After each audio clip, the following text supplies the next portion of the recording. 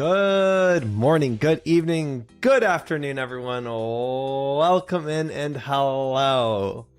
Oop, I didn't throw away my food. Whoops. Oh, we are here and live on a Tuesday. Welcome in. I actually started my YouTube this time, which I didn't do last time. Welcome in, Rorsch, Cart, Washback Guy, Talon, Darko, Evan, Mr. Vesticus, Hero, Sky, Reki, Dilly, Viora, and any other lurkers. Log, hello. Welcome in. We do have the video out. We do. Talon, I am glad you liked it. I think that was Talon that said that, right? Yes. Fiera, welcome in. I spent a long time on that. Interact, welcome in, hello. So I'm very glad you liked it. It was definitely a long process. But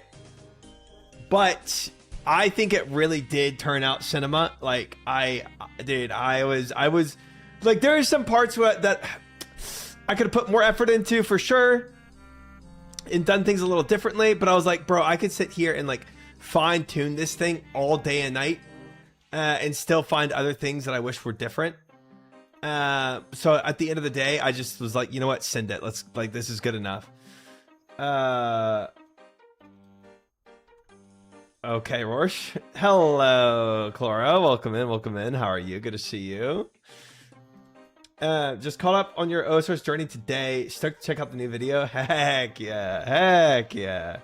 Dude, I really was just so happy with how it turned out. So I hope y'all enjoy it as well. Yeah,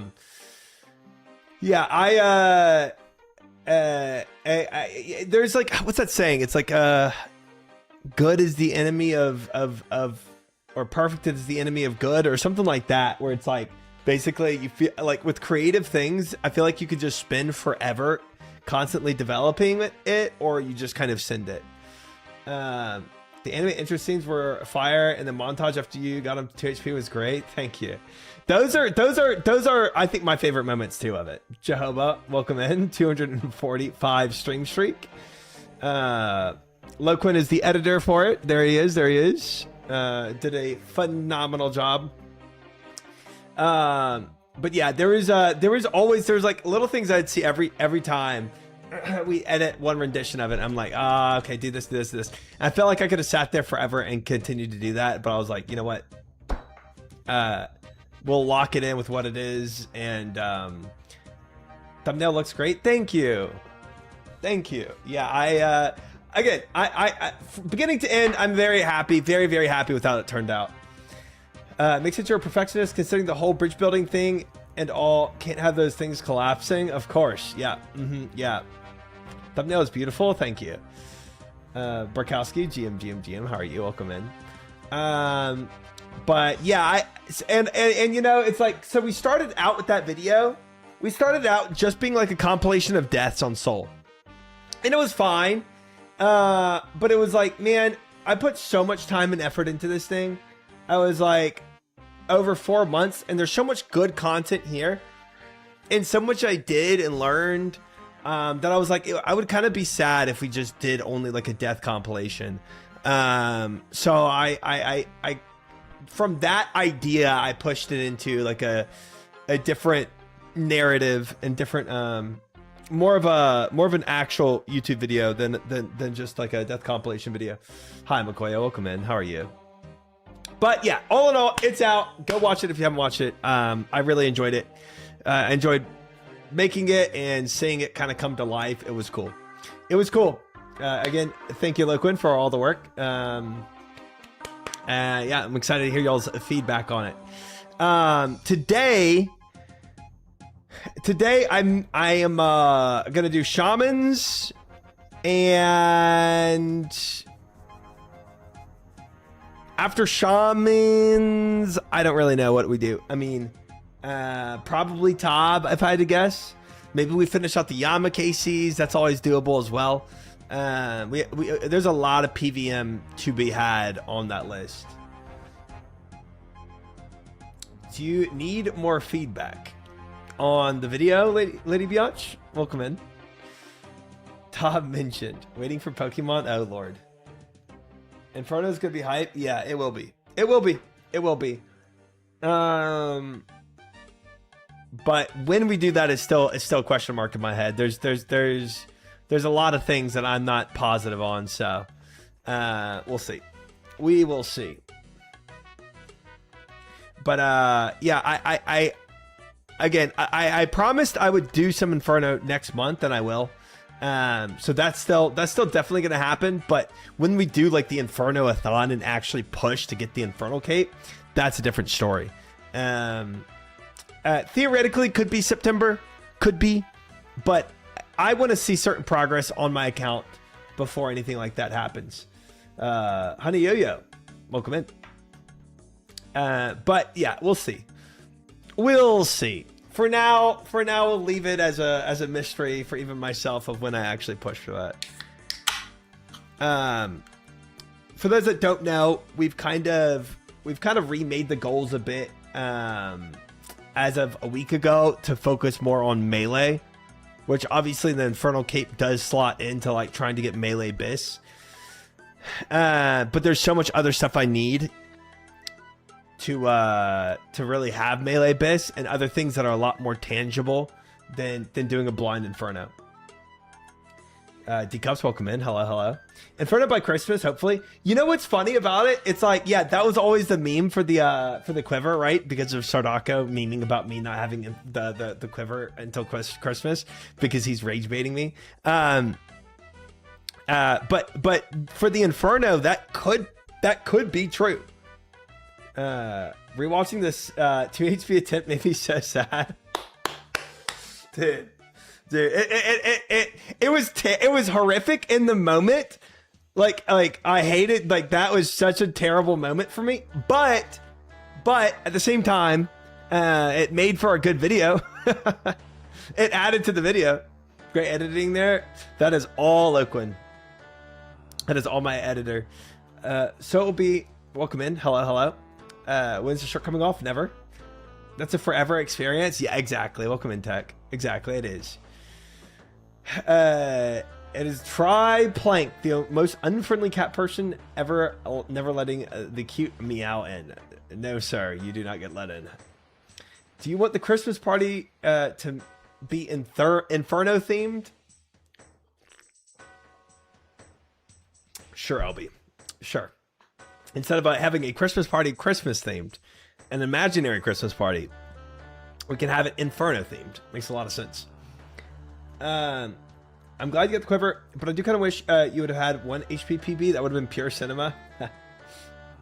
Dude, I think I don't know what would happen to my mental if in that moment where I got the quiver, instead of getting the quiver, I got a 1 HP PB. I think I would have.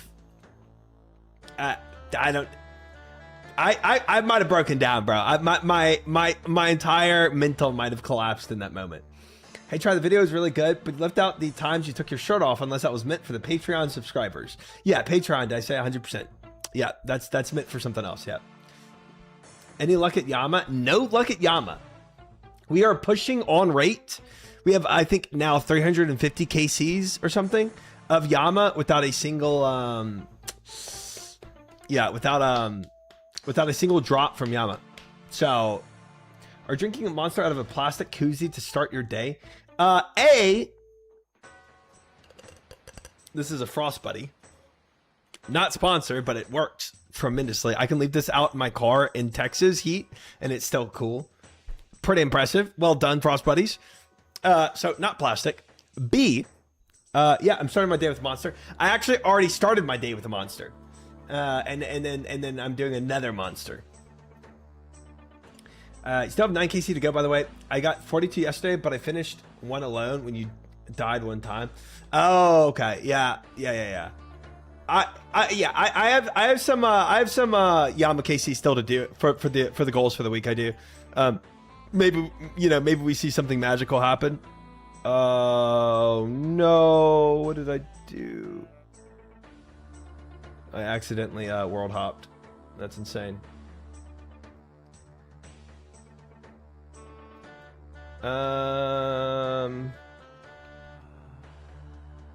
Oops. I know we're all going to die someday, but I think your time might come sooner than I previously anticipated. This is my second monster for the day, so it's probably not smart. It's probably not smart. But if it makes you feel any better, LB, I spilled half my monster at the gym because I knocked it over today. So it's just like 1.5 monster. You know what I mean? Very embarrassing to spill your monster in the gym. It's not cool. Not cool. Rip Dolly? Dolly Parton? What the F? As your doctor, less than 400 milligrams per day is FDA recommendation. How many milligrams of caffeine are in a monster? I'm glad the montage segment wasn't copyrighted. I used the Silent Hill music. I thought it suited mid well. I had to dive deep to find the non-copyright version. Well done, man. Well done. Dude, the copyright, dude, YouTube is so anal about that stuff. Like, they will frick you over immediately. The moment you do any tune or ditty that is possibly copyrighted in any way, it's just like immediately clamped down. She died, passed away. Holy cow. Did not know that. 07. That's crazy. That's crazy. She wasn't that old, was she? Like, I thought like late 60s, but maybe she was older than I thought. She was 80. No way. Oh, frick. Okay. Wow. Sad. But I mean, not too crazy, I guess, for that age. RIP. Not gonna lie, we needed a Not the Bees emote. Yeah, we could have had that would have worked. Not the Bees emote would. I mean, the amount of times Bees effed me over, it was. Oh wait, we do. Oh yeah, we did add that. There it is. We could have done one for me because of how many times I did it, but hey, we have one. Wasn't feeling too hot in recent times. Dang. Dude, I'm hoping, man, that if I keep like a good workout life throughout my entire life of being in the gym, I'm hoping that extends my life a bit. Yeah. Just by being constantly out. Because I feel like there's so many people, bro, once they hit their 50s and later, they just stop being active in the gym. They just kind of give it up. And I feel like that's just, yeah, a surefire way to frick yourself over. Hi, Wyatt. Welcome in. Haven't had an energy drink in a year, and I barely drink any anyway. Yeah. Wait, there's 250 milligrams of caffeine in a monster. Wait, why did I get so many different? I got 350, 120, and 250. I guess it depends on like the size of the monster you're drinking. I feel like 2 monsters is probably like at the limit of what you're supposed to have. So that was my plan. Haven't been hitting the gym in a decade. Oh no.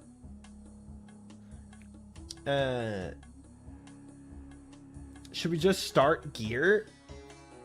No. Definitely will. New research has found with clear similarity between weightlifting and decreased muscly withering with age. Yeah, I don't want to be 80 and like hobbling around. Like I want to be like fit at 80. Now, obviously, me at 30 and me at 80 is a long, like many things can change in my life and determination by then. But that would be a hope that I keep my exercise life somewhat consistent, at least minimum 3 times a week, consistently on average throughout my whole lifespan. Even if you don't extend your life, you'll definitely extend the healthy years. Right. Which is actually more important to me. Like, I would rather more healthy years than just more years in general. I want to be as healthy as possible for as long as possible. keeping my like motor functions and everything. I think the energy drink is pretty low on the totem pole of things that'll tank your health, overall health, unless it's messing with sleep. Definitely not messing with sleep. But I mean, if ever I start having some heart concerns, I could probably dip on the energy drinks. You're looking good for 70. Thanks, Doroxo. Thanks, man. You could be playing RuneScape into your 90s. True. I keep my motor functions up. Keep my clicks up, bro. 90s and RuneScape, dude. 100%. Tebow 5 is going to go hard. One thing to stay consistent between now and 80 years old is not having a Guthan Sphere. Okay. All right. Okay. I always change my sleeping hours every freaking week. Yeah. I've been trying to be consistent. I really have been. With me ending streams at 2 a.m. now, because I've been going live at like somewhere between 4 and 7, usually 7 p.m. But even with going live at 7 p.m. and ending stream at 2 a.m., I've been trying to like be up at 1 p.m. Up like out of bed by 1 p.m. That's what I've been trying to get going. But yeah, consistent sleeping hours is big. The gaming part, gaming is the part messing with the sleep. Yeah, gaming does mess with my sleep a lot more than the energy drinks do. 110 milligrams per 12-ounce can, 160 milligrams per 16-ounce can. It seems. What are these? Are these? I'm guessing these are 16-ounce cans. Yeah, 16-ounce. So, and if I do actually drink 2 monsters. I'm at what, 320 if I drink 2 full monsters, which is still under the regulation by a 450. I love how you're assuming that in 60 years you will only get 5 Tebows. No, Tebow 5, like Tebow version 5, like the 5th iteration of the Tebow. Shyfix, hello, how are you? Welcome in. Sleep a minimum of 10 hours? How do you sleep so long? What the heck? Prozac, welcome in. I used to drink 2 to 3 monsters a day fairly often when I was 13. 13, bro. I feel like that's too much caffeine that's that young. That's an insane amount of caffeine being that young. Coffee is definitely like safer, unless you're like getting some like extra triple shot espressos in your cup of coffee. Coffee can be more caffeine than 60-ounce coffee depending on the beans. Yeah, I guess you can frick yourself up on either coffee or energy drinks. But I feel like it's just, I don't know. I feel like it's harder, but maybe not. If you're doing like dead eyes a lot, we're doing like a full cup of coffee with espresso shots in there. That is crazy. My coffee is psychotically strong, but I don't give a frick. I know a venti cup of coffee from Starbucks is an insane amount of caffeine. Like I know that it's more than a monster would be. So yeah, I mean, if you're doing like a Starbucks venti, drinking it all and you're putting an espresso shot in there, you are wired as frick. I think people tend to chug energy drinks and sip coffee. I guess that's a great way to say it. And that's why in my head energy drinks are more dangerous, because I don't think people are like just chugging coffee, right? But chugging energy drinks, I think they do a lot. Yeah, that's a good way to say it. Which is why in my head energy drinks are like more worrisome. New vid is a bang-late. Congrats on the quiver try. Thank you, Mr. Momo. Thank you.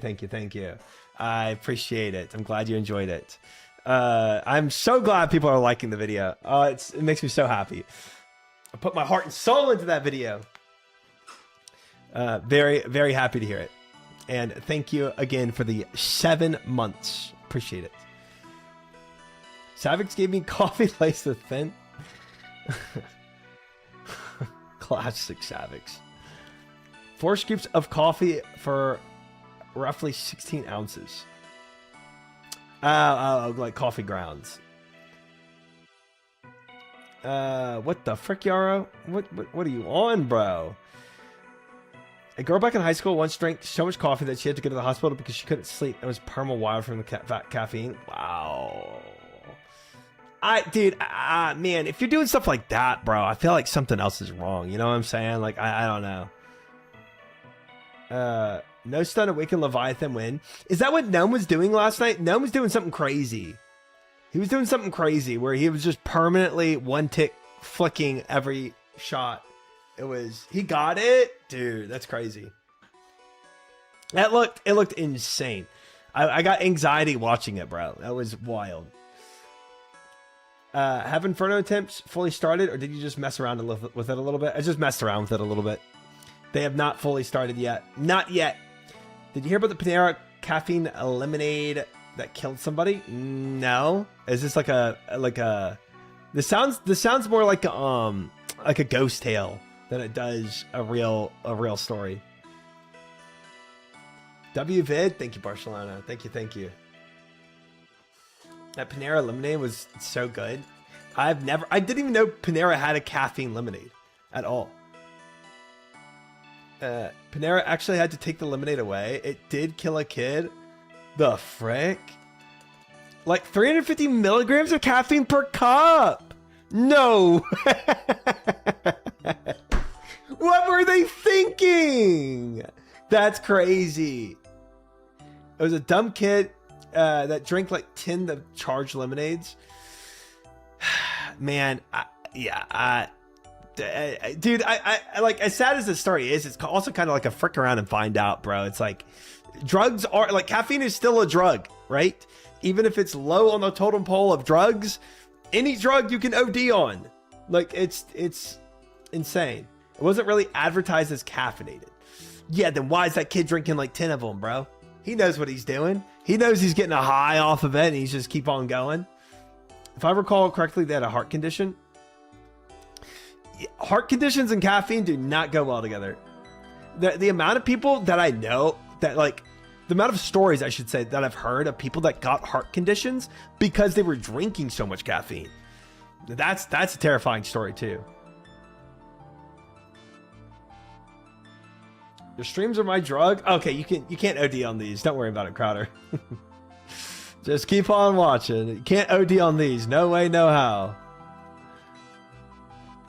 Have people not seen the Futurama episode where Fry overdoses on caffeine? I've never watched Futurama, but that is funny. Really? Their parents should have not let them have 10 charged lemonades? Yeah. You would think the parents would be a little more responsible than that. You would hope. Not really sure how that kid got that many. Yeah, something is off. Don't mind me just staying awake for the whole try stream. Huh, that's a suspicious looking white line that he drew with the sniffer on right next to it. Huh, that's weird. I'm sure there's no, I'm sure he just typoed that. I drink 100, 200 milligrams caffeine a day. Is that bad, chat? Honestly, that is kind of beginner status. I think that's totally normal. I think that's totally in the realm of like, I mean, to be fair, everybody's biological makeup is different, and that you know, that could affect somebody totally different than the very next person. But I think that's fine. This is not medical advice. Let me throw that at the end of that statement. I remember I drank a whole case of 12 ounce energy drinks in one night as a 16-year-old. Yeah, dude, that's just psycho. That's like you're freaking around and hopefully not finding out. That's dangerous. I OD'd on Benadryl and Tylenol PM when I was 15. Was a dumb kid. Yeah, that's what I'm saying, bro. Every drug, dude, Tylenol can F over your liver, bro. Like, every drug can frick you over in some way. Nothing is safe to take in excess. Not even caffeine. What are your thoughts on Araxor so far? Well, I've only done like 3 KCs, but it seemed cool. It seemed like a cool fight. I don't know if I'd put it in like A tier or B tier. It's definitely not S tier fight. I don't think it's as fun as an S tier fight. There's only a few fights that get S tier for me. But I think it's like an A tier fight. It's a well-designed boss. Drink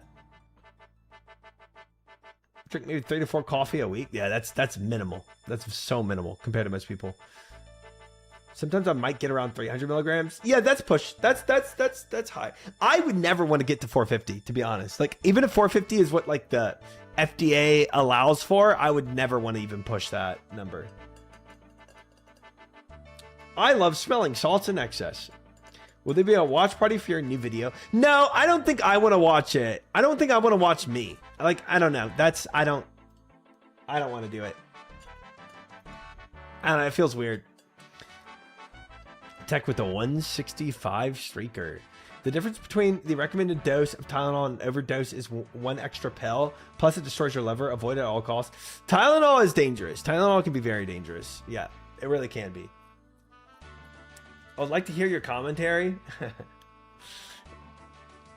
Yeah, maybe. I don't know.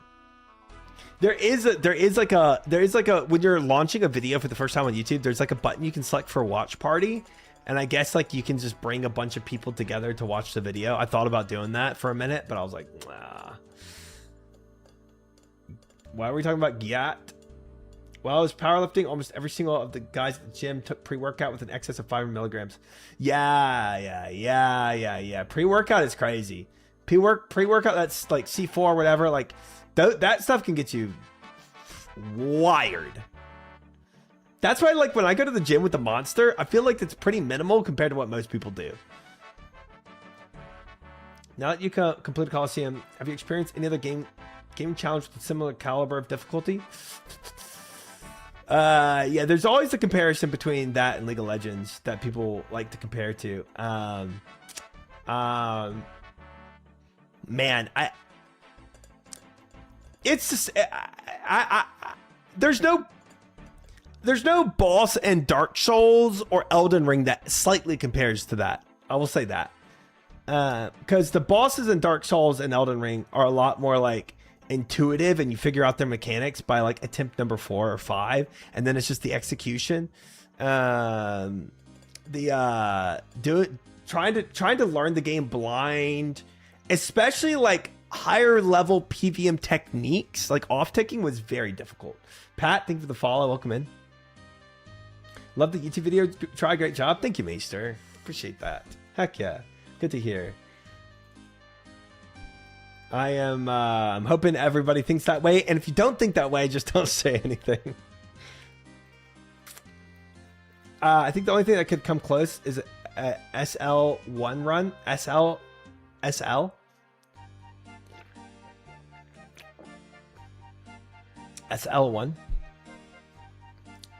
I regret taking pre-workout for the gym. I took a clean one with only stimulant being caffeine with 300 milligrams. Did you have heart complications after? Is that why you regret it, or did you just... The thing about it too, this is just a theory, but I feel like your body eventually becomes tolerant to whatever milligram dosage it's used to having. So eventually, when you're doing 450 milligrams of pre-workout, eventually your body becomes used to 450 and you don't even start feeling it anymore. So it's like, yeah, it might help initially when you're bumping your dosage from 100 that you're used to 450 and you're like super wired and juiced. But eventually I feel like your body becomes used to it, but then your heart's still taking 450 milligrams. I don't know. Soul level, i.e. beating Elden Ring or Dark Souls without ever leveling at all. Oh, yeah, that, yeah. I feel like it might be on that level. I think it might be on that level. That sounds reasonable. Because what that means is that you do all these fights perfectly, like perfect iframes and everything for a very long time each boss. Because you're doing no damage and you can't take any damage, right? So it's like a lot of people kind of like brute force a bit of their way through through the Souls games in general by having high stats. Yeah. I regret it because of the dependency on it. Feels like you can't work out without it. Interesting. Yeah. I've been really enjoying taking a Monster energy drink to the gym. Like it's been helping a lot. I feel like it helps like I used to get kind of like dizzy at the gym. I don't know if it was like a sodium deficiency or something, but I haven't been feeling that dizziness again when I've been drinking the Monster. And then taking water didn't do the same thing for me. So and the caffeine helps too. No, I usually take a blue Monster ketamine. Yeah. People even do hit and runs, which I think is harder, and SL1, which is insane. Do no hit and runs. Yeah. Where you're literally just staying in the combat and you can't kite. That is crazy. I am a blue Monster drinker. Right now I'm drinking the peach. Not orange, but peach. I drink pretty much every flavor of Monsters. I like a variety. Great video try. I gave it a 9 out of 10. Deducted 1 point because you weren't shirtless. Thank you, fat guy. Thank you. I'm good, fish. They're like, they can't even get hit or take damage. Oh, yeah. Okay, yeah.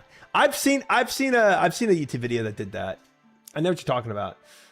Yeah, that's I don't know if I'd put the Blind Colosseum on that level. Maybe if it was like Blind Colosseum back to back with Blind Inferno. Maybe those together would equal that. Like Nightmare Mode settled, right. Yeah, that's I know people that like done a challenge like that for like a year straight, right? Like that is, for me, Colosseum was like 4 months, but it was like intermittent 4 months. It was really the last 2 months that I was just doing it every day, but over the course of 4 months. But some people take like, yeah, a straight year to do something like that in Souls. So there's some crazy challenges out there. I think, I honestly think the challenge I took on, wasn't like so ridiculous that it like became boring, right? I feel like if I did like a no-hit Souls challenge on stream, I think everybody would be tired of it. Like I would be tired of it. I don't know. Kind of just different challenges. One requires perfect execution of known practice mechanics. Blind OSR's content requires learning a lot of weird techniques as you go. Yes. Yeah. That's, yeah, very, very accurate. Very accurate. I rated his video 1 out of 10. He didn't let me out in. Okay.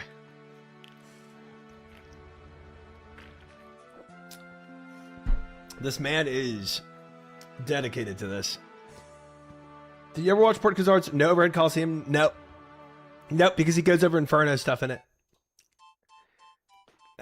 What about a playthrough of Outlast where you can't scream or you restart? Dude. Dude, I scream at so much stuff. I would never make it through that. GM Yaks, how are you? Welcome in, welcome in. I want him to. He also goes over what I did in Tom. Oh, really? Yeah, he does a lot. Portkazar does a lot of like theory crafting in the video, and that like enhances the video itself, and it enhances the watch of the Colosseum because he's going over a whole bunch of theory, and that's why it wouldn't do well to watch it.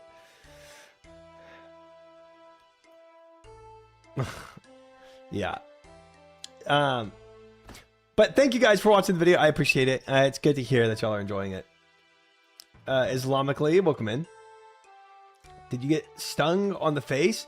No, I actually I don't know if y'all can see it. It's like all I got hit here and bruised, and this is like, these are like cuts.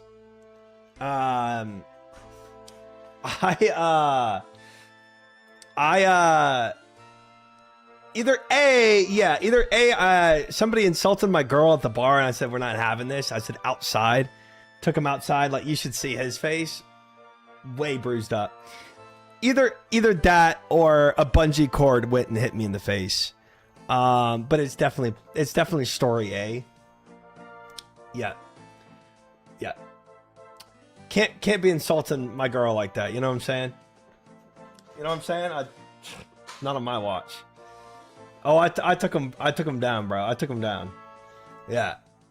Yeah. Was the bruised up guy the Jaguar warrior? Dude, I took him. I did like a left hook, a right hook. It was crazy, bro. All the boxing techniques you can think of. We're pretending to have girls.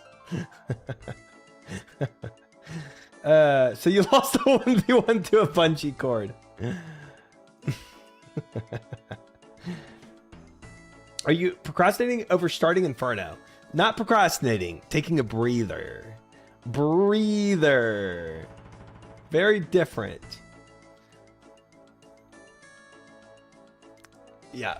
Yeah. Protect from bungee cord. I had to type. Oh. To say the new video is S tier. Party popper emoji. Great job with it. Thank you, Ungentle. I appreciate it. Thank you. I'm glad you enjoyed it.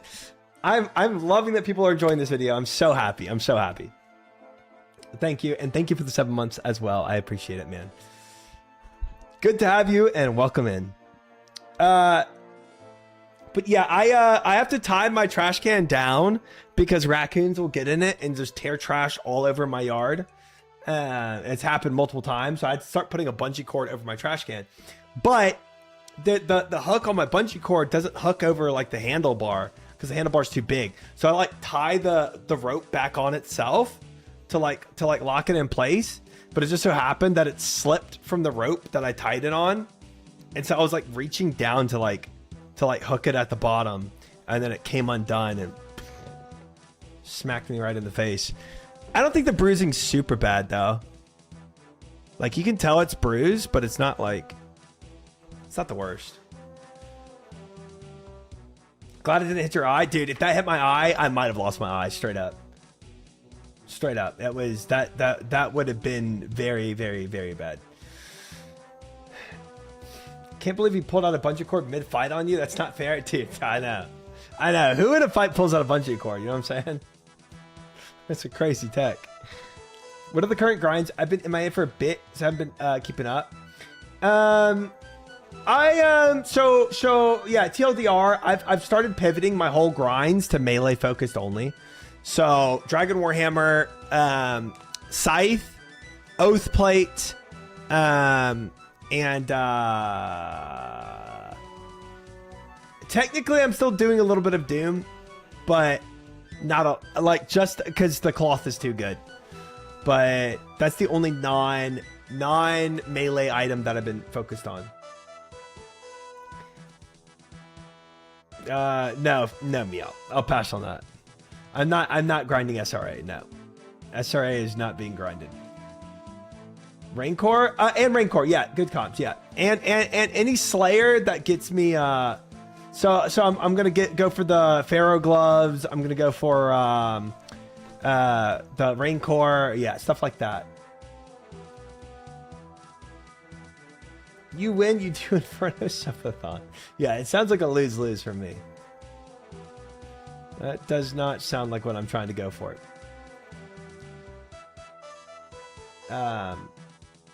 So the if you do exclamation mark goals, the goals for this week are like pretty much all of what I've just said.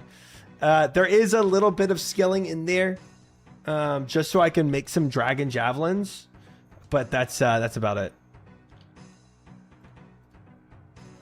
Gonna watch your new vid now. Give you an honest thoughts after. Thank you, Lowrider. Appreciate it. Blind Hydra will be fun when you get 95. Blind Hydra is one of the last 3 blind PVMs I have in this game, and then we've seen everything. Who'd win, Conqueror of Sol Heredit, Victor of the Colosseum, or a singular bungee cord? I mean, that bungee cord kind of got roughed up. You should have seen it. Hi, Gonsoft. How are you? Welcome in.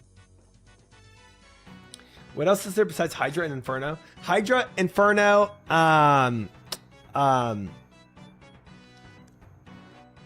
Nightmare, and Technically Court Beast, but I don't really care about it. Court Beast is whatever.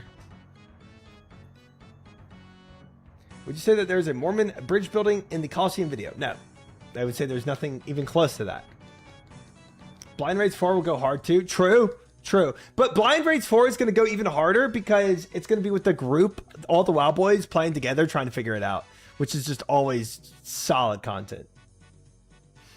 Also, shout out to Limey Monkey, by the way. This whole time I've been yapping, I've been killing shamans. And he set them up for me again.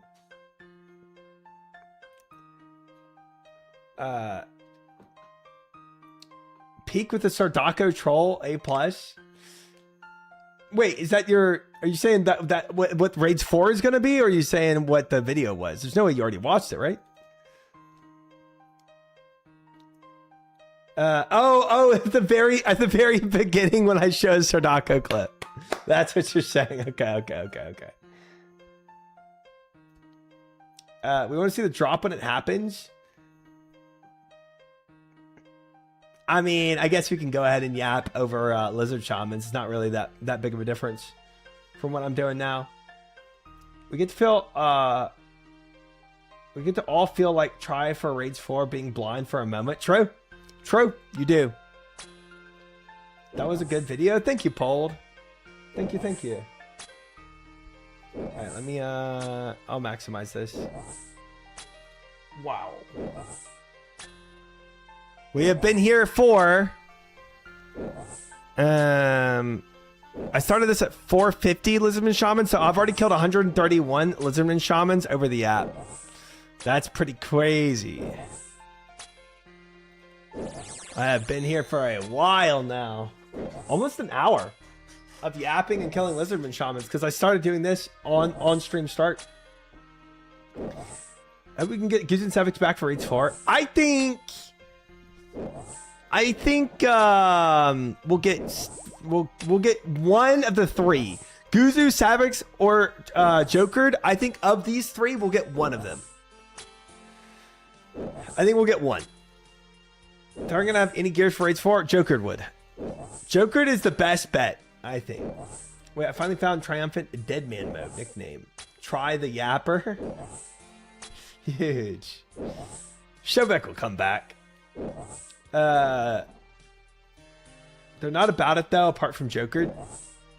Yeah, we didn't even get Gizu back for BMR. He's gone. I think that isn't that crazy. I thought I would put money on it that Gizu definitely played BMR because he talked about that he was going to come and play it, and he had all the skilling done for it. Like he had everything he needed for it. Savage posted an IRL Jagex vlog video recently, and it was a great watch. Yeah, I know. I was featured in there. Sard already sucked all the spoonery from Jokered though. That's true. That's true. Sard definitely stole Jokered's like client, bro. Jokered passed it to him and didn't pass it to me. Jokered didn't care for raids much. He didn't. He was not a big PVMer, but he still did all the raids. He did Cox the first time when we did Cox all together. He did Toas with us. I don't know if he ever did Tob. He might have. He did the theater, right? So he had to at least experience Tob once. So Night at the Theater. So I'm sure that he would be willing to like try it out. Definitely not farm it, but like do it for day one. He's a quintessential skiller. He is a big skiller. He really is. I mean, number go up was massive for him.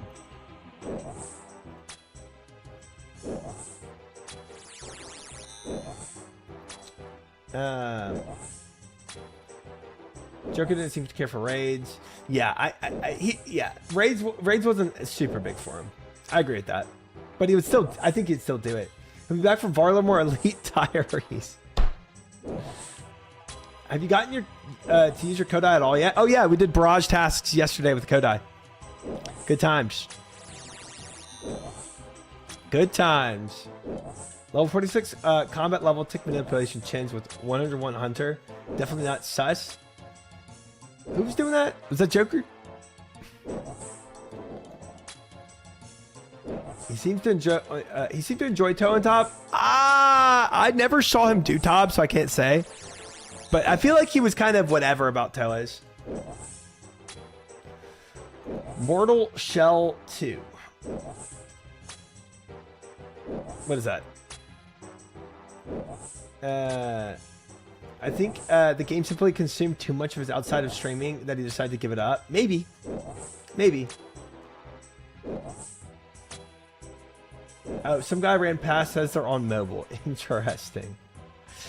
Interesting. Hello, Mr. Nuggets. How are you? Welcome in. Good to have you. You can safe swap Lizardmen Shamans. Red X specifically. Schmillage. I'll call you Lidge. You have to have 2 characters. Right now, Limey Monkey is doing it with two of his accounts. You basically set it up where you sit under them, so that they're like stuck. Good to hear, Nuggets. Good to hear. It's pretty interesting. Iron Man stand alone. Yeah, I'm standing alone. There's nobody standing on me. And there's somebody standing alone here and somebody standing alone here. Yeah. Maybe people I'm with Discord, which just sucks. They said kill anything.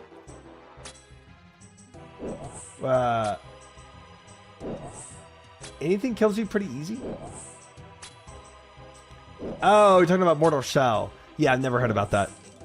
Never heard about that. It's funny because Joker said he will come back to OSRS when there's more content in the game, yet I feel like there's literally no content to do in Classic WoW. I know he's not playing Classic at the moment, but that's what he said. It could have just also just been like a financial decision for him. You know what I mean? Unethical Iron Man gameplay detected. Alert, alert. It's just a coincidence.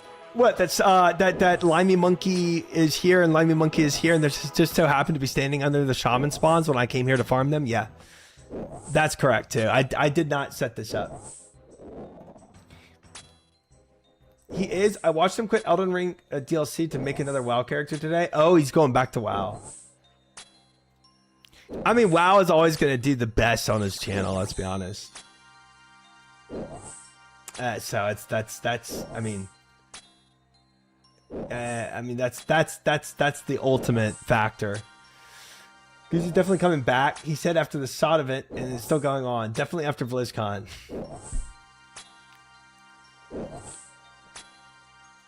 Yeah. Lidge, thank you for the follow though, by the way. Welcome in.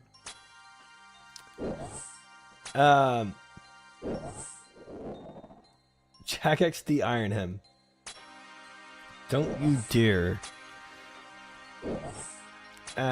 Yeah, I think again, I mean I've said it time and time again, you should always like as a streamer, I think you have to consider both factors. Always both factors. How much you're enjoying a thing. Oh, I drank that at the wrong time. I'm trolling. How much you're enjoying a thing and how well it does for you. And like the sweet spot is finding both, right? Something you enjoy playing and then something that does well for the channel. Like you need both. You have to have both. Classic Plus announcement is going to go crazy at BlizzCon. I think it's happening. Now, when does it happen? Like Blizzard only knows, right? But I think it's definitely going to happen. That announcement's going to happen. I think BlizzCon 100% announces Classic Plus. And I think RuneFest 100% announces Raids 4 release date. Yeah. RuneFest announces Raids 4. BlizzCon announces. I mean, it makes total sense. Seriously though, whenever Guzu takes streaming breaks outside of his days off, he grinds CGs according to tracking sites. Like the start of the month, he took 3 days off streaming and did CGs. That's so interesting to me. Maybe he wants to come back with some like spiciness, like do Inferno when he comes back, and maybe he thinks like, you know, getting both with like, oh, excuse me, allow him to do that. I'm so hyped for Raids 4. It's gonna be cool, bro. It's gonna be an amazing time. We'll pull in Overwatch 2 overhyped stuff, and none of it actually comes out into the game. I get people are so skeptical of Blizzard at this point. I understand why, but that's not happening. There's no way. I think if they don't announce Classic Plus, people will be so insanely upset. No, I mean, like, why do a press conference to not release anything to the press? Guys, we need a press conference now. You go up, everybody's excited. What's the big news? We love you guys. No, it's just, that's not. BlizzCon is an overglorified press conference, right? GM Try, are you going to BlizzCon and RuneFest? Hi, Vertus, how are you? Welcome in. I am going to BlizzCon. I'm going to RuneFest. I am going to either TwitchCon or League of Legends Worlds. I'm not sure yet, but these three next months are going to be very busy for me. I'm going to be going everywhere. Classic Plus, but you can enter Scarlet Monster at level 1. Huge day. Hope the rumor of the StarCraft game I heard isn't really with Nexon, or it's going to have a massive paywall. I feel like I've heard rumors about StarCraft as well, but I don't really know how real they are. I guess I'm not really tuned into it because I don't really care about StarCraft. I mean, it's cool, but I'm not huge into strategy games. Doing CG on stream is freaking hell for you guys. Maybe he's trying to avoid it. Honestly, bro, Connex, I enjoyed my first 300 KCs on stream. I really did. Like, yeah, it's hard, and that's why I always did T2 prep so I could yap and like talk to chat while I played. But like, I don't know, making T2 wasn't that big of a deal for me. They're gonna announce vanilla WoW for mobile. Gosh dang it. No, they're not. I can also understand Gage's stream chat got super toxic when he started trying to learn CG. Did they really? About what? Like, oh, wow, eat more tornadoes, Guzu. Hey, Guzu, you want to avoid those tornadoes? Something like that. StarCraft 2, my beloved. Oh, how I miss you. Wizards 101. That's funny. Worlds is greater than TwitchCon. That's kind of what I'm debating in my mind right now, Momo. I don't know which one I decide to go for, but I feel like I would enjoy probably being at Worlds more, but TwitchCon might make more sense for me as a streamer. So who knows? It was try on an alt. Kuzi, you can't dodge tornadoes. That was me. It was me in his chat. Who'd thunk? It was constant chat fights of T1 versus T2. Oh. I had my own chat fights in CG. I remember those. I remember those fights. That was a constant debate that we had, yeah. Try your Dragon Warhammer is in 468 KCs. You think so? You think so? I'm not so certain. Go look at the Dragon Warhammer ground. I just finally got mine too recently. To what? To this? Free prayer pots, no fish? CG. Oh, no, nobody was that psycho. I think for the most part people realized what I could and couldn't do, but there's always the debate of like T1 is better than T2, and my rebuttal to that was always the same. It was, yeah, I get it, but like T1 is worse than T2 if I'm dying, and I'm already dying in T2, so I'm going to be dying more in T1. So why would I go? And then people were like, well, yeah, but you just need to learn. You just need to learn more. And it's like, dude, I'm pretty freaking good at CG. I'm like 200 KCs in, and I'm still dying. Like I don't think more time is gonna help. I just need to stick to T2. It's way more cozy. It's way more cozy. So I took the bullet. I said, I know T1 is overall faster if you're not dying, but I just like T2 better. It's pretty simple. You do get to see the KC, right? Yeah. Too many play only my game chatters. Yeah. It really should be like, let me see what works for this person and advise that person to do that thing, even if that doesn't work for you, you know? People telling all the Wild Boys during that time to do T2 was so grief.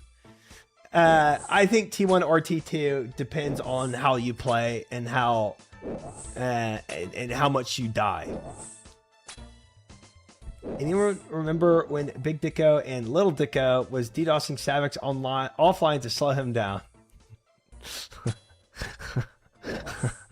That's so funny. I remember Savix was having internet issues around that time, but they're both going for Firecate. KC's a KC? Facts. Facts. I hope so, Maddie. I did T2 exactly what Momo said. It's like a brain off. Yeah, it's way nicer. Dude, I got to chat flick so much during Hunlift. Like when I was like past 200 KCs of Hunlift, dude, I was chat flicking like crazy while I was doing CG. It was cool. Hope all is well. Try. Love the new video. Thank you, Packers. Hope all is well with you. All is well with me, and I'm glad you liked the video. T1 didn't even spit it up for me much because I was eating more during the fight. Yeah, chip damage is nasty. And dude, when I started CG, I was at 60 combat or 60 defense and 70s low 70s combats of like mage and range. Bro, I was so like my levels were so bad, and I only had one prayer from Titans, not both prayers. It was and then I tried T1 with that, bro. It's like 60 defense and T1 prep. Your chip damage was so nasty. Savix and try duo Yama would be lit. It would have been so fun. I would have loved it. I only got to duo with Savix and Titans. That's the only place I got to, besides like all the raids and stuff we did, that's the only place I really got to play with them. I remember you dying a lot while chat flicking, that's for sure. I think that's where we first instituted the try Glancy emote. Was in CG because I was doing it so much. With my Paul's no food, no armor, no prayer. Huge meow. Just pure tick eating. Make Savix come back. Simple. Savix unfortunately went dry quite a few places, so I think that contributed to his burnout. Yeah, I mean, dude, dude, Savix hasn't even streamed, I think, in a month now. I think he's just vibing, bro.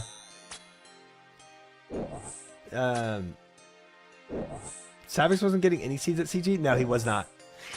It's true, he was not. He was not. I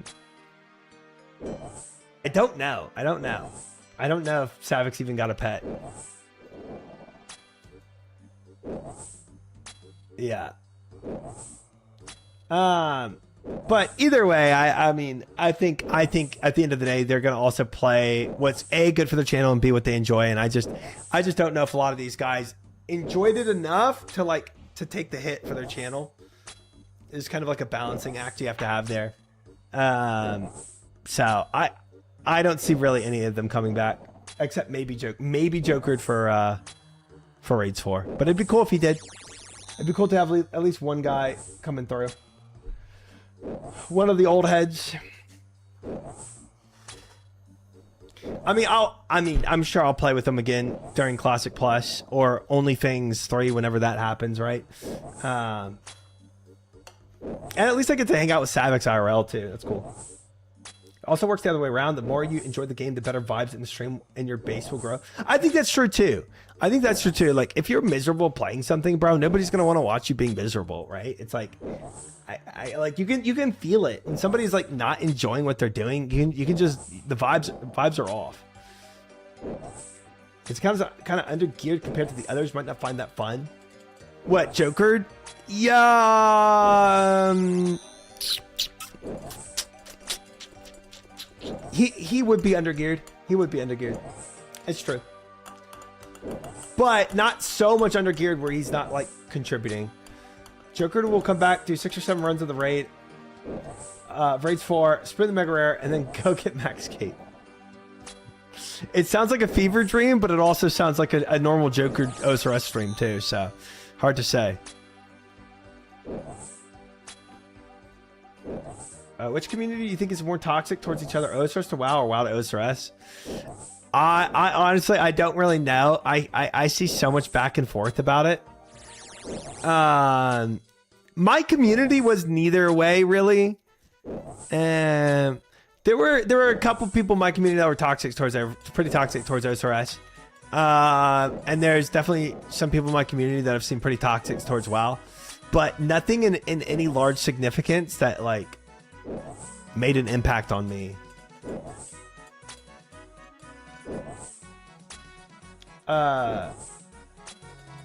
OSRS to WoW, probably. I don't think WoW communities pays attention to OSRS. That might be true. There might be some truth in that. To me, it kind of seems like it's a little bit of like younger brother to older brother kind of vibe, right? Because WoW has always been the seemingly bigger name in MMOs.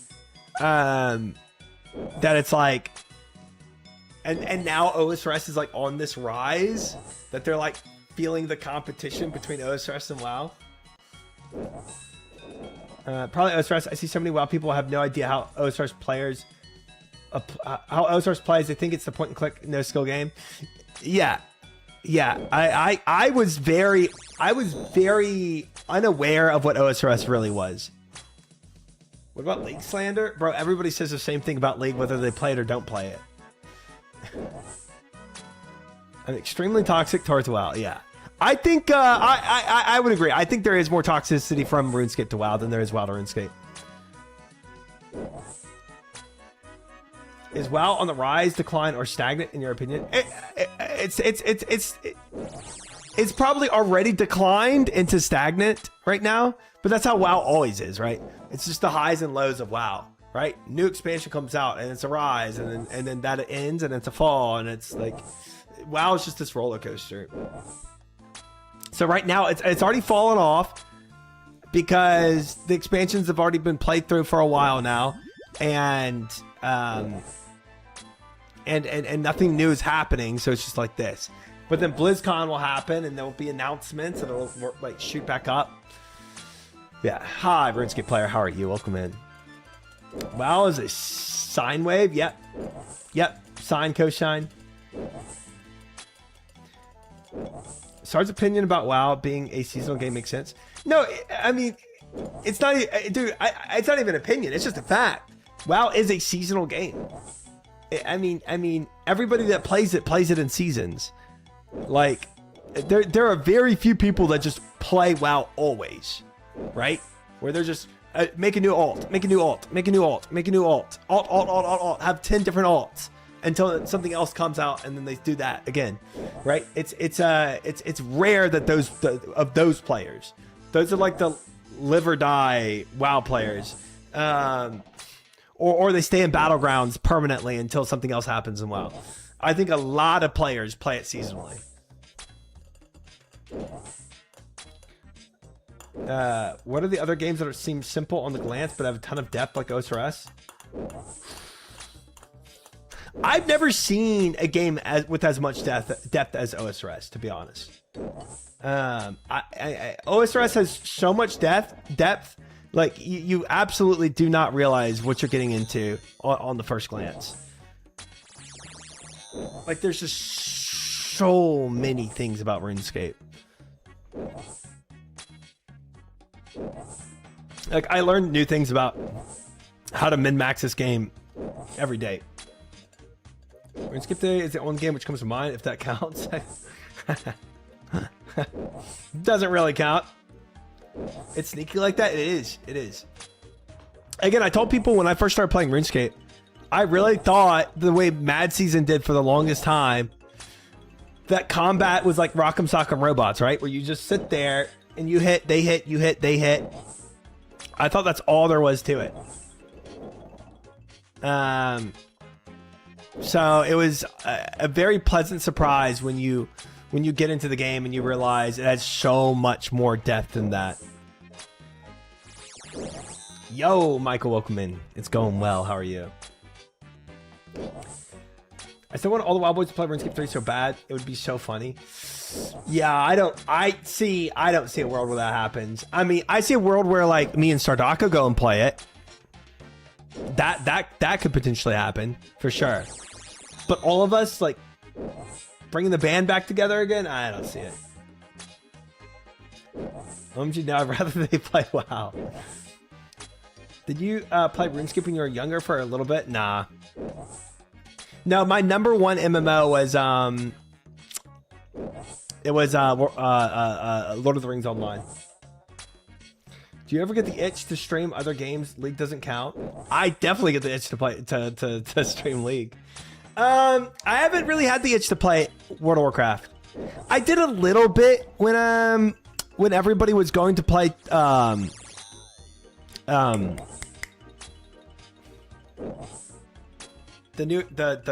past expansion.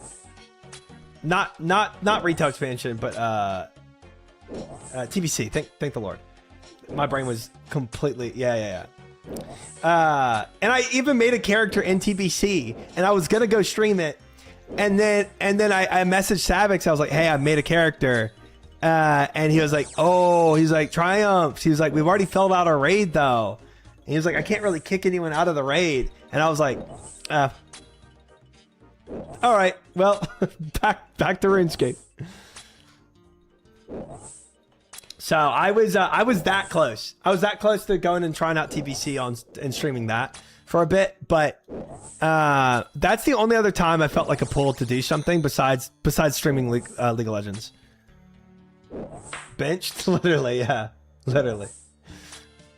Yeah, he was like, if people drop out, I can put you in. And I was like, nah, I don't want to put all the effort into like a maybe.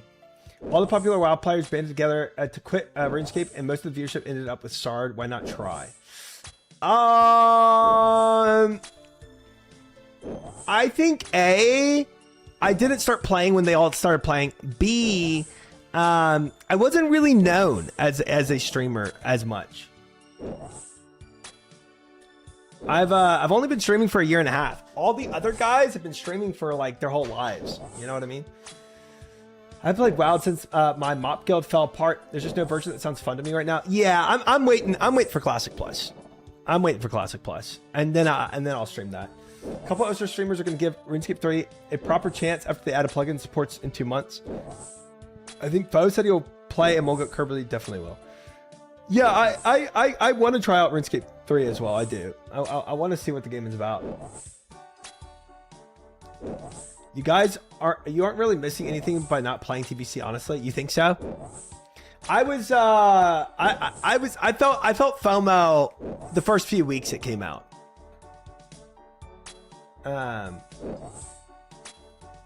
They should fix also welcome in Naow.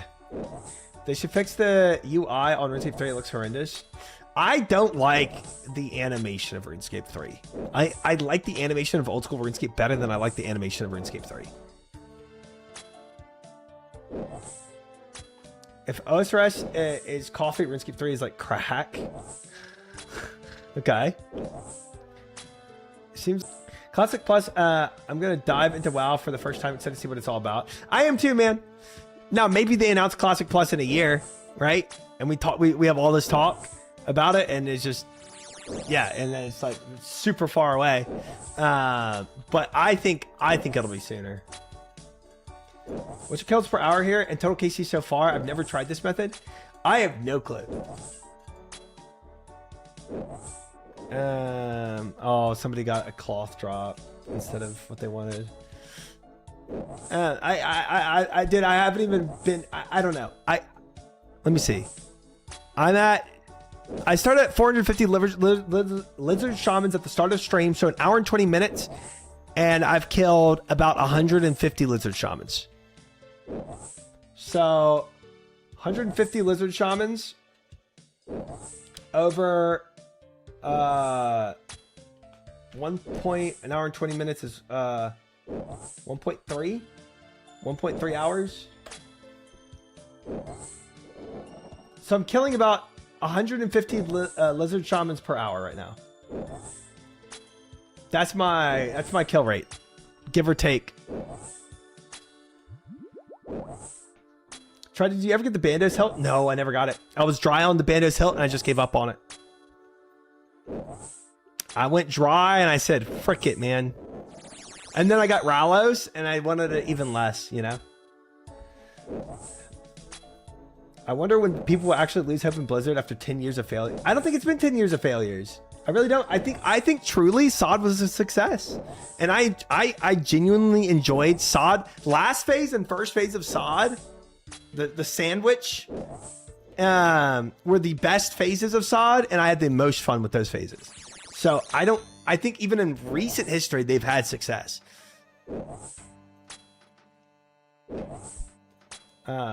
Solid and very laid back too. Very laid back. Very laid back. Hope you get the hammer then. Thank you, Utred. I want Araxor teleport, so I accidentally started a floor 5 Hallowed Sepulchre learning arc. Oh wait, you get teleports from Hallowed Sepulchre for Araxor? I played RuneScape 3 until 2019 until switching to OSRS. I think RuneScape 3 is a solid game, but OSRS is more charming. I really do not like the RuneScape 3 art direction. Yeah, it's not like, oh, is the RuneScape 3 graphics updated? It's like the art, it's the art style I don't like a lot in RuneScape 3, which definitely is a detractor to playing it. But obviously, like, personal preference, you know, some people like it. I feel like 90% of the people who complain about SOD stopped playing in phase 1 or phase 3. Never experienced Scarlet Enclave. Yeah. No, I think it was phase 3. I think phase 3 killed a lot of people from playing SOD. Like, phase 3 was trash. But if Classic Plus is anything like SOD, it's a dead game in waiting. Yeah, and it will be. It will be like SOD, I think. But I don't know if it's a dead game in waiting. I mean, SOD truly died because Blizzard announced they're not working on SOD anymore. And that's really what was the nail in the coffin for it. But it's because they took their SOD team and started developing Classic Plus with the same team.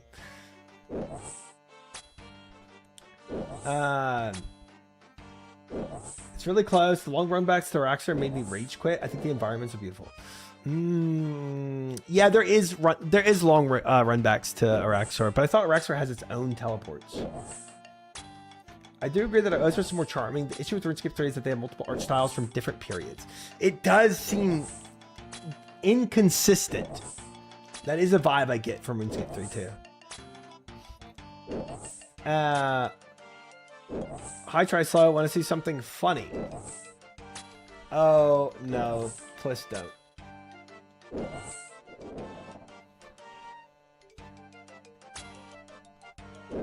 Logged him. Oh, I thought he was about to grief. That didn't work. Is there a chance Classic Plus is a nothing burger? Like if the JMods didn't make OSRS, but some other dev team, it could have easily flopped. There's absolutely a chance Classic Plus completely flops. Nobody knows how it's going to do. It could literally be a copy and paste of it could literally be a copy and paste of SOD, and then it dies out pretty quickly. You know, slowly updating everything to be modern, but there are areas like Mauritania which seem like they'll never be updated. With RuneScape 3, interesting. It's hard to put money into a game that's doing so poorly. I'm sure that's part of it too. 926 jellies, nothing. 07 scam. You're getting scam. They have revamped areas.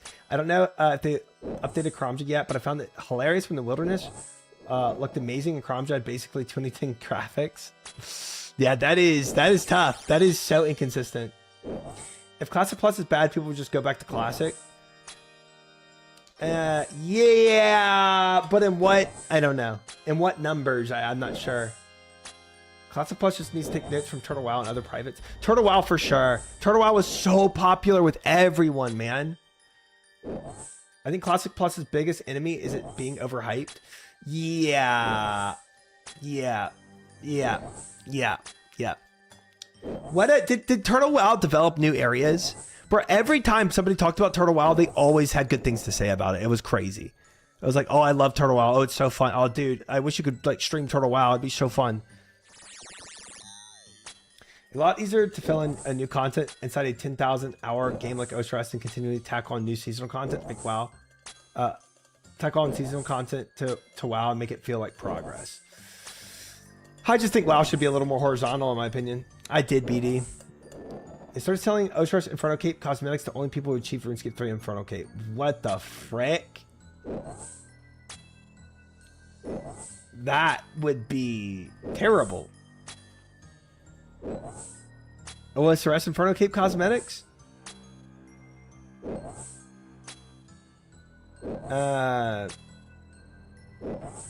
Yes, they did. Okay. I thought Turtle Wow made like new areas. I thought that was true. Which is honestly what everybody's been begging for in Classic. I don't know how it's still overhyped with how negative the WoW community seems to be. I think the ones that want more WoW content have overhyped it. There's always negative Nancys out there that are just dogging on it permanently. They had a ton of new dungeons while leveling as well. Interesting.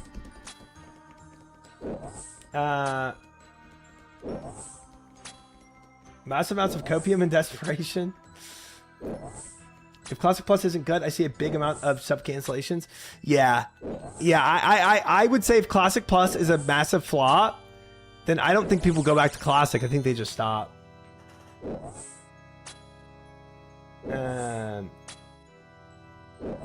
3 has a ton of transmog similar to WoW, but like tying it to what you did in old school RuneScape is kind of crazy now. I guess it's a cool way to show that you have an Inferno Cape in old school RuneScape in RuneScape 3. I meant more like how negative the WoW community seems to be towards WoW as a whole. I guess I don't get that vibe. I don't know. I don't know. I don't know. I hear a lot of people being very hopeful and wishful of Classic Plus. I don't see a lot of, from WoW players, I don't see a lot of negativity towards it. I see a lot of negativity towards it from RuneScape players to Classic Plus. It's tied to RuneScape 3 treatment, but it looks like OSRS style. Oh, cool. Okay. They sell a transmog in RuneScape 3 to look like OSRS Inferno Cape. I see. I see. Yeah, there's microtransactions in RuneScape 3 is a lot. Been playing WoW for a hell of a long time. All the versions mostly classic, and if Classic Plus doesn't hit the spot for me, I'm just done with WoW for the foreseeable future. I probably am too. Because I mean, what else do you have? The only other thing you have is retail, right? Or a re-release of a classic version that you've already played. I think it's either Classic Plus or nothing for me. Retail isn't a traditional MMO. Retail is just a very new age MMO. I think WoW community has a lot of people that don't post anything online and are content with it, at least for retail for sure. Yeah, retail's just its own breed, man. I'm not negative because I'm not playing any version of Classic. I went through that when it was current. No. WoW players are positive towards Classic Plus, but hate everything else Blizzard does. Ah. Yeah.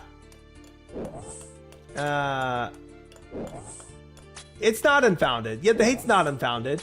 I mean, like, they've been burned, and it's the same way that RuneScape players were before OSRS actually did well, right? It's very much like, you know, fool me once, shame on you. Fool me twice, shame on me. It's like you're not gonna fool me again. I'm done. I'm over it. I don't trust you. You've already fricked me over too many times. I get it. There's a lot of people that are jaded about it. Just as people were jaded about RuneScape before OSRS re-released.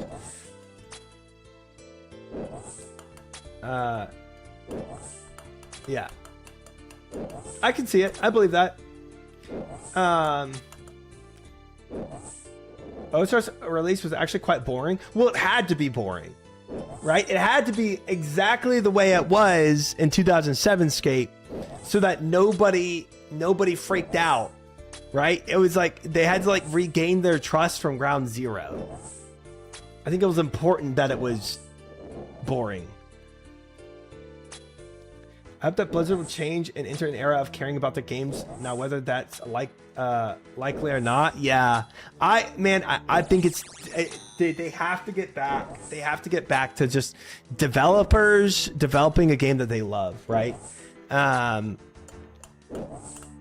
It's so important, bro. It's so important to love. Video games are art, man. They're art. And if an artist isn't expressing their passions and desires and creativity into a game, you're gonna experience that. And if it's just numbers and figures and a means to an end to like develop a game, I mean, it comes across. You want your devs to be passionate about what they're designing.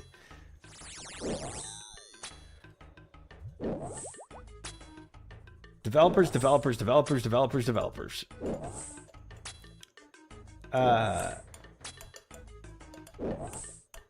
Yeah, they were a robot. That was, yeah, sad times right there.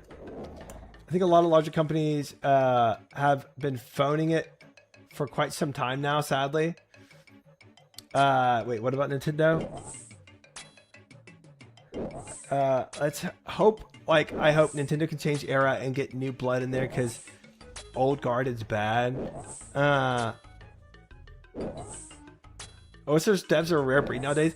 OSRS devs have like the same vibes as like an indie company vibes, right? Where people are like just making a game that they want to make.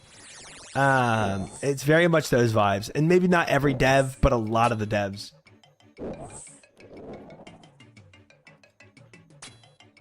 I think some OSRS devs are dumb as frick, mainly the sailing team. I think they did a good job with sailing. I'm gonna stand by that. But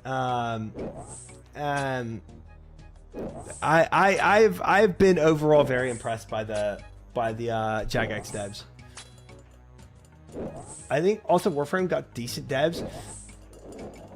Dude, I don't remember. There's a huge debacle about Warframe at one point, where people felt like they were just kind of fricking them over and like weren't listening to the community. But I can't remember why that was or what happened. Like the community had a lot of outrage about certain things, and the devs just kind of like were hard-nosed about it.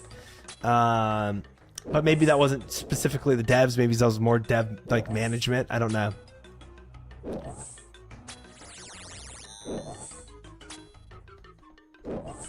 Coming from Riot, you really do appreciate Jagex devs. I don't know about Riot.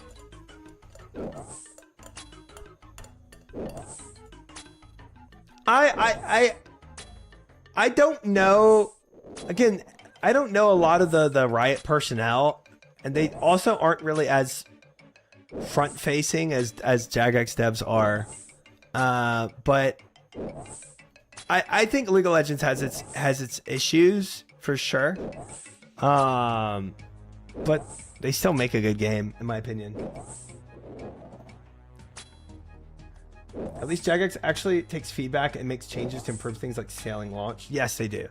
That's the #1 biggest thing Jagex has going for it. I know Warframe is finally getting their second solar system. Interesting. Interesting. 2x KO, yeah. I think that was just a money decision. Where are you most excited about using this hammer you're about to get? Araxor. It's the #1 place I want to use it at. I've always felt like the polling system is holding the game back. I think Riot are just being overly greedy on skin prices now. Yeah. But at the same time, I'm not really offended by it, because it's all cosmetic.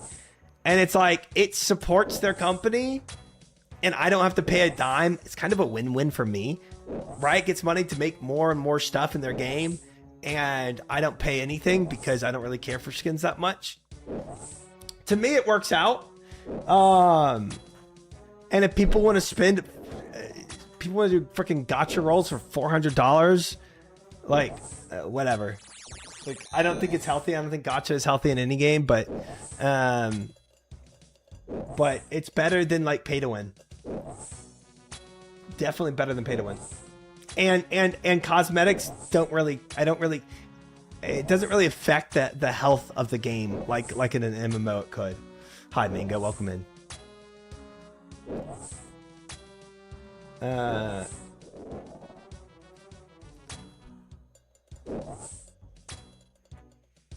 Just going to pick parts they want to appease to. As that one GDC video said, if people like but don't love your game, it's going to fail. Interesting. I guess we'd have to... What does fail mean, you know? To be fair, that's not a developer issue, that's a management issue. People, just people involved that are disconnected from the player base. With skins?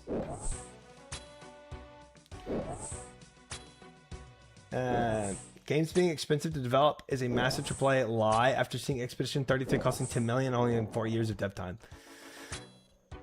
Yeah, I think a lot of big companies deal with way too much bloat. 100%. But also, I don't like, even if AAA games are or aren't expensive to make, I don't need a AAA game to have fun with it. I do not. Actually, I think I've enjoyed more non-AAA games than AAA games.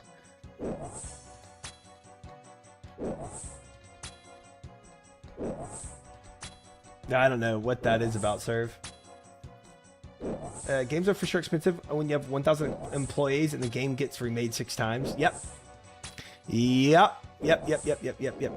That would make it expensive. For sure. Telegrab. Thank you.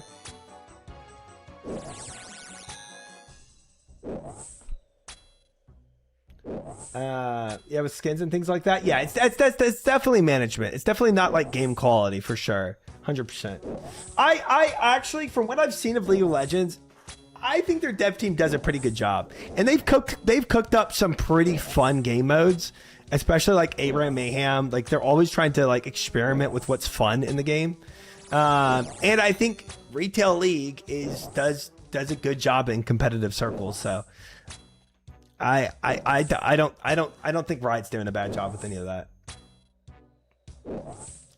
Try 2 hours and 30 minutes before Dragon Warhammer.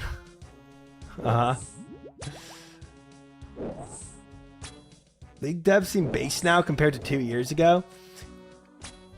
I think Riot is in a good place. I really do. I mean, I don't know any of the devs like I would know like RuneScape devs or anything like that, but I've been impressed with it. They made Classic, that's a W. They did. Again, I mean, probably a lot of, you know, management decisions on this stuff, but I think they were truly trying to listen to the community too when they were making Classic. So waiting for Melee only Aaron Mayhem. Melee only is crazy. TXKO stuff, I still blame Riot a bit for that because they made it, the team can Rising Thunder when they bought out the studio. They could have had the first great net-coded fighting game on the market. They stuck with it and delivered the product. I don't know enough about that history. I don't know what Rising Thunder was. I don't know anything about fighting games, really.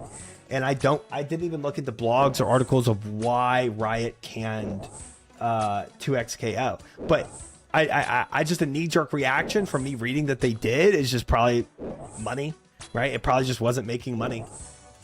That's my only thought to it, right? If it were doing well, I think they would continue development on it, right? Do you think League Classic is fun? I do think League Classic is fun, but the number one reason I play League of Legends usually is to climb, and I don't really care about the elo in League Classic, right? Because it's not like, it doesn't really matter. It's kind of meaningless elo because you can get that elo with 3s or 5s or 4s. It's not like solo duo. So there's no real traditional ranking system in it. So yes, I think it's fun. Oh, somebody got 99 prayer. That's awesome. Huge.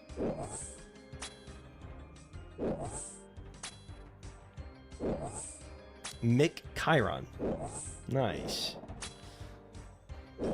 Electrar, I got the Dragon Warhammer at 1641. Ooh. I'm around that number right now, King. I hope I'm just as you are.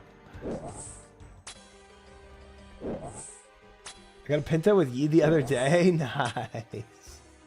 Nice. APE. Money can come later. They just didn't have players. And I heard there were a lot of, like, people were having, like, issues with the fighting system in general. I remember when Try used to play League. I will still play League. I will play League. It's just, I gotta be, like, in the mood after RuneScape. I feel like there was zero talk about 2x KO. It felt like it was silently dropped. I wonder what Riot's like official response was about it. I saw Ludwig post about it, and he was like disappointed in Riot and whatnot. Riot didn't frick up their main game enough for Classic to take off. Yeah, there was no evolution of combat in League of Legends that made people wanna ditch it. You have the privilege of AFKing these while people like me have to do it manually. Yes, sir. That is true. Slut Chili, thank you for the follow. Welcome in. Tag team fighter with only 10 or 11 characters at launch should make it blacklistable. Amazing netcode that would have been god tier pre-COVID, but only good when it dropped. Too long to develop. Interesting. Interesting. I don't even know what netcode is. This is the first time I've ever even heard of it today. I haven't played League in so long. I felt like after season 3, the game just went down. I think the biggest negative thing that's happened to current League of Legends is there's been such high mobility creep in the game where everybody has insane amounts of mobility, and especially characters like Yone and whatever that can cross a lane in a second. But besides that, I think it's honestly it's even better of a game because there is, I feel like, a little higher skill cap to it, where not everything is point and click like in the Classic. I don't think games decided by jungle or support. I think those are impactful macro roles for sure. Power creep and abilities being overloaded too. There is so much to learn if you haven't played League. To actually onboard into League of Legends is extremely hard. They reworked my favorite champs. What that doing in the CC? He got 99 prayer.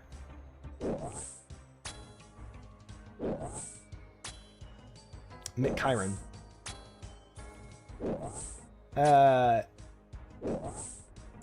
When you don't like pressing Nuni, Snowball, and nuking someone's HP bar, well, they can't do anything about it. Yeah. Correct. No counterplay. In League Classic, there really was no counterplay. Like Deathfire Grasp, any AP carry, just point click win. I miss Mordekaiser with the Ghost Dragon following him. Yeah, it was interesting. I did watch one developer blog from Riot on League Classic, and they're like, we did a poll to see what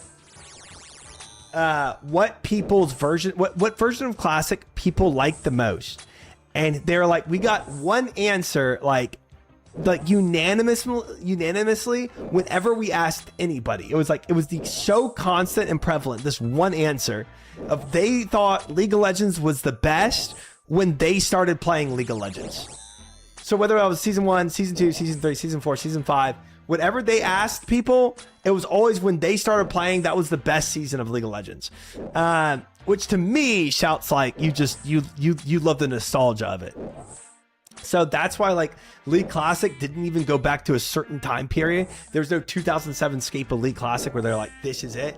This is the time point we go back to, because everybody had a different version in their head of what they imagined it was and what they remembered playing. Do you prefer tank metas or burst metas? Tank metas, because I'm an ADC. Burst metas is bad for ADCs. Other things I dislike about current league is catch up XP and crap. If I stop my lane, I feel like I should be a god out there. I like the comeback ability. Actually, I think there's more grace in it. Of like, you still have to macro well after your micro is, after you perform really well with micro, you still have to have a macro component to it. So there's always a chance for you to lose. Which makes it more of a, it does make it more of a team game, but it also makes it to where if somebody loses their lane up top, it's not completely GG'd immediately. I thought I wanted to play League Classic for nostalgia, but it was actually the gameplay I missed. I think League Classic is fun. Nostalgia aside, I do think it's a fun game. And if I'm with friends and they want to play League Classic, I'm down to play League Classic.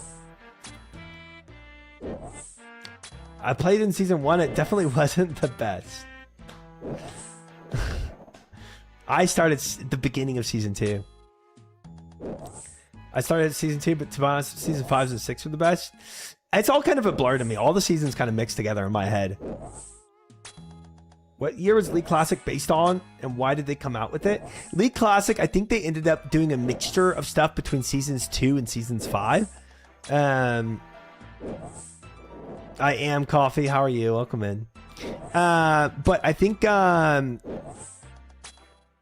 they came out with it. They really came out with it because of high demand of everybody just wanting to play what League of Legends was, right?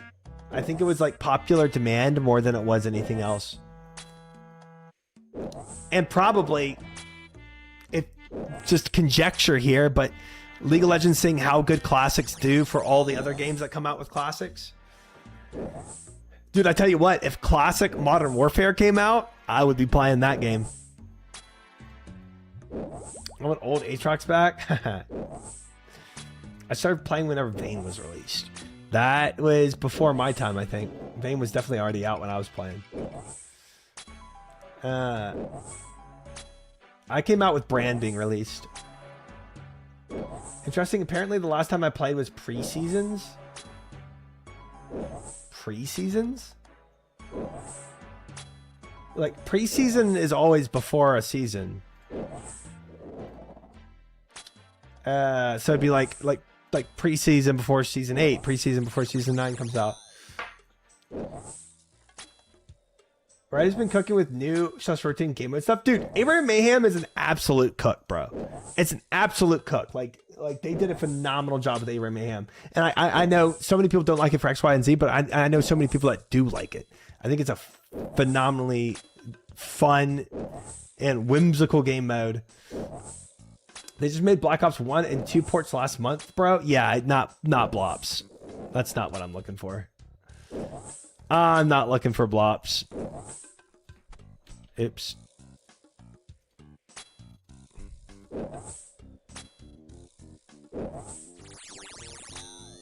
Mayhem is the only mode I play anymore. It's so fun. Blops is greater than Modern Warfare? No shot. No shot. Kale's my first main. She was reworked so many times. I don't know what she does anymore. Yeah. Yeah, she has been reworked a lot.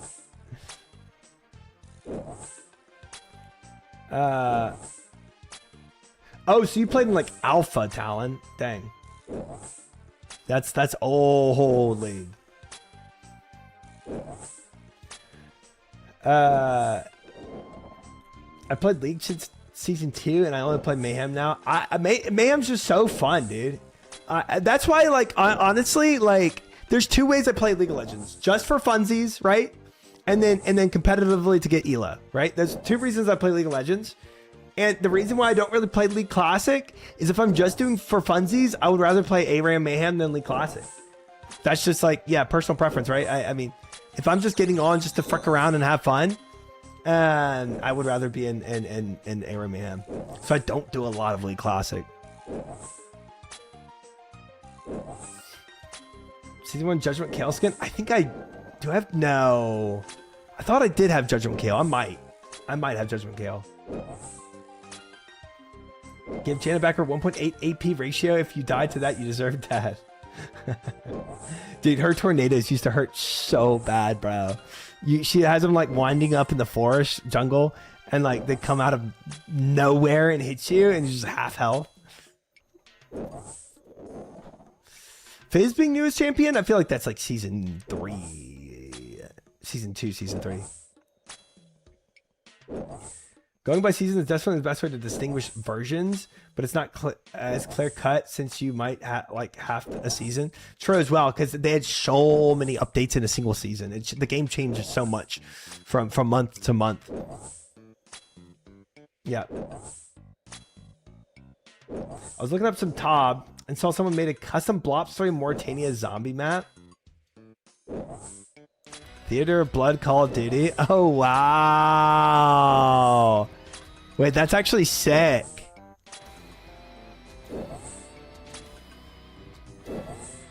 Blops in Theater of Blood. That's crazy. That's crazy. That's crazy. How the frick did they do this, man?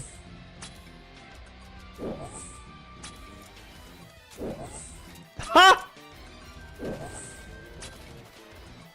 Wow. Dude, a Sten. You could use a bow? Dude, this is crazy. Black Ops 3 zombies. That's crazy. No way. No way there's mechanics from Verzik. That's such a wild crossover. That's insane. Zapgun, welcome in. Welcome in. Hope you're well. Not you, no way. Gosh dang it. There's somebody else in chat that does it now too. Holy cow. Whenever we go, holy cow. Oh, man. Calling an airstrike in Tob? Yeah. Surely it's AI generated? It could be. It could be.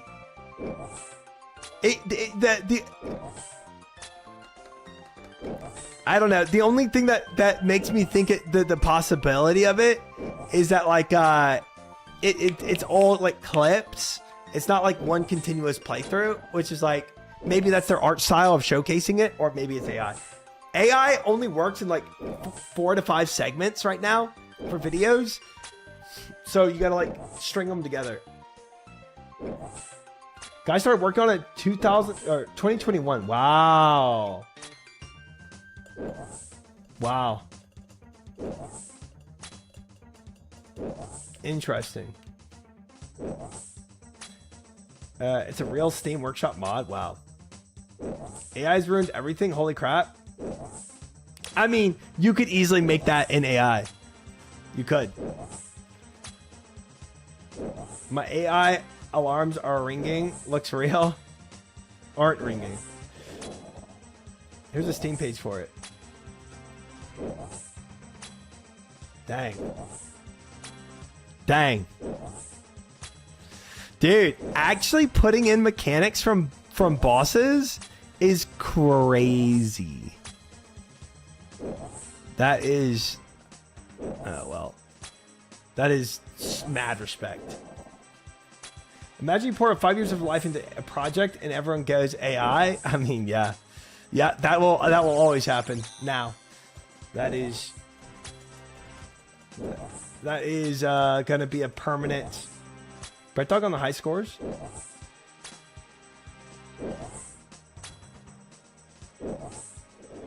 I was wondering if he had any creators' names in here. Guy has to play a lot of RuneScape to make that. Tell you what.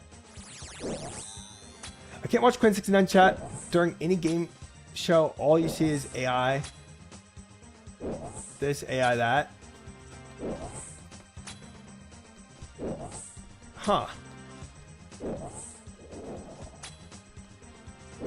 And the images underneath? Oh! Ha! That's so funny. Brett Talk is in there. That's so funny. Amazing. Amazing. Everyone plays RuneScape Try? Not everyone. Did I miss the Daily Toa? That's not a thing. Hi, Hedron. How are you? Good to see you. Congrats to Naow on his achievements last night. I see you learned about the cheating. What cheating, Hedron? What cheating? Oh, Hedron.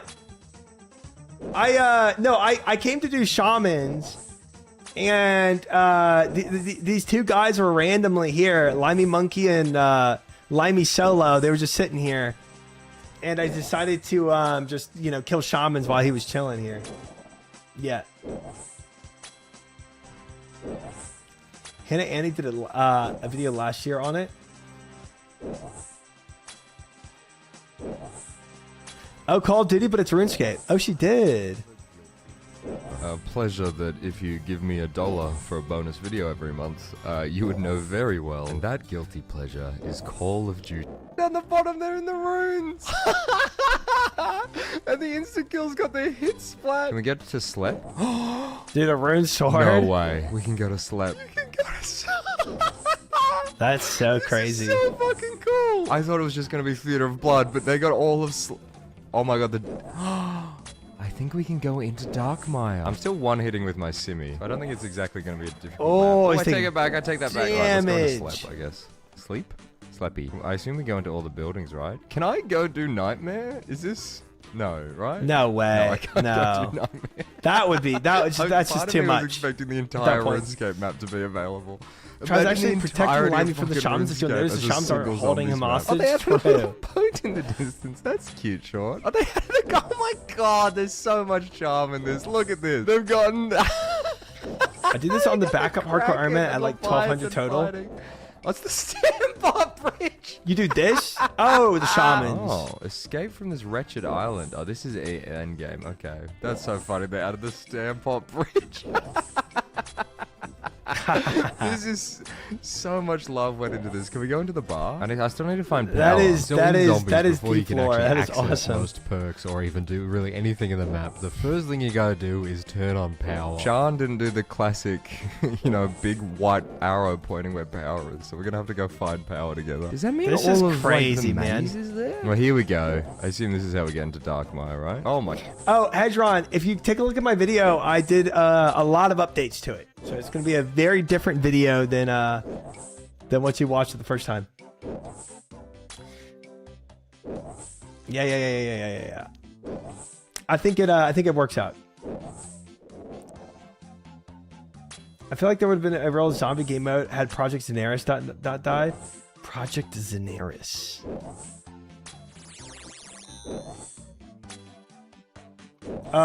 Exclamation mark Colosseum.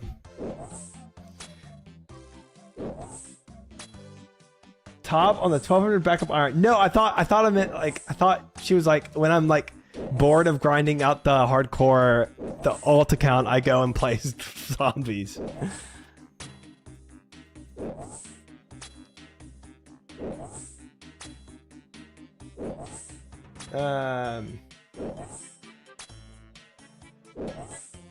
Got calls from Doom. I'm free. Congrats, Jonathan. Congrats. Well done, sir. Well done.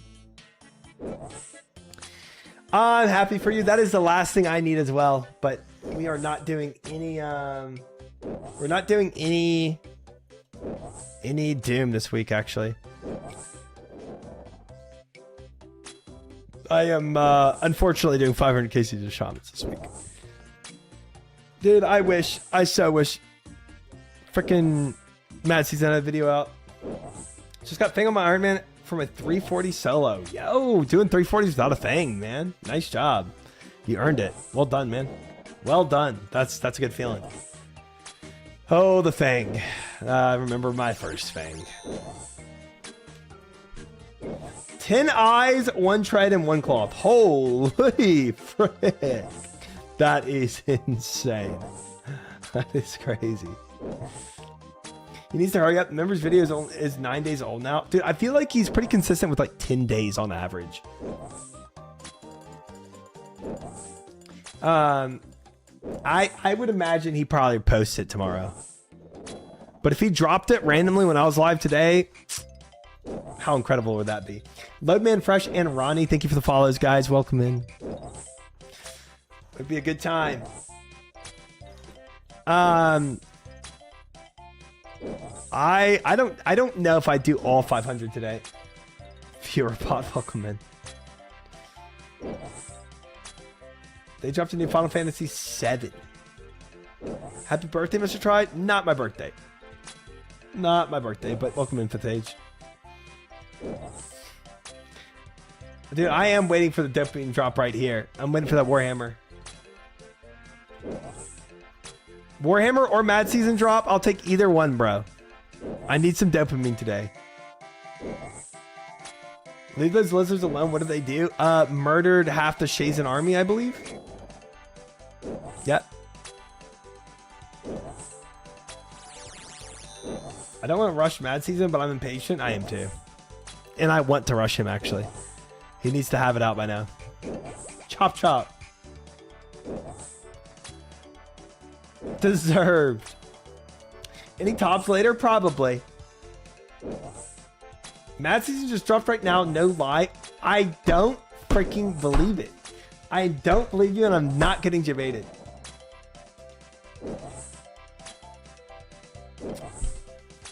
Not getting debated. He's lying. Yeah. OMG, he did.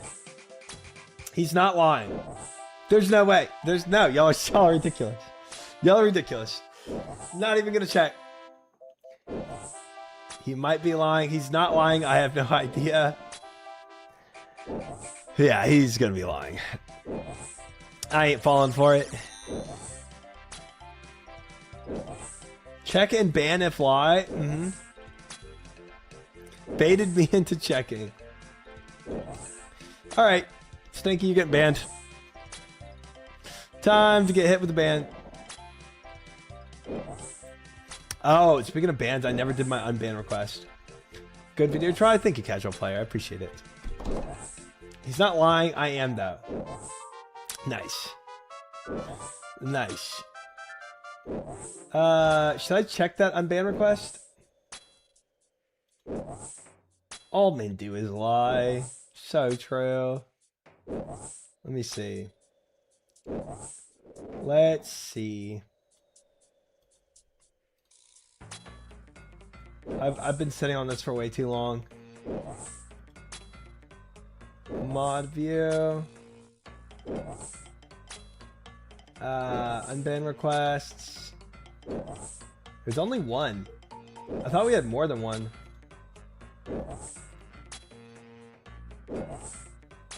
Pop out. Minimize that.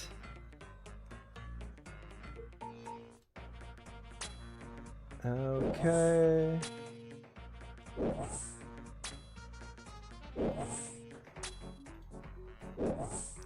Okay, so Dr. Chubby Chaser. Okay. Let's see. 9/19/2025. So, whoa, a long time ago, 2025, bro. That's crazy. Gear wall for you, maybe. Weak link is Showback. You don't whip because someone died bums. This must have been like a Toa. Oh, it's from Showback's channel. And because we're all streaming together. You can trust him, he's a doctor. Exclamation mark Bofa. So he came in my chat in 2025. For the Bofa, for me getting Bofa. And then he came back in the Colosseum. You should use the other pillar. This pillar is way harder. Deleted by Kinsey. Well, that's a lame delete by the mod. Deleted by Kinsey. Just common sense. Womp womp.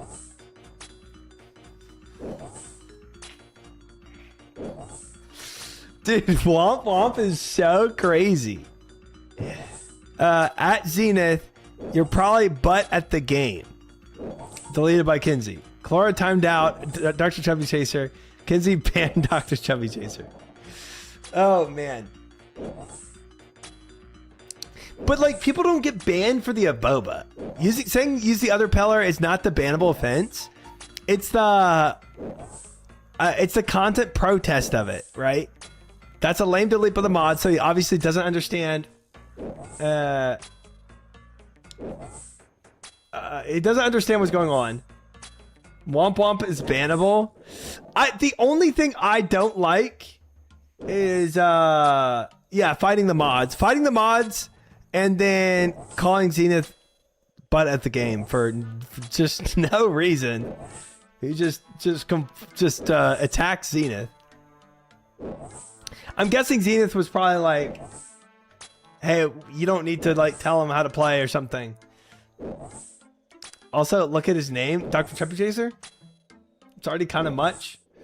Yep.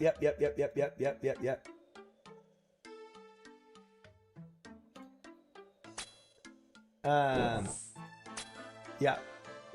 Imagine if I started pulling up all of our logs, pull our logs. I got typed on a power stream for 4 hours for making a TTS. It was get to the chopper with a lot of ats that make the chopper sound.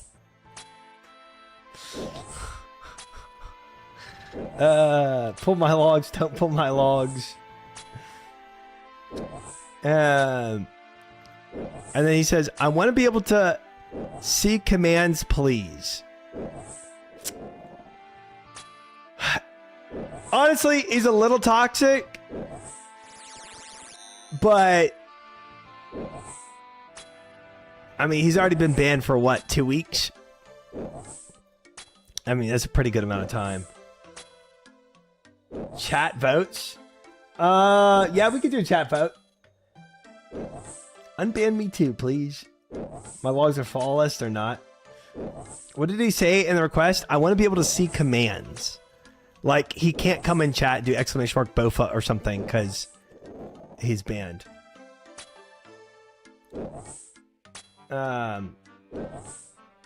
They are? Uh-huh.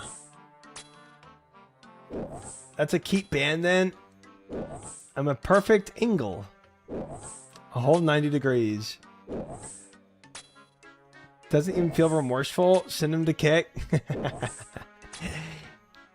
It is interesting that he didn't say sorry at all. But he probably still doesn't even know what he did. He's probably in his mind, he was like, I was trying to help him out and mods just banned me for no reason. It's probably what he's thinking. Trying to finish grinding 500 shamans while reacting to a fan-made COD Zombies mod set in OSRS locations. Chat baited him checking if Mad Season dropped the video. Perfectly accurate. Welcome, Anchor, Todd. All those things that happen. They just backseated when it wasn't needed. It was him just randomly adding a chatter and being toxic to him. All right, one for unban, 2 for ban. Let's go, chat. Chat votes. 1 for unban, 2 for ban. 1 for unban, 2 for ban. Wow, a lot of 2s. A lot more 2s than I thought. Actually, more 2s than 1s. 1 for unban, 2 for ban. Ban all the tours. Oh, fine. Let's do a poll. There's too many now. All right, chat poll, but it's gonna be quick because I don't want to stay on this forever. New poll. What is the verdict? Ban, unban. Wait, all right. 1 for unban, 2 for ban. There. 1 minute poll. There. Poll's going. Dr. Chubby Chaser poll. Put your bets up. Put your votes up, fellas.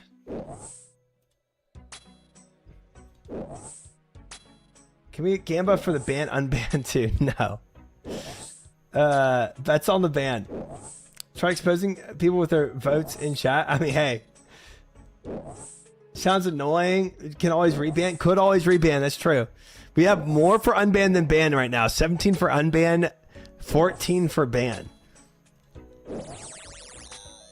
Can we check out Crouton's logs? That would be terrifying. Don't think we should do that. Weighted by points? That would be interesting. Ban all the unbanned voters. That's a major womp womp. 18 for unban. Chat has spoken, fellas. No context for what's going on, but always ban. Nice, nice. Chat too nice. He's been banned for 2 weeks, and he sounds pretty ignorant of what went on. Okay, but next time, respect my mods if they mute your backseating advice and don't at chatters with toxic messages. All right. If he's toxic again, we can just ban him. It's not a big deal. All right. There we go. He is unbanned. Can we be toxic to that guy specifically? No. No. 2 weeks for him just saying some baby crap is so much. Yeah, 2 weeks. 2 weeks is already a long time of being banned in the chat. And honestly, that was purely because I just kept forgetting to do it. I'm gonna just reply to everything he said and say you probably ass at this game. No. No. Do not do that. I think your kills per hour are subpar. Nice. Nice.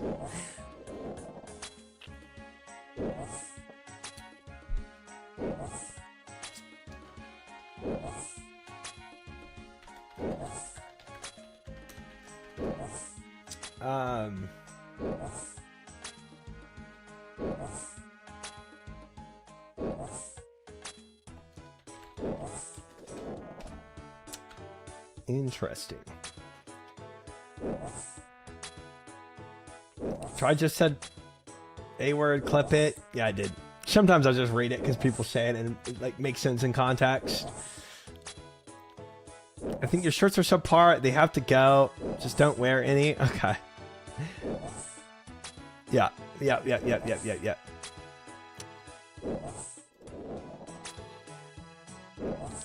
If Try gets 100 gifts today, can he ban me for a week? Yeah, that's I'm good with that deal. Can you hurry up and get the D Warhammer? Hi, Anton. How are you? Honestly, bro, I wish this could go quicker. This is a painfully slow process. It really is. It really, really is. We start at 450 today. We're pushing 300 right now. Hi, Meep. How are you? Welcome in. I don't know if I do all 500 today. I might just do 300 and then go do something else.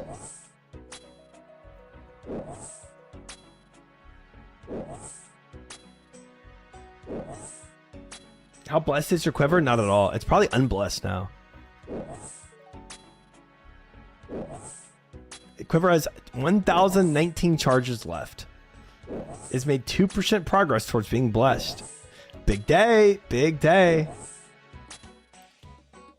I can set it up again another day. Okay. Quiver imbues itself. It does. Yep. Yep. Over time. Just like the Bofa corrupts itself every time. But putting in charges. Bofa doesn't use charges? I hope not.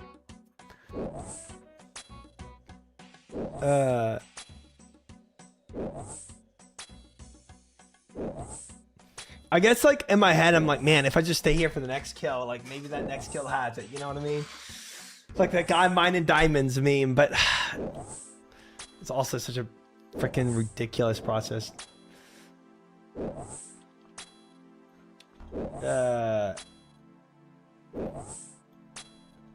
No damage Colosseum? F that.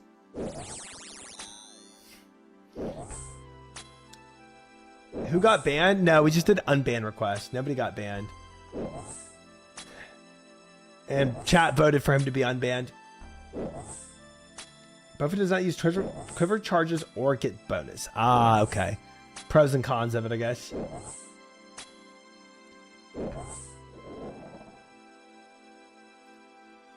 Can we perma Bofa but not perma armor? Yes. Charges for armor always slowly decrease, which is why you want extra crystals. But, yeah, you can corrupt the Bofa and the Solid Blade. No damage Colosseum. Sounds like a nightmare. Sounds like a nightmare mode. Sounds like a settled nightmare mode. Stress through the roof? Yeah.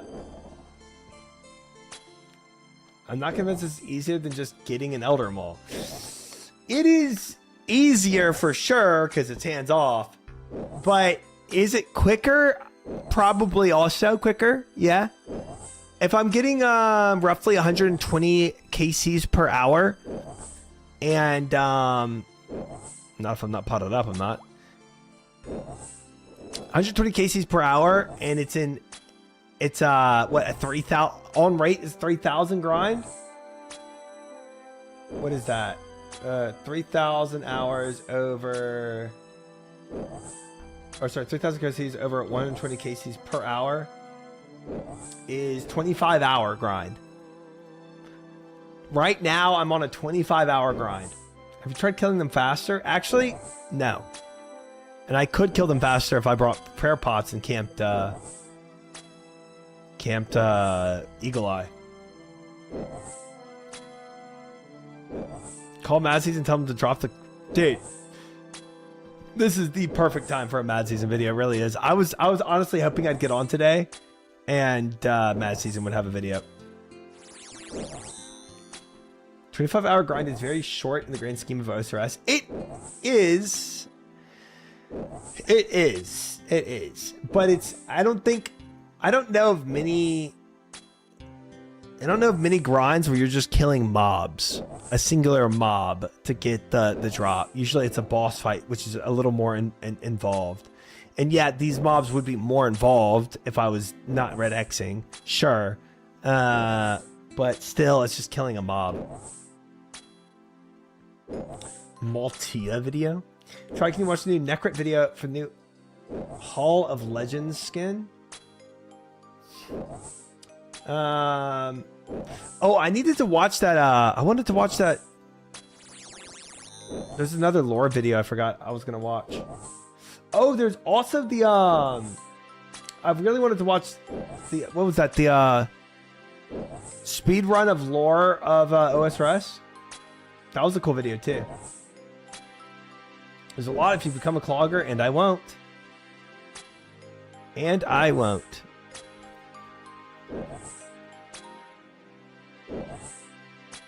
If you don't watch that requesting 100 push-ups, you can't.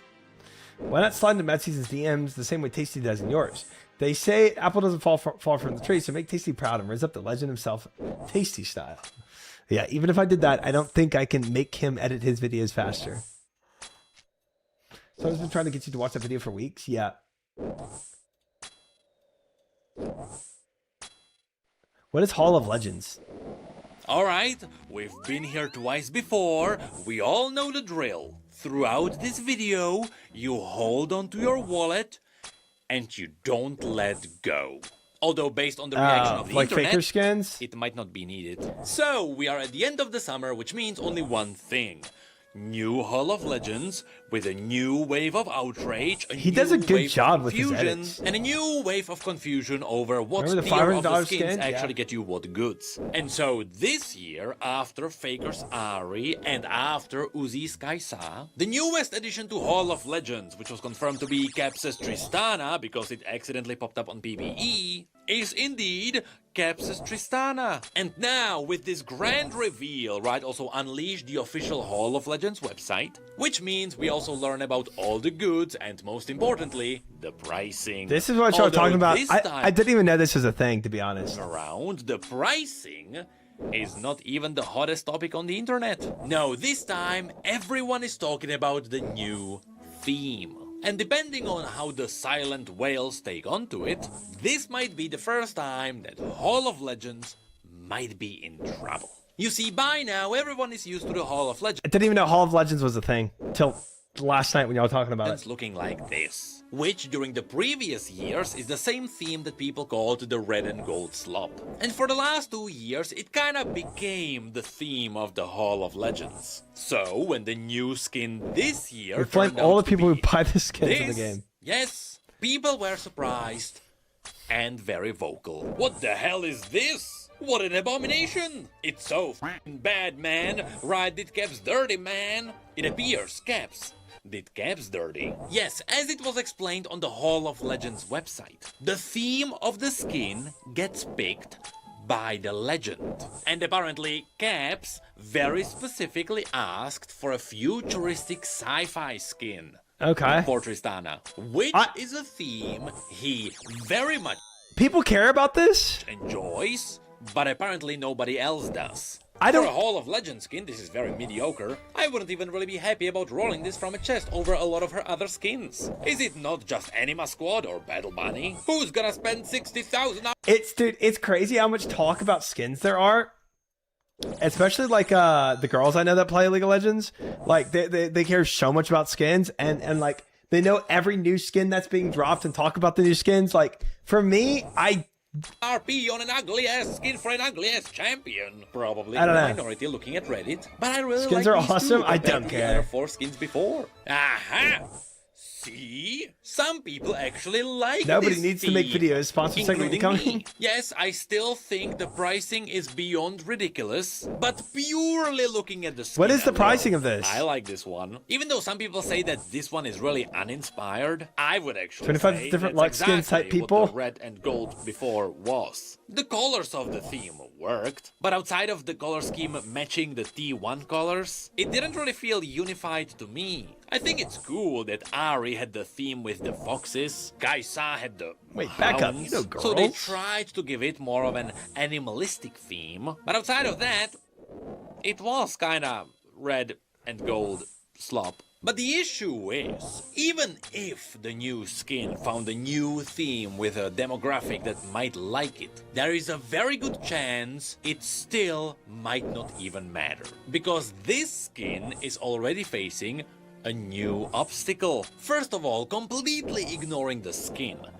What are the chances that this iteration of Hall of Legends will be successful? It's not about downplaying Caps, he's absolutely in the right position to get immortalized. But when Faker got his $500 skin, he was backed up by the T1 fans. T1 fans will buy anything. Which is why T1 are also getting the new Riftbound set. I applied for this I don't set. know if any of the T1 players actually play Riftbound, but already this is the highest selling set we got so far. Now It is after true. this, there's also That is true. Uzi, who is of course backed up by the Chinese fans. Now remember, China has a very big spending culture in video games. Meaning that a lot of those skins would be bought regardless. And so now we have Caps.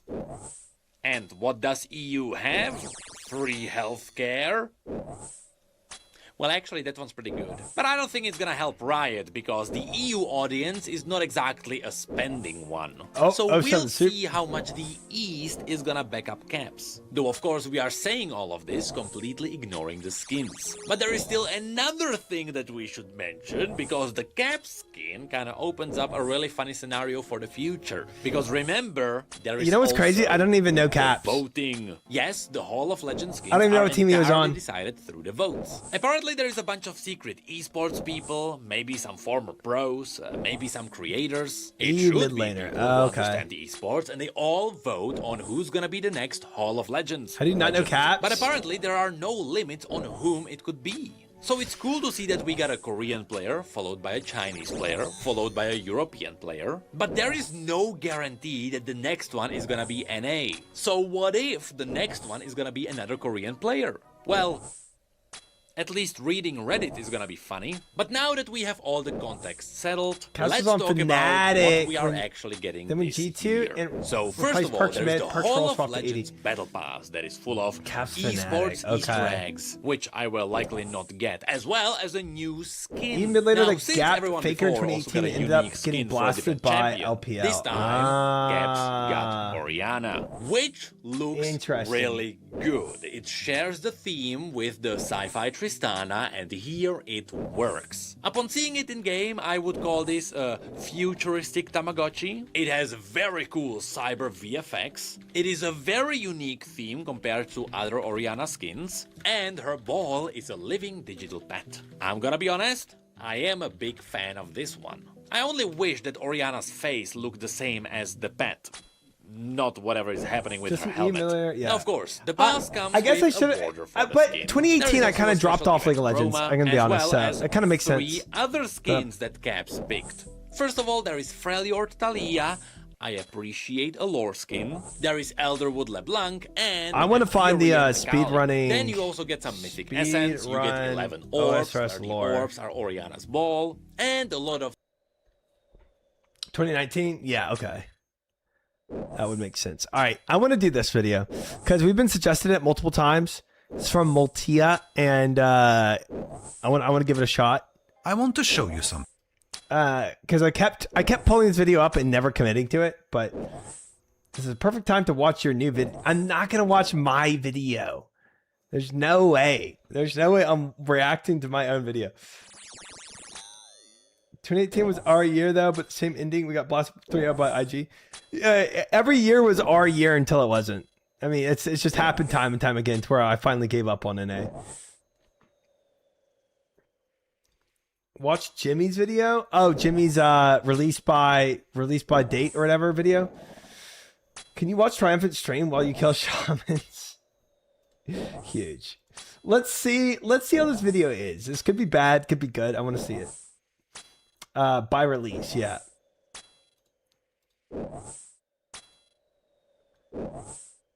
EU lol NA never had a year.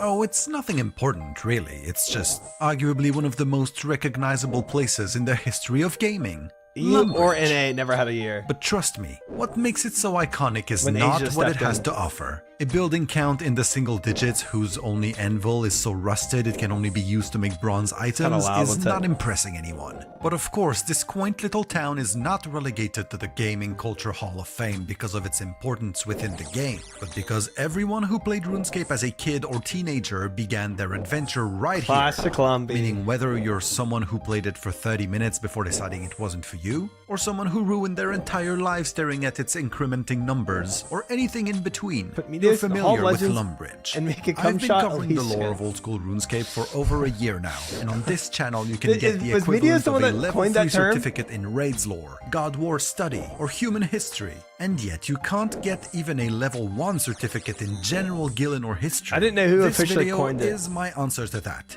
And its goal is to go over pretty much every aspect of the lore and story of OSRS I can think of, without going into the kind of exhaustive details as my other videos. Oh I have my. a funny feeling Oh this my. script is going to be long enough as it is.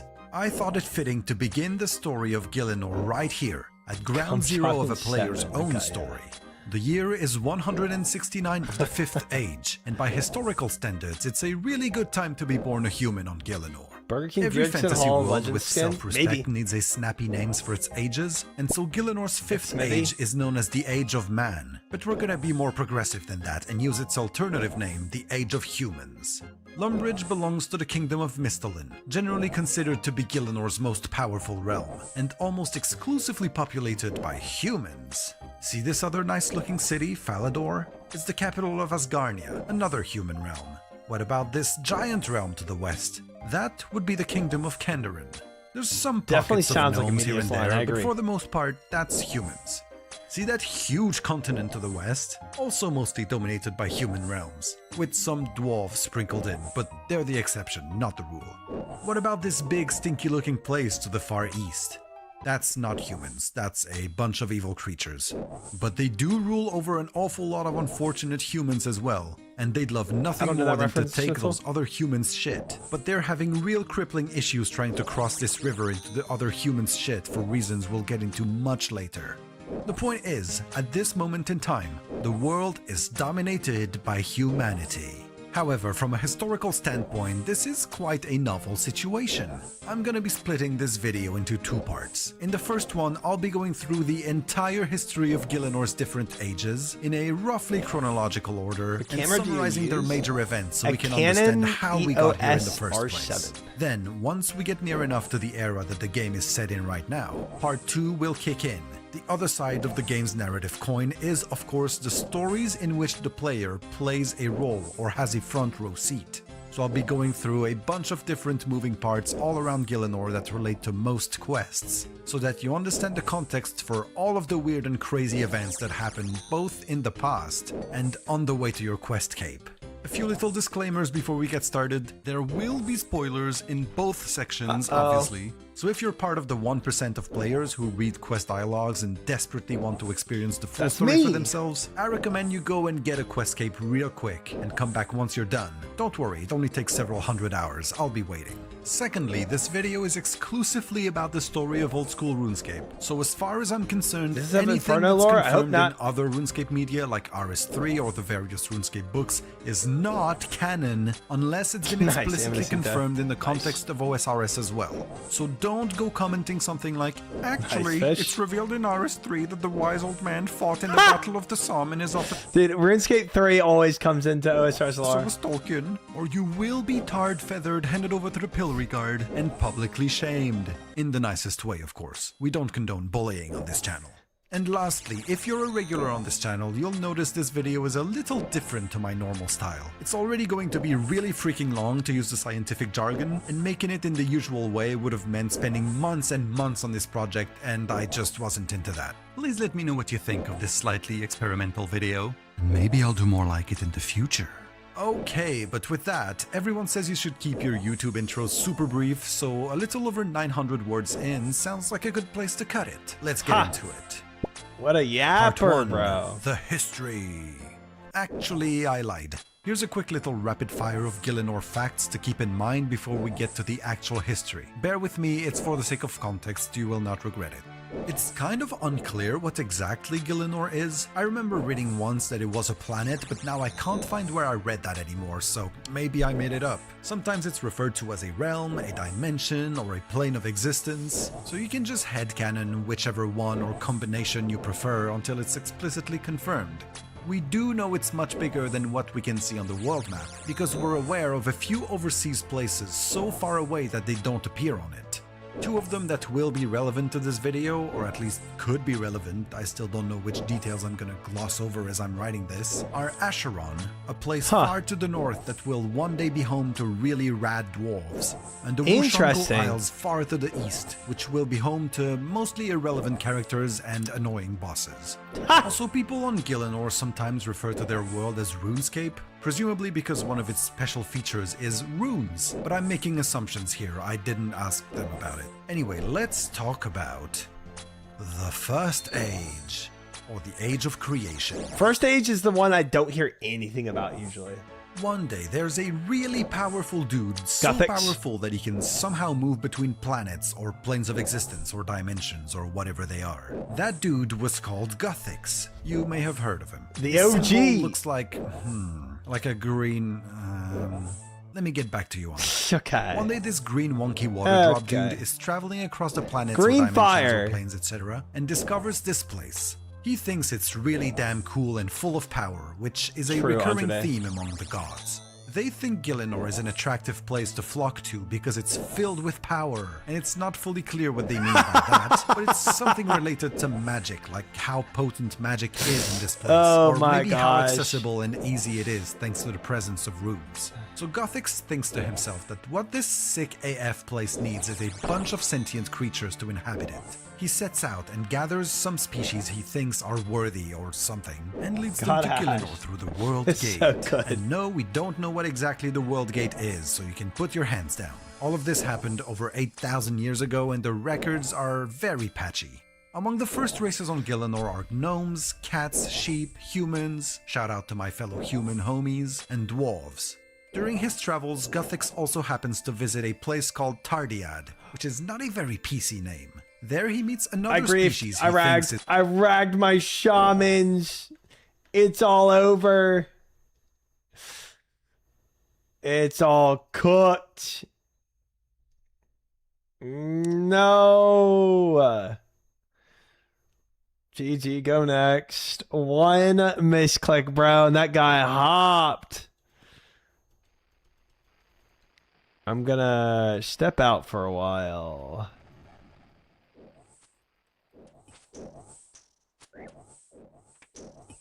You can interact with the World Gate in RuneScape 3. Classic RuneScape 3 things. RuneScape 3 really did go crazy with all the god stuff. Time for top. I didn't see what happened. I left clicked and I went forward 2 tiles. I yellow clicked. 07. Dude, this guy, what is his deal, bro? You know what? I'm gonna kill him. He wants a fight. I'm gonna give him a fight. Hold on.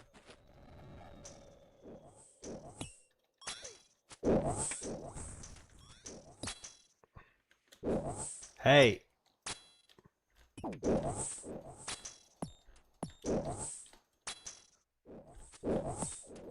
Alright, he's dead. Deserved. For making me do all that crap. Failed clickbox skill check. That is, yes. Kill the imp. Can you set it back up, Limey? If not, I can do something else today. I did kill the imp. Let me also see. Let me see where I'm at. Talk to soldier. We are now at 16. 1446 lizardman shamans. And we've killed today so far. Wait, 770. So I started at 450. So I killed 320 today. And we're at 1440. And we're at 1440. I killed 320, I said. Yes. So if I need to kill for the week, if I need to kill 180 more, and I'm at 1440, I need to go to 15, 16, 20. So I end these shamans at 1620.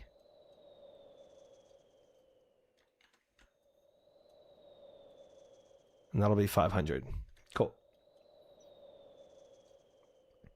Quick maths.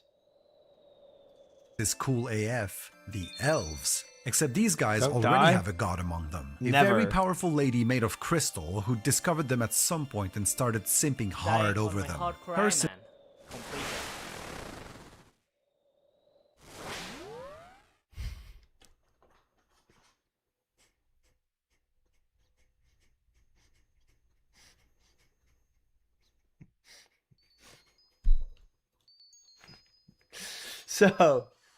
So when you said don't die, it was because I had poison on me. Give the quiver back.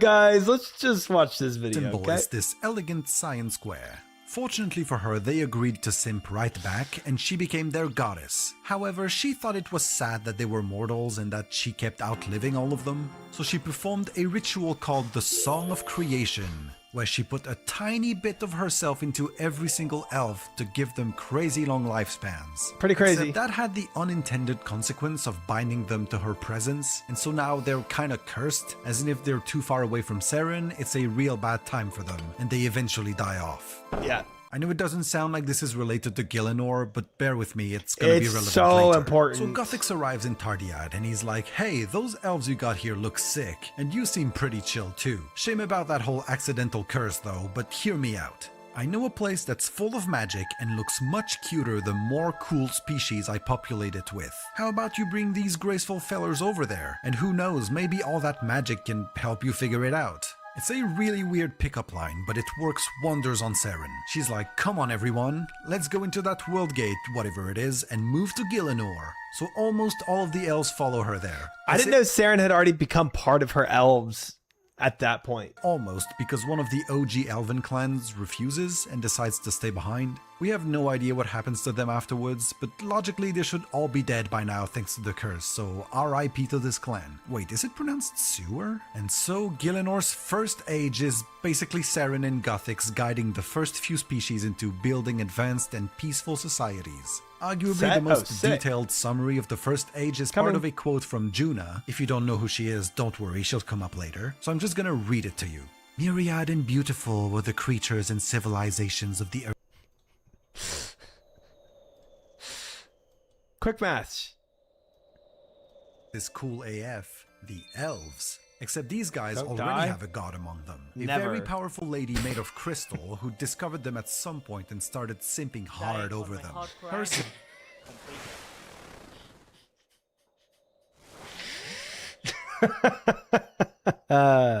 over the millennia by the creative mind of Gothics. And I guess we're just gonna forget about Saren because Juna is a Gothixian. So Gielinor was full of awe-inspiring societies for a couple thousand years. They didn't leave any kind of physical evidence behind, but trust me bro, it was awesome and they all lived happily forever after. But building incredible civilizations is hard work, and at some point Gothics thought he deserved a good nap. Or at least that's my interpretation. We don't actually know why he did it, but he went somewhere deep underground and fell into some kind of magical slumber. And trust me, Teardrop Guy is a very deep sleeper. And thus begins the Second Age, or the Golden Age of Zaros.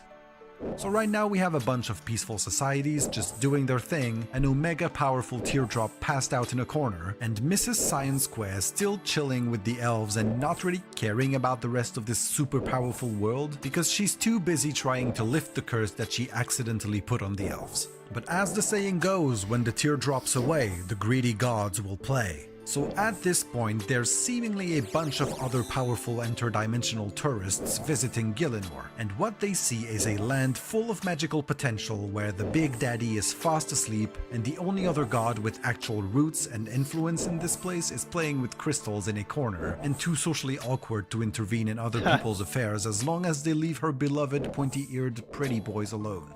So like the greedy little opportunists that they are, these guys are like, huh, this seems like a good place to plant my metaphorical flag, spread my influence and increase my power.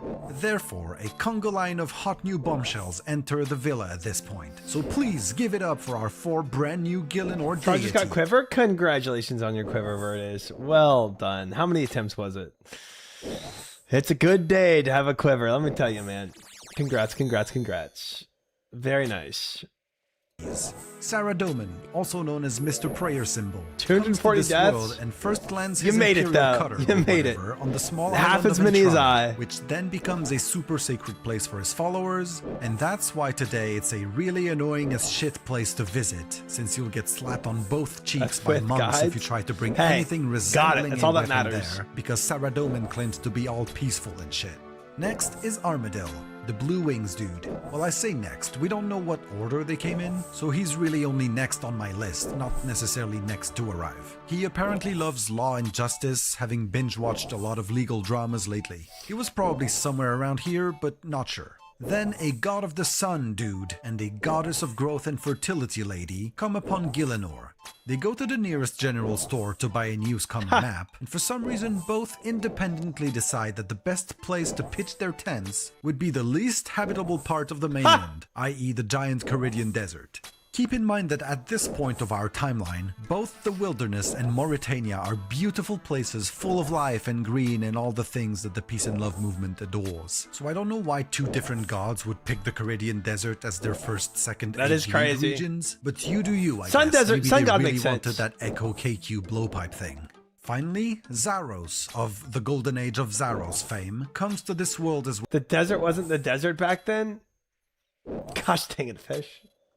Was it not? Was it also green? well. He's kind of the edgy one out. He loves darkness, he loves control, and he wants everything to be his because sharing is for those uncool people who like baking and Much more going fertile. The outside desert happened and the later. likes. Huh. Okay, so these are our main participants Huh. for this first edition of the Gillenor Godly Ones reality show. So let's speedrun what happens during the first season. Saradomin brought a whole bunch of his homies, mainly centaurs and Icens. The latter are a large humanoid species who, we are told, are really good PVMers. Since Saradomin settled on Entrana, Icen they're were probably strong like, as "Bro, frick." this tiny island is a little cramped." They look at the map and they notice this big, beautiful patch of land to the east. Remember, Mauritania isn't yet a stinky bog. They start thinking strategically and reason that since those idiots chose the desert as their first region instead, they should be the first ones to pick Mauritania so they can grind barrows before it's too crowded and it becomes difficult to tell which one is your assigned brother. They travel over there and found the Kingdom of Hallowvale. It's named after the dynasty of their first queen, Efarite Hallow. There's already a bunch of humans living there, but the Icians are like, what are you gonna do about it? You're a fifth of our size and haven't even discovered magic yet. They still allow the humans to live among them, but they're relegated to second-class citizens. Sorry, Interesting. guys. The centaurs presumably stay on and around Entrana, since they're pretty much never brought up in our records of Hallowvale. Armadil is a big fan of all things flying. He was brought up watching My Little Pony and he thought Pegasi were the coolest, so he only brought aviancies with him, a race somewhere between big birds and humanoids. He honestly doesn't seem to do an awful lot for the rest of the second age. He'll do a couple slightly relevant things later, but for now let's go to our misguided desert lovers. Tumekin and Elidinus realize that they both settled in the desert. Tumekin is like, "Hey beautiful, what brought you here?" And Elidinus replies, "I don't know, I just fucking love sand." Tumekin says, "Holy shit, I fucking love sand too." And just like that, they become lovebirds. They go on to have 2 children, a son called Ikflorin and a daughter named Amascut. Although we're told they were created from their essence rather than born, so it was done in a very pure and elegant way, not in the gross and distasteful childbirth way. Ew. There's humans living in the desert as well, collectively known as the Menophites. They of course noticed the 2 unbelievably powerful beings who began hanging out around there, and how they managed to procreate without all of that classic revolting exchange of bodily corners, and they are won over. They tell the duo, "You guys got so much riz, you should become our gods." Also, Came up this beneath Elidinus cursed chicken. sands. Ooh, that the desert wasn't actually the desert. Zerosian War major to battles in northern Kurdian lands. I wonder where. I'm trying to skim it. Minified got the dead. I should ride war-ridden plain of Frenesque. There you convince many of the members of extreme powerful Mashrat to swear allegiance to him and vanquish the Zerosian armies.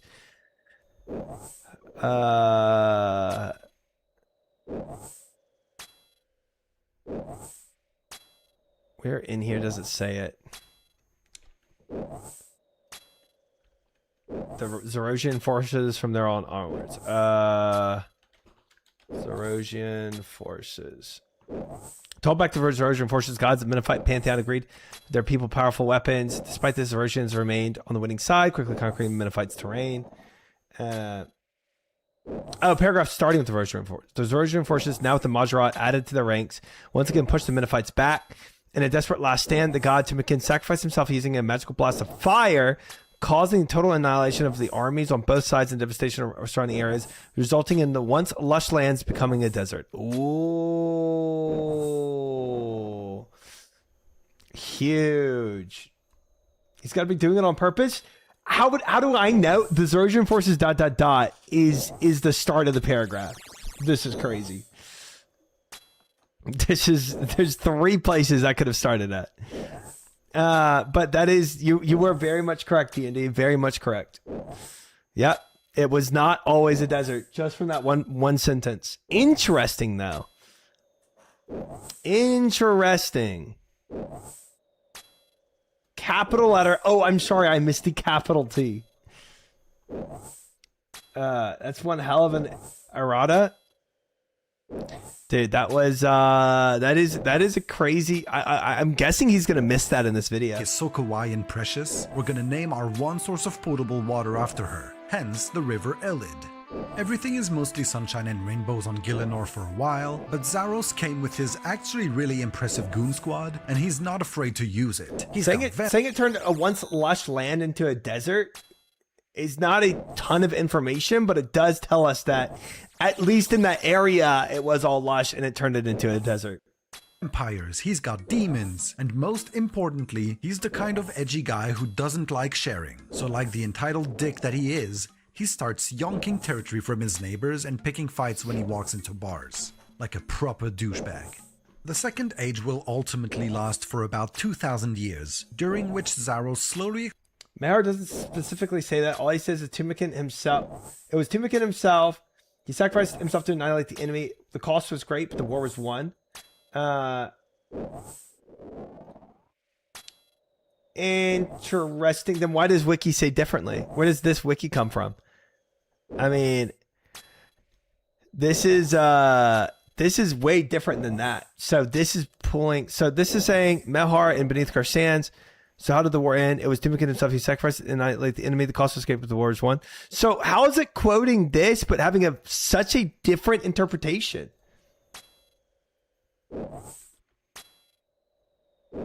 Wiki could be filling the blanks with RuneScape 3 lore. I tell you what. I'm seeing if the wiki has a full transcript. Yeah, because this is not it. Like, this is... You're right, Fish. This is very different. To quote this as a source and then say this, it is like... It is so different. What's wrong with the Lizardmen? They're a little stuck, Noays. They're a little stuck, Sepro. But we're helping them out. Don't you worry. But I'm pretty sure I remember the dialogue from Beneath Karsands. I mean, you did have that memory, and this does come from Beneath Karsands. So maybe somewhere else in Beneath Karsands, they elaborate on what this was, and then this source just isn't fully elaborating on it. Here's the transcript.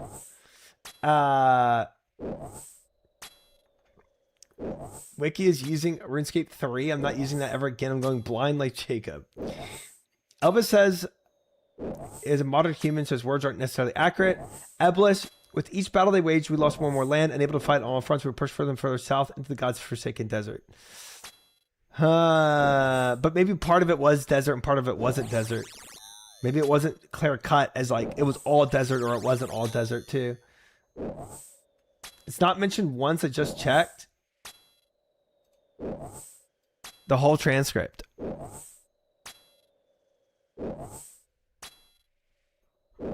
Oh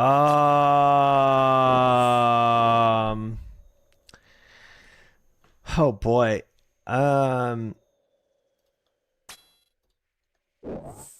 mention of lush, fertile, desert, etc.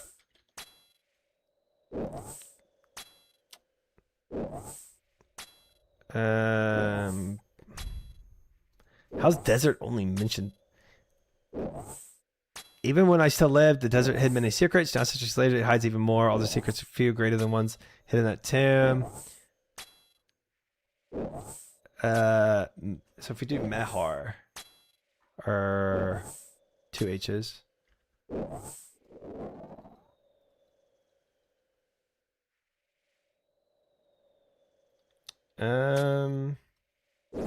Oh 07, I will admit defeat for now. Yeah, I looked through the transcript and the source noted on the first page. It sounds like it's pulling from something to get there, and it doesn't seem like it's pulling from OSRS. So maybe RuneScape 3, but that is very interesting. That is very interesting. And I'm guessing he would have noted it in his video if...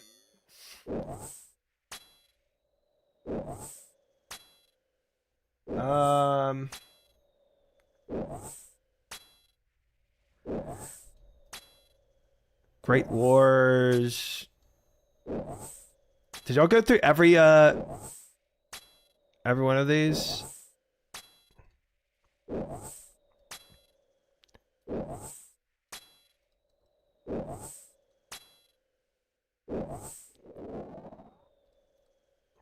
You'll find a key. Devours corruption.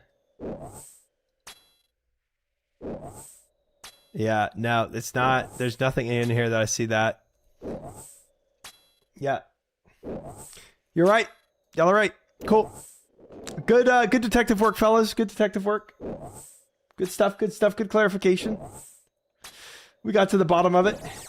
Expands his empire and consolidates his power. He Wiki builds kinda the wrong right Zerosian now. Empire's capital here, Sentistan, which by the end of this era, at its peak, is the largest and wealthiest city in Gilinor's history. V and the first runecrafting revolution. Okay, yeah. Stepping away from the gods for a minute, we also have in the Second Age an interesting event in a huge what-if for humanity. The Fremennik clan, which by the way is the OG tribe of humans on Gilinor, although by now not all humans see themselves as Fremennik anymore because they've moved around and developed their own culture and history, but still all have Fremennik ancestors. The Fremennik still call themselves Fremennik because their lifestyle and customs have remained relatively unchanged through all these generations. Anyway, this is interesting, but besides the point. There's one guy from the Fremennik clan who's now only remembered as V. You might be familiar with him. Who Yes, goes we on are. an exploration trip around some of the nearby islands. Finds that He goes to this Stone of- island shaped like Stone a of moon crescent Yas. and finds a cave on its northeastern tip. There he finds two things that will play incredibly important roles in the history of Gilinor, so put a mental pin on both of them. Be the First victim, off, that's him. he finds a weird glowing giant rock on a pedestal. This thing clearly isn't a natural formation, so he gets curious and touches it. V doesn't know it, but he's just laid his hand on the Stone of Jas, a mysterious artifact of super duper power that even Gothics allegedly used to build the great civilizations of the previous age and shape the world. A bunch of the stone's power gets transferred to V, and he basically gets a rotten potato added to his inventory.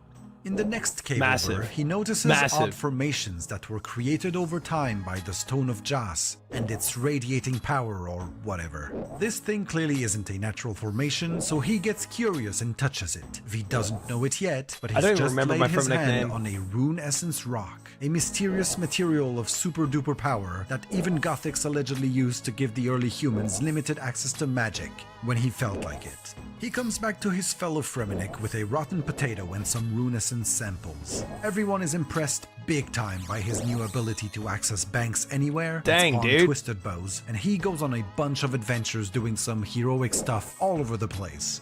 During one of them, he somehow figures out he can use the rune essence to create runes out of the strange runic altars scattered around the land, and those runes can be used to cast magic. He Crazy. is super excited. He's like, holy shit, everyone can wield the gods' powers now with this discovery. So he returns to his clan again and gathers them around. Hear me out, he says. Y'all see these rocks with the funny symbols on them? We can use them to alch our junk and buy everything we want instead of having to deforest the entire coastline to build our inefficient wooden houses.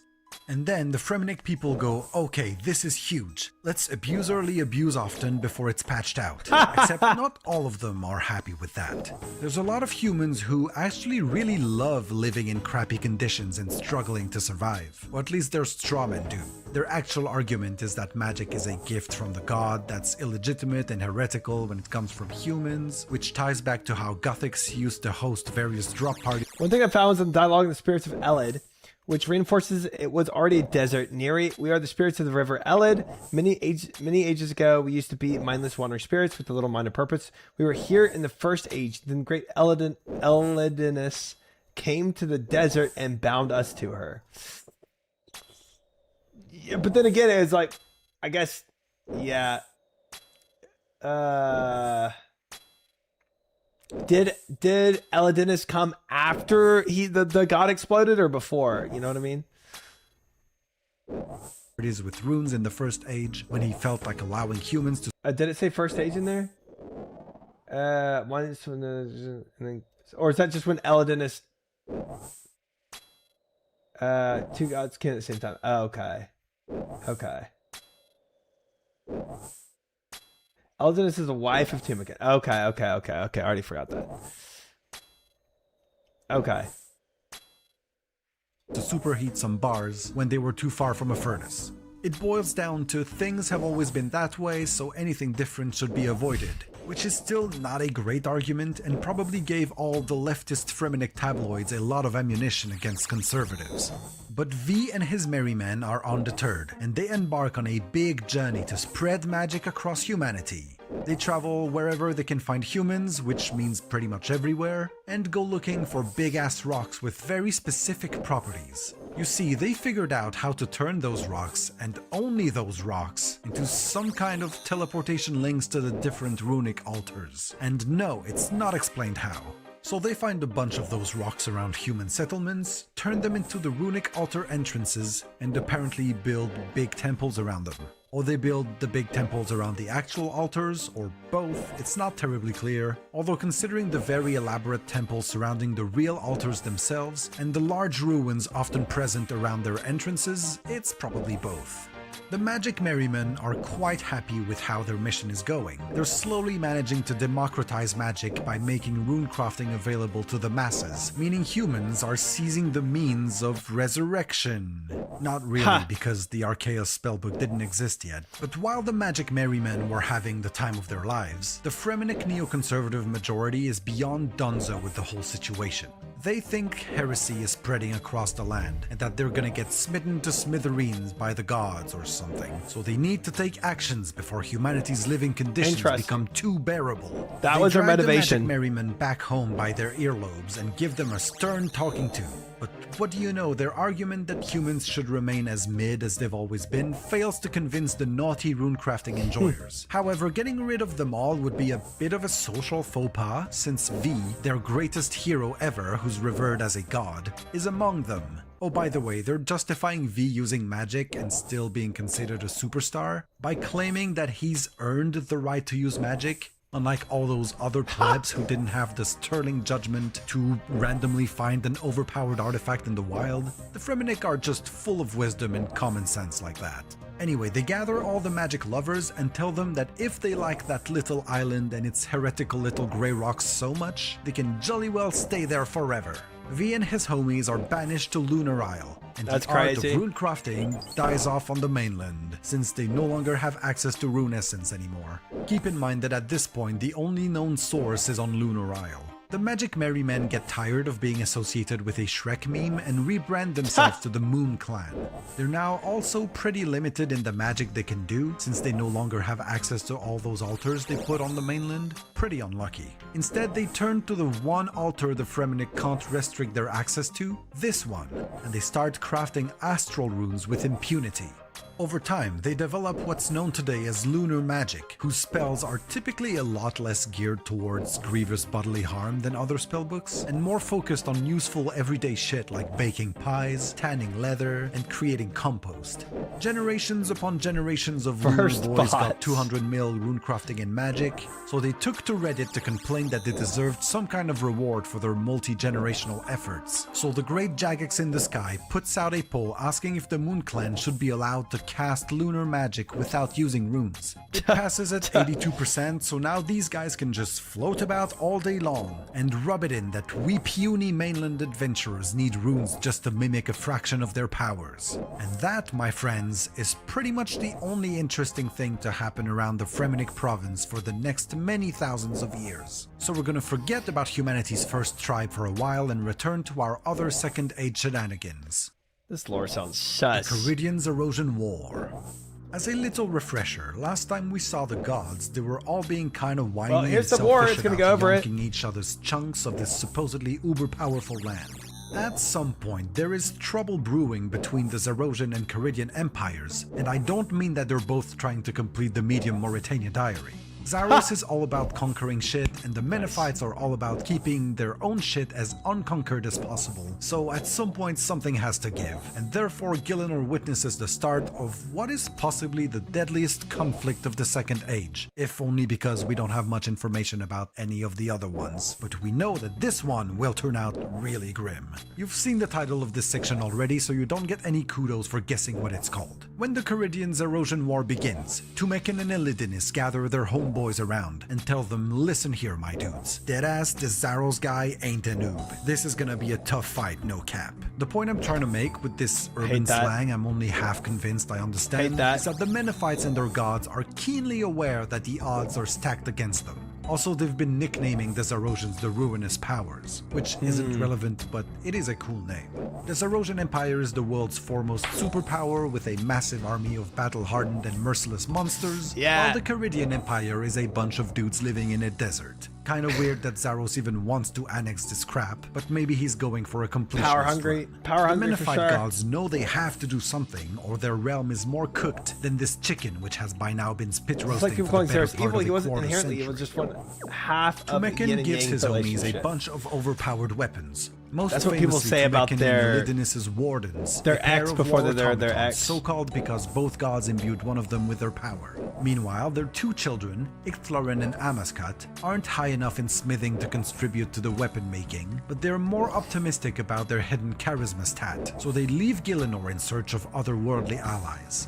The first part of the war goes bring in as the you'd Majorat. expect if you've been paying attention. Having the wardens is great and all, but you can't hold a whole front line with just a pair of metal gears, so the Zarosians begin steadily ice barraging their way through the desert. But then, in their hour of despair, when they think all hope Spoiler, is lost, my bad. they look to the east My bad. and see Icthlorin with a bunch of unknown gooners. Turns out during his travels he ended up in Freneske, a mysterious plane of existence, or dimension or planet, where he met these guys. Enter the Majorat, a species whose members will have a huge impact for pretty much the rest of our history lesson, Gooners. so do remember them. You don't need to commit the spelling to memory though. I, for one, They're can definitely never bony. remember how many R's there are and where the H is. Those guys are something else entirely. Their magic levels are insanely high, and they've somehow managed to hack the servers and use demonic pacts in the main game. In roughly the time it takes to Google the right spelling of Majorat, I don't think so, they've no ways. already turned the tide of the war, and the Zarosian troops are feeling like first-time PKers being ambushed by a clan in Multi. They reconsider their life choices and start running back home fast enough to get 99 agility by the time they cross the Shante Pass. The Majorat become known as Icthlorin's stern judges, and there is much rejoicing in the Menifite camp. Unfortunately for them, this is only the first of many twists in this war. Among the Majorat is a deceitful little bugger by the name of Slisky. Put the biggest available pin or post-it Dude, next to his name, dude. he's gonna come up a lot. What a He's also character. very close to my heart due to me pronouncing his name Slisk when I made my first ever lore video, Okay, who doesn't pronounce it Slisk? I mean, that's... which basically got me cancelled by half the viewership. I'm really sorry, guys. I was young and uneducated back in the bygone era of early 2025. Unlike most realms dominated by gods at this point, the Menephites have their own civilian government, and the gods act more as a guiding presence rather than dictators like most other realms. And allegedly during the conflict, the Menephites get a new pharaoh named Osmumten. You may Slisk have is heard Swedish of him, for but what? if not, don't sweat it. We'll cover some of his story later. Sometime after this leadership change, The E is silent, Slisky obviously. decides to break the bro code and betray Icthlorin. He defects to Zaros and convinces the other Majorat to do the same with promises of, I don't know, free cookies and photos of cute puppies. The pendulum swings yet again, and the Zarosians pretend this was part of the plan all along and resume the invasion with an even more overpowered army. The Yeah, they got- Menephites look east again, hoping for another miracle, but all they can see is the blazing sun damaging them when their water skins run out. With basically no hope of survival for his followers in sight, Tumekin decides that he's had a good run, but it's over now. Maybe next time he'll consider picking something other than the desert for a starting position. He goes to the front line, turns around to give his side a good salute, and straight up explodes, like he's fashioned himself a vest made out of 20 million chinchompas. Tumekin dies, obviously, RIP fellow Sunbro, but it has the desired effect. Many a Menephite gets friendly fired by the explosion, but the Zarosian army gets Control X'd out of existence, and even the vast majority of the Majorat get wiped out. That's Although since crazy. they're snitches, I'd say they had it coming. OG snitch Slisky survives though. Other desert shenanigans. War is over in the Caridian Desert, hooray! Sadly, it leaves some long-lasting consequences to the Menephites as a parting gift. Elidinis goes to Pharaoh Osmumten and gives him a bunch of OP weapons, mostly confiscated from the people now that they don't need it anymore, including the Wardens and Tumekin's Shadow, a powerful AF staff created by her boo.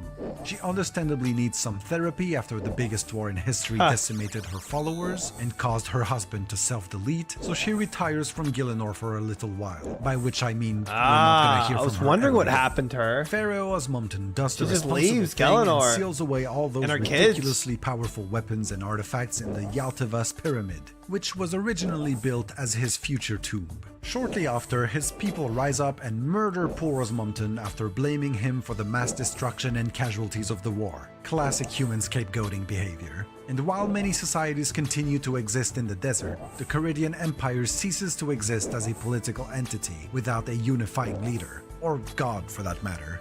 Next, we need to talk about Amascut. Not that long ago, she was just a chill cat girl, and now she's witnessed her brother getting stabbed in the back by guys who might as well be demigods, her dad become a lunar crater, her people go full French Revolution on their leader just because they needed an outlet for their anger, her mother saying "fuck it, I'm out." So yeah, in brief, she's seen some shit. The whole thing becomes her coming of age story, but with the worst possible arc. She goes full edgelord, tries to have a legal name change to the Devourer, and shows she's serious about it by killing everyone she can and consuming their souls, including those who were once her most dedicated worshippers. This doesn't land very well among the Amascut fandom. I think the rebrand was a little too sudden for them. She should probably have hired a PR consultant beforehand. All the Amascut priestesses are like #NotMyCatwoman and unite their power to perform a ritual which has two main effects. First, it binds her to a human form, which severely reduces her power. Dang. And second, it curses her by preventing people from willingly following or worshipping her. Lady Devourer throws a tantrum and responds with the biggest no you she can muster, using what power she can still access to curse the priestesses right back and turn Dang. them into cats. After the whole thing, she becomes afraid of cats and grows an unreasonable hatred towards them. Her brother Ixflorin, being a based cat person, fears for their safety and makes a deal with the Sphinx. He gives him goated superpowers and immortality in exchange for him becoming the protector of cats. This is honestly Did kind of not a weird plotline. There remember aren't this. any major events I want to dive into before we move on to the climax. I of knew the that the second Sphinx age, protected the instead, let cats, me but I didn't know rapid-fire why. all the minor Did ones, not know and the then cats we were can the get to fun priests. part. At some unknown point, another god joins the fray. Bandos, the god of war. It seems like one day he just noticed other gods were beating the crap out quest of makes each a lot other more around sense here, now. and he didn't want to miss out on the cathartic violence. He found a bunch of dumb creatures in a place called Ubiusk, which included such intellectual powerhouses as goblins, orcs, and ogres. He thought they made for perfect soldiers since they mostly lacked the mental capacity These space to understand market that he XLR is a was little just a helper. crazy dude sending them to their near certain deaths. He basically kidnaps all of them and goes to the Feldip Hills to start playing armchair general with his dispensable followers. As far as we know, just for the sake of fighting war forever. Bandos Yeah, gets a solid Bandos! 0.2 out of 10 on the good guy scale. He's basically the bloke your parents always warned you not to talk to. Next, Get 'em! cast your mind back to near the start of the video when I mentioned a land far to the north of the mainland. Out there is the cold northern landmass of Acheron, and somewhere in it is a city we're told is gosh darn cool. It's called Imcandoria, and it's home to some dwarves who think it's so gosh darn cool they've built their I did entire not know that's where identity Imcandoria around it was. and called themselves Imcando dwarves. Those dwarves are all 99 mining, smithing, and magic, and therefore love creating cool metal things and enchanting them to make them all the more gosh darn cool. Records of their history are very patchy, but near the end of the Second Age, they discover what they call a weird idol on an island called the Isle of Garmer. They're intrigued by that thing, Frick so they that make idol, a man. FedEx account and have it overnight shipped back to Imcandoria. It's not clear exactly what happens, but only 3 months later, the dwarves who discovered the idol Yeah, return despair. to Imcandoria and find it empty. Ooh, the foreshadowing. They go to the city temple where they find something. I literally just watched the movie The Substance last night, and it kinda reminds me of that. But I think I'll let them describe it for themselves. Here's a quote from the book Imcandoria's Fall, originally written by one of the dwarves present. The temple was a scene from a nightmare. Piles of bodies, pools of blood, a large globulous mass sat hungrily on a throne of oily black rock. A shock of tentacles capped with claws dangled above its 3 pulsing bulbous eyes. The elders circled the creature, chanting incantations in a strange unknown tongue, covered head to toe in a mixture of blood and thick black sludge. They paid us no attention until the creature noticed our presence and began screaming. A fight soon broke out, and the temple quickly turned into a blaze, the flames leaking the ceiling. The harsh cackle from the elders as they burned pierced our minds with unimaginable terror. I don't know why I did that accent. The Imcondo dwarves deserve better. He tried the But Scotland yeah, accent. Shit's Yep. gone really awry out there, and the remaining Imcondo dwarves agree that their beloved city is now the polar opposite of gosh darn cool, and decide to sail away in search of a new home. Keep all of that little subplot in mind; it'll become important soonish. Also during the second age, the original Emir's Arena gets built, aka the dual arena for us OGs. Give Final Fantasy That's vibes. about it. We don't know when or why or by who. My money is on the Caridian Empire having built it before its collapse. Speaking of Desert Boys and Zaros Bros, after their little round of wanton violence, the remaining Majorat, which now numbered only in the few dozens, were aligned with Zaros. As was made clear by their quarterly performance during the Caridian-Zarosian War, these guys meant business, and many of them rose through the ranks of the Zarosian institutions over the rest of the Second Age. As I said earlier, the Majorat will play a part in many important historical These guys are and always just trying to contemporary team up with events whoever's after the winning. Spectacular introduction They to have Gillinor, no and loyalty there's a surprising whatsoever. amount of named Majorat, but since they only play a part in several mostly disconnected storylines, I'm only going to name them when they become relevant rather than drowning you in weird names that we're not gonna remember. Also, I don't know why it is hard to keep Zaros up with all the felt names. so willing to promote the Majorat into positions of power and authority when literally one of the first things they did on Gillinor was betray someone, but hey, I'm sure that was just a one-off. And for the record, this is not foreshadowing. She cheated on because him, by but she's not gonna definition, cheat on me, foreshadowing right? is supposed to be subtle. Zamorak's betrayal. Yo, Corgi, for the 4 months. Thank you for the 4, Corgi. Good to see you, good sir. Welcome back. What's the ROI on being subbed for 4 months? Looking to cash out for the Vegas trip soon. There is the ROI is you get to watch my new YouTube video. That's out. Huge. Huge. Welcome in, Corgi. Welcome in. Welcome in. Alright, with those notes out of the way, let's explore how the Second Age concluded with a Majorat betraying Zaros. Enter an obscure guy you've probably never heard of, Zamorak.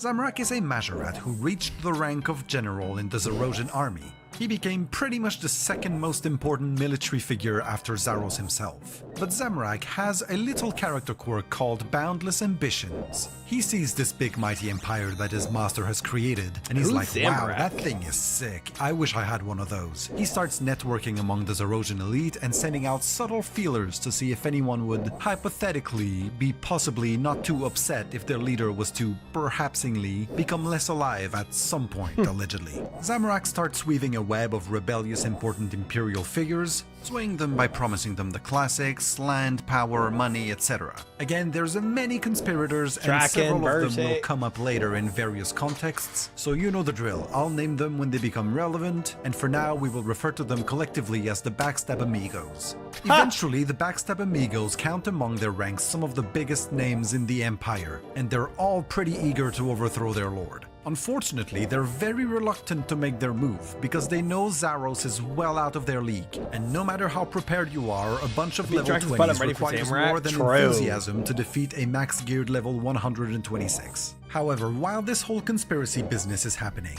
a for now completely unrelated plot is unfolding in the Zarosian Empire. You see, as someone who loves conquest and expansion, Zaros is a big fan of mind-bogglingly powerful artifacts. He's lucky enough to Armadillo. have in his possession 3 of the most Armadillo's unbalanced God items to staff. ever be coded into existence. Now pay attention, because all 3 are important. First is the Stone of Jas. Remember that Classic. one? It's the one whose wibbly-wobbly magic turned V into a Fremenic top G. After that event, it disappeared from the cave on Lunar Isle, and the chain of custody isn't terribly clear after that. But what matters for us today is that by the end of the Second Age, it was in the Zarosian capital, Sentistan. Second is the Elder Horn. This thing is said to be even older than the gods themselves, and to allow its user to exert absolute control over anything, although we never see anyone use it in that capacity, so we're gonna have to take the Majorat's word for it. Yeah, it's interesting. For all we know, they could have just bought it from the dollar store. Lastly, the third one is the Staff of Something. Okay, that's not actually its name, but we don't know what it used to be called at the time, only that today it's called the Staff of Armadil, which may or may not be due to events which have not happened yet at this point of our timeline. So for now, let's forget about this minor spoiler and call it the Staff of Something. Okay, so about this second plot happening in the Zerosian Empire. Yeah, I don't really know the origin of it. We discover during the Curse of the Empty Lord mini-quest, which is kind of like a one small favor-like thing where you meet a bunch of cursed ghosts who send you to other cursed ghosts so that you can discover why they became cursed ghosts in the first place. Meet Valdez. He's an explorer and certified Saradomin fanboy. One day he's out exploring some abandoned underground temple, and bro basically trips on one of the craziest artifacts out there, the Staff of Something, of one paragraph ago fame.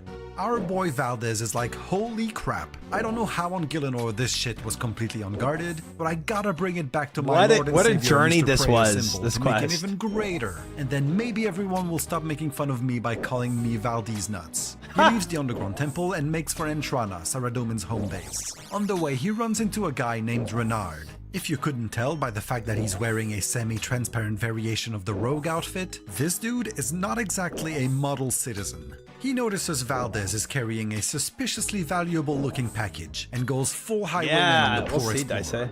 After the obligatory sit kid, Renard picks up the Staff of Something and probably has a very similar reaction to the guy in that one famous clip of the max cash stack coin pouch update glitch thing. He's like, holy crap, I don't know how on Gielinor this legendary artifact of power was being carried by this complete noob, but I gotta bring this back to... Actually, what the fuck do I do with this? Very fair reaction, to be honest. He does what everyone should when pondering a decision that could have far-reaching implications for the future of the entire world. He knocks some shots down and gets completely shit-faced at the local tavern. Among his drinking buddies that night is a part-time Zerosian messenger, part-time crook Renard has employed before, Karim. Drunken Renard confesses to him that he picked up some extremely valuable loot earlier and really wants to find an under-the-table kind of buyer for it. Now, I just said Karim was a Zerosian messenger, but more precisely, he's been a courier for none other than General Zamorak, leader of the Backstab Amigos, and the messenger really likes him, like to a frankly weird degree. Here's a direct quote from him talking about Zamorak during Curse of the Empty Lord. I could see great things in store for him even then. He had a kind of brilliant ruthlessness, and that special kind of vicious streak you see so rarely. Really weird and creepy stuff. I would not want to be sitting next to that guy on a bus. So he figures he should reach out to his senpai Zamorak. A little bit too much of a fan of Zamorak, probably. Staff of Something. But things might not be that easy, as there is a Saradominist spy hiding among the Zerosians who finds out about the drunken fool trying to sell a crazy artifact. Her name is Lenissa, and she wants to quickly inform Saradomin of what's going on. However, there's a Majorat called Lucian who's keeping an eye out for her because he's suspicious of her allegiances. Because of his scrutiny, she very much doubts she can reach Saradomin without blowing her cover. Instead, she takes the less risky route of informing her superior, a wizard named Dalak. She figures since there's heat on her but not on him, he can be the one to inform their god. So Dalak learns that Zamorak may be about to purchase the Staff of Something, but he gets an idea so outrageously brilliant that he will go on to regret it for the next 6,000 years. You see, as a good little spy, Dalak is aware of the Backstab Amigos, and he figures that they only really have a shot at taking Zaros down if they have something like, I don't know, a relic of immense power or something. And so instead of telling Saradomin what's going on as fast as possible, he makes the gamble that helping the Backstab Amigos create chaos in the Zerosian Empire will pay off in the long run. He figures Zaros would sense the staff long before Zamorak can even use it against him, so he secretly casts a concealment spell on it to make sure the traitors can pull off their betrayal before they are discovered. Insane. Meanwhile, Karim meets up with Zamorak and asks if he'd be interested in buying the Staff of Something. Zamorak is like, mate, are you serious? Hell yeah, I want that thing. And before the night is over and Renard can even sober up, he's already sold the secretly magically concealed artifact to the scheming Zerosian general. And just like that, the Backstab Amigos have acquired the solution they were seeking in order to pull off their plan. Not thanks to their competence or strategic planning, but due to a massive string of coincidences. Yeah. Zamorak calls an emergency meeting, and he and his co-conspirators agree they sure as hell will never get a better opportunity. It's time to pull the trigger on this coup attempt. The Backstab Backstab Amigos are all super high ranking and powerful Zerosians, so nobody gets suspicious when they go to the Imperial Palace. They storm it and take everyone by surprise. Zamorak's mates distract Zaros' bodyguards, and my boy Zami lives up to the stupid name I gave his little clique when he plunges the Staff of Something right into Zaros' back. Zaros goes, "Oh, now you've gone and done it. Come here, you treacherous little bastard." And they proceed to have a slap fight. Their slapping levels are pretty even thanks to Zaros having a stat-reducing debuff stuck in his back, but at some point the two brawlers fall in such a way that the Staff of Something ends up impaling both of them. Somehow, this triggers some slightly contrived wibbly-wobbly magic thing that ends up transferring Zaros' power to Zamorak. Power-wise, Zamorak becomes king shit of Fuck Mountain, while Zaros starts slipping into a state of deadness. But before he fades to nothingness, he curses the people who had a hand in his downfall. Although it seems it had little effect on those who are immortal, which was the majority of the Backstab Amigos, so pretty unfortunate for Zaros. It did, however, have an effect on Frick all over those humans all who the had something to NPCs. do with the Staff of Something, ending up in Zamorak's hands though. Hence, the ghosts we meet during Curse of the Empty Lord mini-quest still roaming Gielinor and being unable to interact with the living or proceed to the 7. afterlife. Thus, Valdez the Explorer, Renard the Thief, Karim the Messenger, Lenissa the Spy, Dalak the Wizard, as well as someone I've yet to mention, Vigora, get cursed. Vigora had nothing to do with the staff, he was just another one of Zaros' generals, the only human one in fact, and one of Zamorak's best buds in his plot to overthrow Zaros, so the curse applied to him too. He's also the one who had the Slayer Tower built, that building sometimes being known as Vigora's Folly, and he used to wield a vicious chain mace in combat, which after his death Interesting. ended up in the hands of other Zamorakians until its final owner died and became irrelevant. So that's why it's dropped by them. Sorry I'm speedrunning Vigora's story here, but it's not that long or interesting, so I might as well do it now so we don't have to worry about him ever again. But back to the main event. The Backstab Amigos have didn't know succeeded about in that. their coup and overthrown the god at the head of the world's mightiest ever realm. And things will truly never be the same again on Gielinor, which calls for a new age. The Third Age, or the God Wars. Ah, the God Wars. They're very close to my heart, having been the subject of my first ever lore video, which was the one that put this channel on the map, incidentally. Hi, Very Wilfred. Welcome in. nostalgic. Anyway, you should check it out after this video if you want to dive into the Third Age in much more details than we'll be going into in this one. Like we did last time, let's have a quick... All right, let me see where I'm at now. That's a lot of lore. Let me see. I'm at 872. So we've done over 400 KCs. So we've done 425 KCs now. If we go on this track, where are we? We are nearing the 500 KCs of shamans for the week. So I think we just finish out while we're here. Just finish the vid. That's another 45 minutes. But I do want to finish this 500 KCs of shamans because I'm not coming back this week. We're gonna finish out the shamans here, and then we'll be done with the that for the goals. It was already a lot. It was already a lot of shamans to put on the list. That's like 45 minutes of shamans. We've been doing shamans for 3.5 hours now. 3.5 freaking hours. Also, Red Rose, thank you for the follow. Welcome in. We've been doing shamans for a long time. This is don't give me that meme, bro. That meme is ridiculous. Don't give me that meme. You can do that meme to anything in this game, and yeah. I don't know how you can stop a vid halfway through. You crazy? Well, it's like I'll keep watching it, but it is a good stopping point, to be fair. First age, second age, and third age. 3 hours plus 45 minutes soon. Yes, that's yes. We will do another 45 minutes to get the rest of these shamans. Need this one.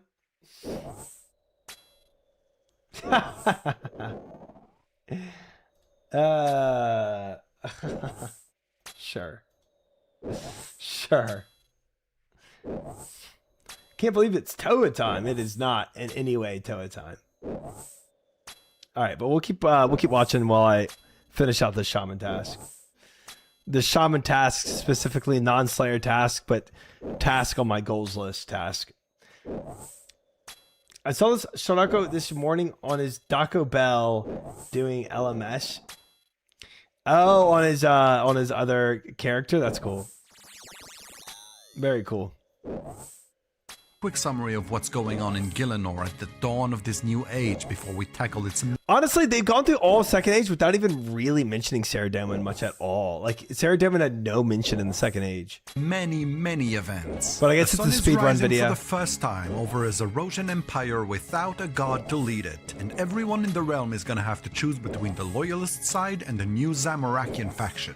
The Empire is squeezed right between the two main Saradominist strongholds, the island of Entrana to the west and the Ician-led kingdom of Hallowvale to the east. To the south, the Caridian Desert is very much fractured and weak compared to what it once was. It's now for the most part a bunch of independent communities, and compared to other areas, the gods aren't doing much at all to help the people there. Tumekin's 4 avatars are doing what they can, but as gods go, they're pretty puny. And as for Icthlorin, he's a little bit on the busy side dealing with his sister Amascut, who, as you'll recall, woke up one day and chose violence. Seren still hasn't been properly socialized after all this time and refuses to engage with her divine peers, content to play with her elven dolls in the western corner of the continent. And Armadil and Bandos are both still there, and both still mostly irrelevant for now. Yeah, they really haven't done Early Third Age anything. events.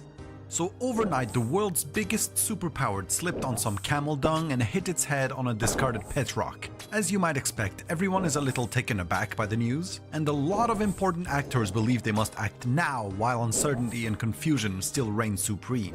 Saradomin and Armadil go to Sentistan and have a little chat with Zamorak. On the one hand, they're pretty stoked that their greatest threat has been yeeted from existence, but on the other hand, they're not very stoked that Zamorak yeeted a god from existence, because that means they could be next. They tell their new bro Zami that they're really glad he had his little fun, but it's time for him to piss off. Zamorak gets banhammered from Gielinor, and the two gods share the content of his loot key.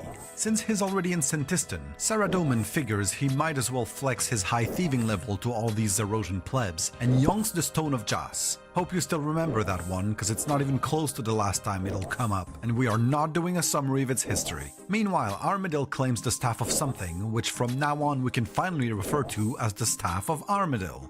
Now it's time to introduce someone important, Perseria.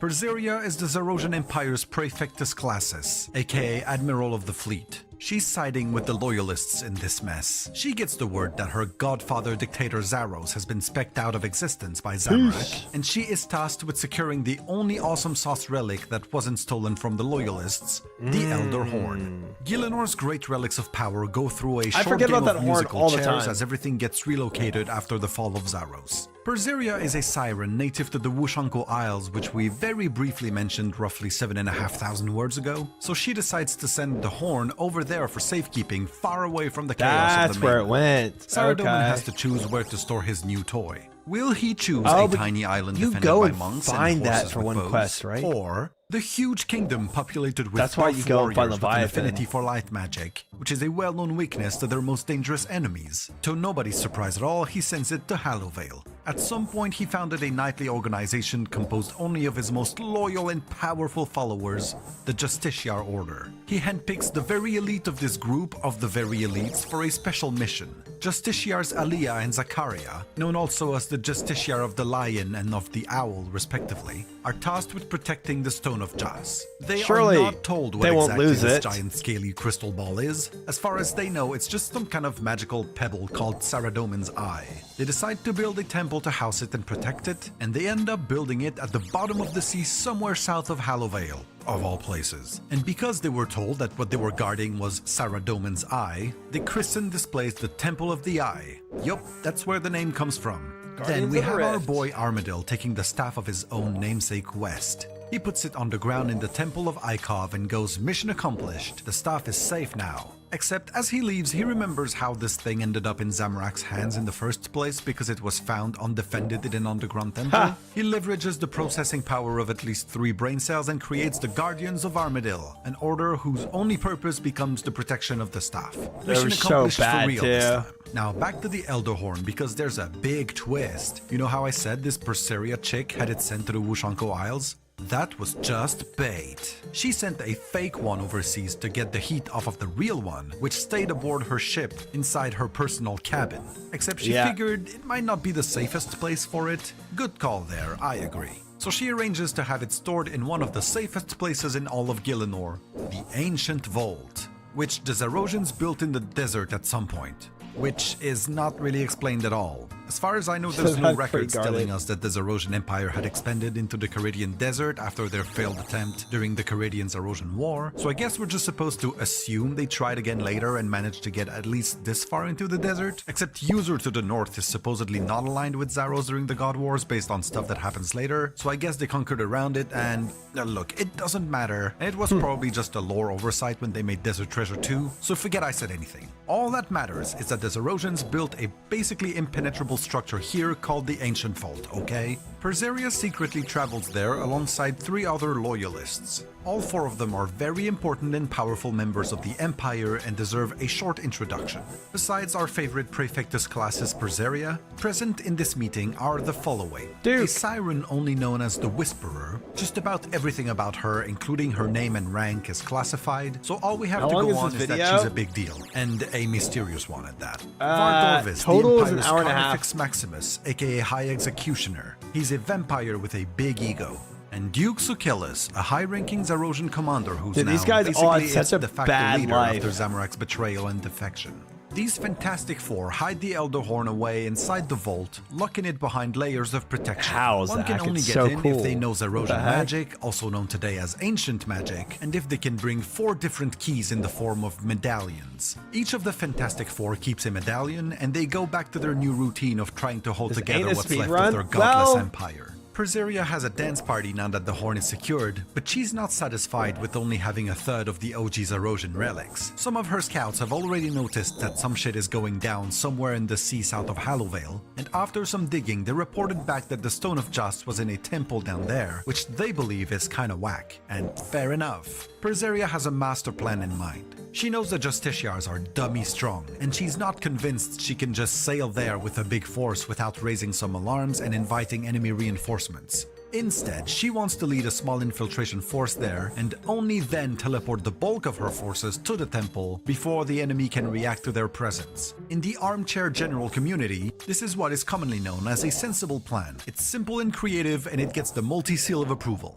She does manage to slip in with a couple goons and the Battle of the Eye begins. But the other well-known thing in the armchair general community is that no plan survives contact with the enemy. She casts her teleportation spell to summon her army, but fails to take into account how powerful a plot device the Stone of Jas is. It warps the spell's magic due to dramatic storytelling reasons, and instead it opens a portal to the Scar, a really ugly, stinky, and dangerous part of the Abyss, which is basically a weird dimension between dimensions holding all of those other dimensions together. Hope you're still following. Abyssal creatures start flooding the temple and all hell breaks loose. But the Zarosians all start retreating back to their storyline. ship and regretting having gotten out of bed that morning, while the Justiciars are kinda left holding the bag. The portal swallows most of the Zarosian ships, RIP Zarosian Navy. There's a lot of different storylines does in the manage game, to somehow use the magic of the Stone of Jas that to aren't close the connected to portal. other storylines. Again, very potent plot device, that thing. When the dust settles, she realizes that Saradomin's eye is obviously no longer safe in this all place, in Desert since Treasure 1, 2. the rift might reopen at any point, and 2, somehow their enemies got Sliss- wind of its Sliss location.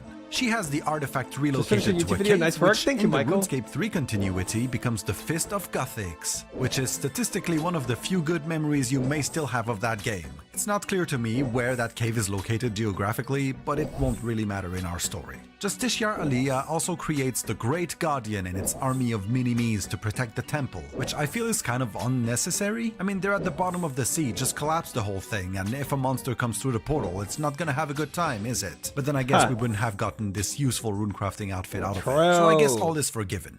Now that we've resolved what happens to Gilinor's OP artifacts early into the Third Age, time to cast our eye northwest. In this little forlorn corner of, at the time, Fortin 3 province, but today deep wilderness, lies an odd shrine, which reminds me of that one average X fan versus average Y enjoyer meme. There, the Majorat go through a rare and weird ceremony called the Ritual of Rejuvenation. The specifics are vague and mysterious and apparently have something to do with But they have to kill a planetary Maserat alignment. to do But it. whatever unsettling shit goes on there, we at least know that the point is to help extend their lifespans by sacrificing one of them in order for the other Yep. ones to get stronger and restore 07. their life force. Easy access to the shrine was great news for the Zerosians when the Maserat were all on their side, but now there's a bunch of them siding with Zamorak's rebellion, and suddenly it's no longer such great news that traitors can go and have a metaphorical sauna and massage there. The Loyalists must be really pissed at the Maserat because they send arguably their most powerful asset to secure the shrine, Nex. She's this slightly unsettling chicken mutant thing, and is so strong that many of her enemies think she's straight up invincible. She leads a small force to the shrine so that only the Maserat loyalists kinda wishes can there have was, like, access a to the ritual historian's of scale. rejuvenation. But Saradomin As you learns of start this learning and everything thinks about it Galanor, could which be a at good 99 you can pick opportunity one of to the get gods' rid of powers this for pretty PvE. frightening threat. He sends some of his Historian's warriors to gonna the be ritual crazy. site to enact a genius plan, which probably sounds a lot less genius to the poor mofos who will actually have to carry it out. Their mission is to bait her ass into a large cavern some way south and imprison her there with a magical enchantment that will seal her within. And it works. She takes the lure, goes into the cavern, and gets magically sealed inside the deeper part of the cave network, where everything is also frozen so the Zerosians can't Interesting. try any funny business to get out of there. Hooray! Except a whole bunch of Saradominists die for the sake of this clever ploy.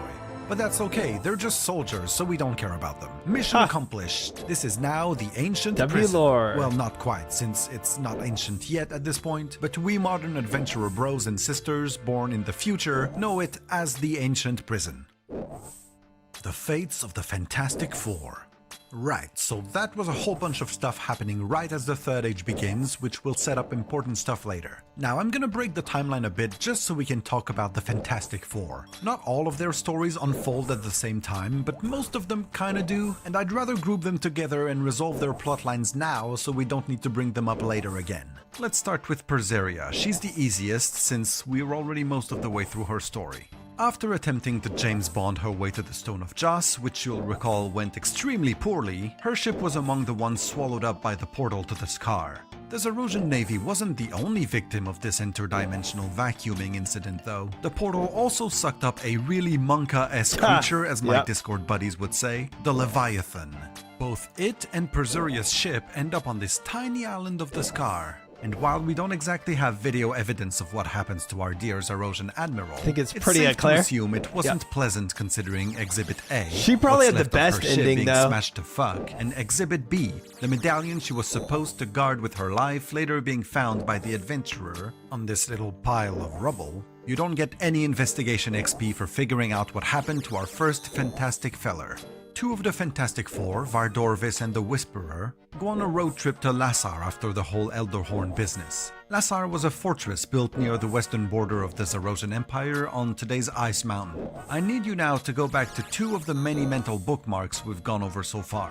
First one is Slisky, the deceitful Majorat who Classic. first convinced his tribe to defect to Zaros in the last age, and second is the Imkondo dwarves who were uprooted from their ancestral homeland after that mysterious idol thing they found led to some really unsettling shit over there. The Imkondo dwarves are tight with Saradomin, and he offered them Lassar as a new home for their race in exchange for taking it themselves from the Zerosian loyalists stationed there, which, when you think about it, is a really crap deal. Take the thing by yourself and I'll let you keep the thing? It is What is so Saradomin crap. even offering here? Anyway, the Imkondo halflings besiege Lassar, and this is a pretty significant historical event, so let's do a roll call for the important figures present. On the Zerosian side, we have two of the Fantastic Four stationed here, Vardorvis and the Whisperer. The ultimate authority in Lassar is an unnamed High Magister. He's not important personally, but the fact that he's the one in actual command is. Also present is our treacherous Majorat Slisky. We'll get into why he's here in a moment, but first let's see who's important on the sieging side. The commander of the Imkondo dwarves is Yonrith Lovacane. He's not really important yet, and there's no other dwarf of note. So Slisky is here in Lassar because the Zerosians did a bunch of deep excavating under the fortress and found some kind That's of on the weird Warhammer. 1 in 6,000. That shield left half was 1 in 6,700. And I got that over the Warhammer. which piqued Slisky's interest. The totem had some unspecified magic about it that seemed somehow related to the Shadow Realm. But Multi, what's the Shadow Realm, I hear you ask? For the most part, it's another plot device. It's gonna come up a few times. It's basically a parallel dimension we are told is full Yeah, of I'll see unspecified some. power and really difficult to access or study properly. The point is, Slisky is convinced that this totem thing can help deepen their understanding of the Shadow Realm and even potentially tap into its vague power based on something. I don't know. That's also why the Whisperer is here. She's an enigma wrapped around a mystery, or however the saying goes, so obviously she's an expert on the Shadow Realm, and Slisky has called for her personally to come investigate this totem because this story wouldn't be nearly as interesting without She, some doesn't kind of do crazy too well on this. scientist-style research going horribly wrong. Now, there's something here that makes no sense to me, so by all means Such a enlighten vibe, me in the Snolf. comments if you know. But for some reason, Slisky is convinced that the Imkondo dwarves are here because the artifact under Lassar is the same one that led to the fall of Imkandoria. I don't know if I missed a piece of dialogue or what, but I have no clue where shield that left belief half. comes from. Crazy. I mean, he's not even completely wrong, but in any case, he I am thinks the still. dwarves are here not to take over the place, but to get to that thing. And he tells the Whisperer to get into crazy scientist mode and to take any resources she needs to extract whatever it is they're trying to gain from it. However, some of the Imkondo dwarves leave mid-siege for unexplained reasons, including their commander Yonrith Lovakain. You also don't score any points for guessing where they end up going. When I introduced Vardorvis earlier, I mentioned he had a bit of an ego, and here is the reason. He notices some of their enemies are piecing out, and he's convinced himself in his mind that he's a real macho vampire and that his prey can never run away from him. So he takes it personally and leaves Lassar just to go after those dwarves he has no personal investment Classic. in. Kinda whack if you ask me. We'll resolve their story after we're done with Lassar though. Eventually it becomes clear to the Zerosians that they ain't winning this siege, but Slisky still has a bee in his bonnet about this whole artifact thing, and the lack of results from the Whisperer's research is making him a little angsty. He orders every effort be diverted to the totem study, and that the Undercity be completely sealed off to buy them some time. Except the city's High Magister is like, hey, hold on a minute there, brother. I'm the one making the calls here, and I'm not really into this plan of yours. The Whisperer is unimpressed by his legal authority, and Max hits his ass all the way to Death's domain, then murders the entire research team as well. I'm not actually sure why. You'd think that'd be pretty useful if you're trying to research something, but that's what she does. Now that the legal hurdle is out of the way, the Lassar Undercity gets sealed, and the Imkondo dwarves take over the upper parts. They found their first mainland city, Camdozal, and live there for generations without realizing there's some really creepy shit going on deep under their feet. The Zerosians who remain there are completely cut off from the world, and slowly the artifact reveals its weird magic as being a level 100 passive corruption spell. One after the other, the poor souls stuck there succumb to its influence, and they all begin to worship it. They collectively become a Lovecraftian cult called the Silent Choir, and all pass So away freaky, worshipping bro. the totem to death. Pretty That's grim such stuff. crazy The Whisperer lore is with uber that. powerful and uber strong-willed, but even she starts losing her mind to the totem's influence until one day she just submerges herself in the city's sunken cathedral and goes into the magic equivalent of cryogenic sleep. Also, she of course still has her ancient vault medallion on her. Now about those deserting dwarves in Vardorvis. The dwarves head west and still continue going west even when they hit the ocean. They travel overseas and end up in Zea, a continent that's completely uninhabited. They found the stamina bridge. More on that later. The Imkondo dwarves found their first city on Zea, Lovakain, while Vardorvis sets up camp 7 near Wonder today's Bean. Stranglewood, along with some Venators he brought, who are elite Zarosian archers and scouts. You might be familiar with their physics-bending bows. While scouting around, a Venator finds a strange plant which he brings back to camp to show it to his mates. It beats me why he thought finding a new plant on a new continent was that noteworthy, and when he comes back to camp, Vardorvis is just as thoroughly unimpressed by the local vegetation. However, the plant somehow gives him an unknown infection of some kind, but it doesn't seem to affect his health in any way, so he shrugs it off and returns his focus to silencing his screaming ego.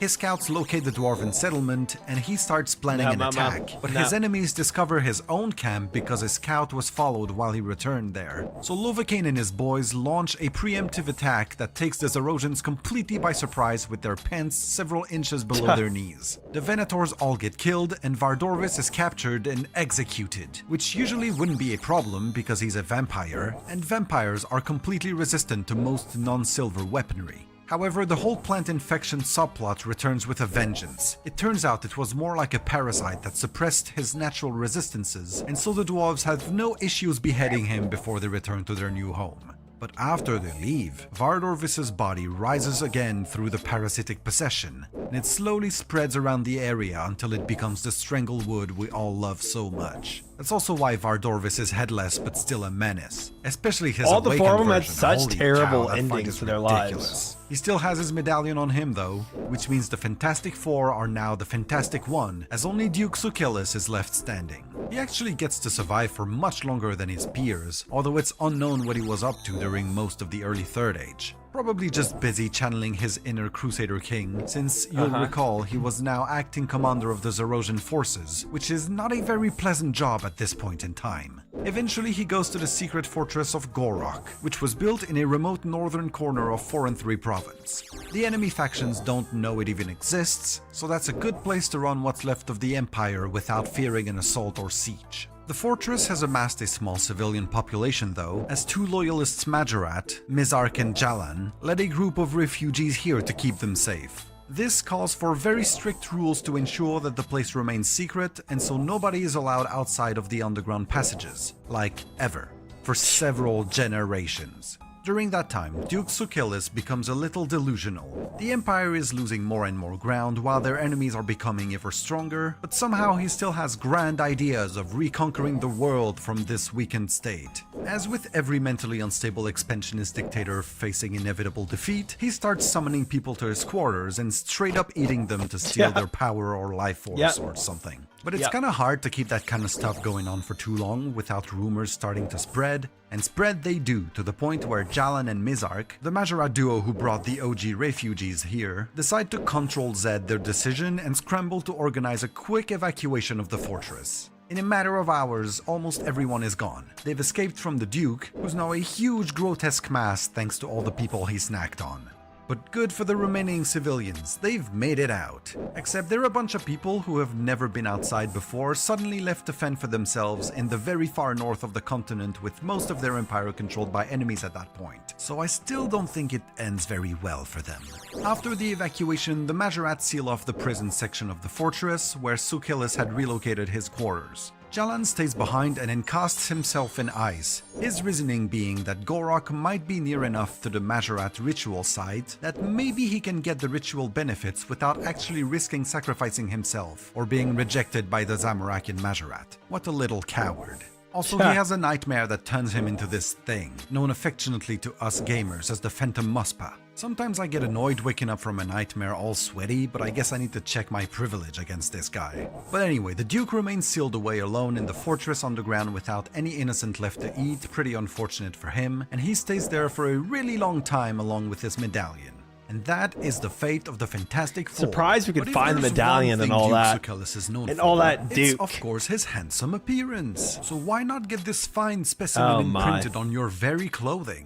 Allow me this short little aside. During my Raids lore video, I promoted these incredible visual designs by a talented artist of the OSRS community as a way to thank them for helping me during the production. And since it led to many of you getting some merch from them, we've teamed up once again. Even if you're not interested in merch, check out the designs at least. They're Dug deep genuinely into really Duke. well done, and if you are interested in merch, you can use the code MULTI15 for 15% Dude, off all while 4 of these supporting a guys had fellow such OSRS terrible adventurer. stories, man. And Like, just their ends all-around were great awful. guy I've known for years. Just make sure to use the code. We wouldn't want for you to At least not the get a Admiral discount, Captain girl, and for me like, to not had get a- a little cut. Had Let's return to fought the to her early death. Third Age. Zamorak's return. Specifically, let's return 7 years after Zamorak's banishment. He returns to Gielinor bigger, badder, and stronger than before, and leading a bunch more troops. Congratulations, Gielinor. The God Wars are now properly upon you. There's a whole laundry list of other Third Age events I want to talk about, but from this point on, you can assume that the background for all of it is as follows. Constant warfare, mainly in the form of a free-for-all between Saradomin, Zamorak, and the remaining Zerosian loyalists. Yeah. What's left of the Empire slowly gets torn apart, Saradomin and Zamorak even sometimes forming temporary alliances of convenience just because they hate Zaros a bit more than they hate each other, so hey, they might as well. As the God Wars progresses, most of what was once the Zarosian Empire mostly becomes Zamorakian territory, and what's left of its original population gets squeezed south into the desert. This is more or less what happens in the following thousands of years, so just keep it in mind so I don't have to come back to it as we zoom into specific Third Age events of note. And thank you for your cooperation. Also, as the God Wars turn fully apocalyptic, a bunch of surface species look at the unfolding chaos and just peace out on the ground. For example, the gnomes don't even like any of these warring gods, so they peace out as deep down they're into Gothics. You might have noticed there's a bunch of big caves around gnomish settlements. It's probably because they only return to the surface in the Fourth Age. The dwarves don't even like any of these warring gods either, so they peace out as deep down they're into rocks and minerals and that kind of thing, I think. They build their great city of Keldagrim deep underneath the mountains of the Fremenic province. A lot of them also flee west across the sea and join the glorified refugee camp that is northern Zaya and Lovakain at the time. The Dorgashun don't even like their own god, telling them to go kill themselves on enemy spears for his own sick war fantasies. Very entitled of them, I know. So they peace out as deep down they're into pretty much anything that isn't that. They desert and go hide in a hole, but there's an earthquake at some point and they're sealed off there for a really bloody long time, during which they slowly build their current culture and society in their iconic city of Dorgesh Khan. For their part, humans are kind of an anomaly in that their race is extremely spread out, both in terms of geography and allegiances. Many of them actually are into being told to go on the battlefield and die. Some aren't so much, but have no real say in the matter. However, others have the luxury of being able to lose everything they've ever owned to embark on a perilous journey west across the sea to settle in a new place where they have dick all, but at least aren't under threat of being annihilated by a random army every morning. That's true. Fucking 1%ers. And so Lovakain gets a couple new city friends when human refugees found Piscarilius and Archaeus. Don't worry, I haven't forgotten about the other two, they're just created later. Also, Corinth as a political entity isn't a thing yet, and the cities will not unite until at least 4,000 years. So until then, if I use the term Corinth, it's just to refer to the area of modern-day Corinth.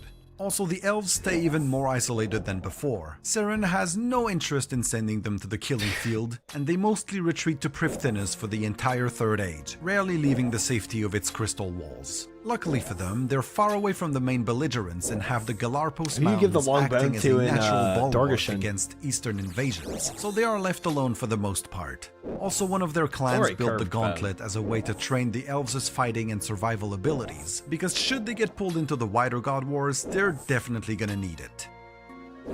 The Fall of Hallowvale. With the general premise of the God Wars established, it's time to have a look at its next major event, the invasion of Hallowvale. Some backstory first. Vampires come from their homeland of Vampirium. They used to live a tribal existence until Zaros dropped by and pushed them to adopt a more civilized lifestyle. Next thing they knew, they still mostly had a tribal lifestyle, except now there were 8 houses rather than a bunch of tribes. How civilized of them. One dude, Lowerniel Vergidia Draken, which by the way, in my God Wars lore video I pronounced it Draken instead of Drakan, and nobody felt the need to correct me for that one. Kinda sus that so many people only cared about Slisky's name being butchered. I bet that snake has spies all over the internet. Anyway, this Draken feller sees the chaos resulting from this restructuring of the vampiric society, and he uses the occasion to unite his own house of Draken and conquer the other 7 houses, thus becoming the vampiric top dog. Eventually, the vampires follow Zaros to Gielinor, but Lowerniel later becomes part of the Backstab Amigos, and since he's the godfather dictator of all the vampires, their entire race is aligned with Zamorak now. As with many of the other prominent Backstab Amigos, Lowerniel was convinced to join the conspiracy against Zaros through the various cliché promises mentioned earlier, land, power, titles, etc. But he has an advantage few of his old co-conspirators have: an entire species of creatures born violent killers, with a list of immunities longer than that of the Cape slot table on the wiki. Instead of twiddling his thumbs until Zamorak rewards his good boy behavior, he decides to go kick some ass himself and surprises basically the whole world by invading one of the most powerful realms on the continent, the Kingdom of Hallowvale.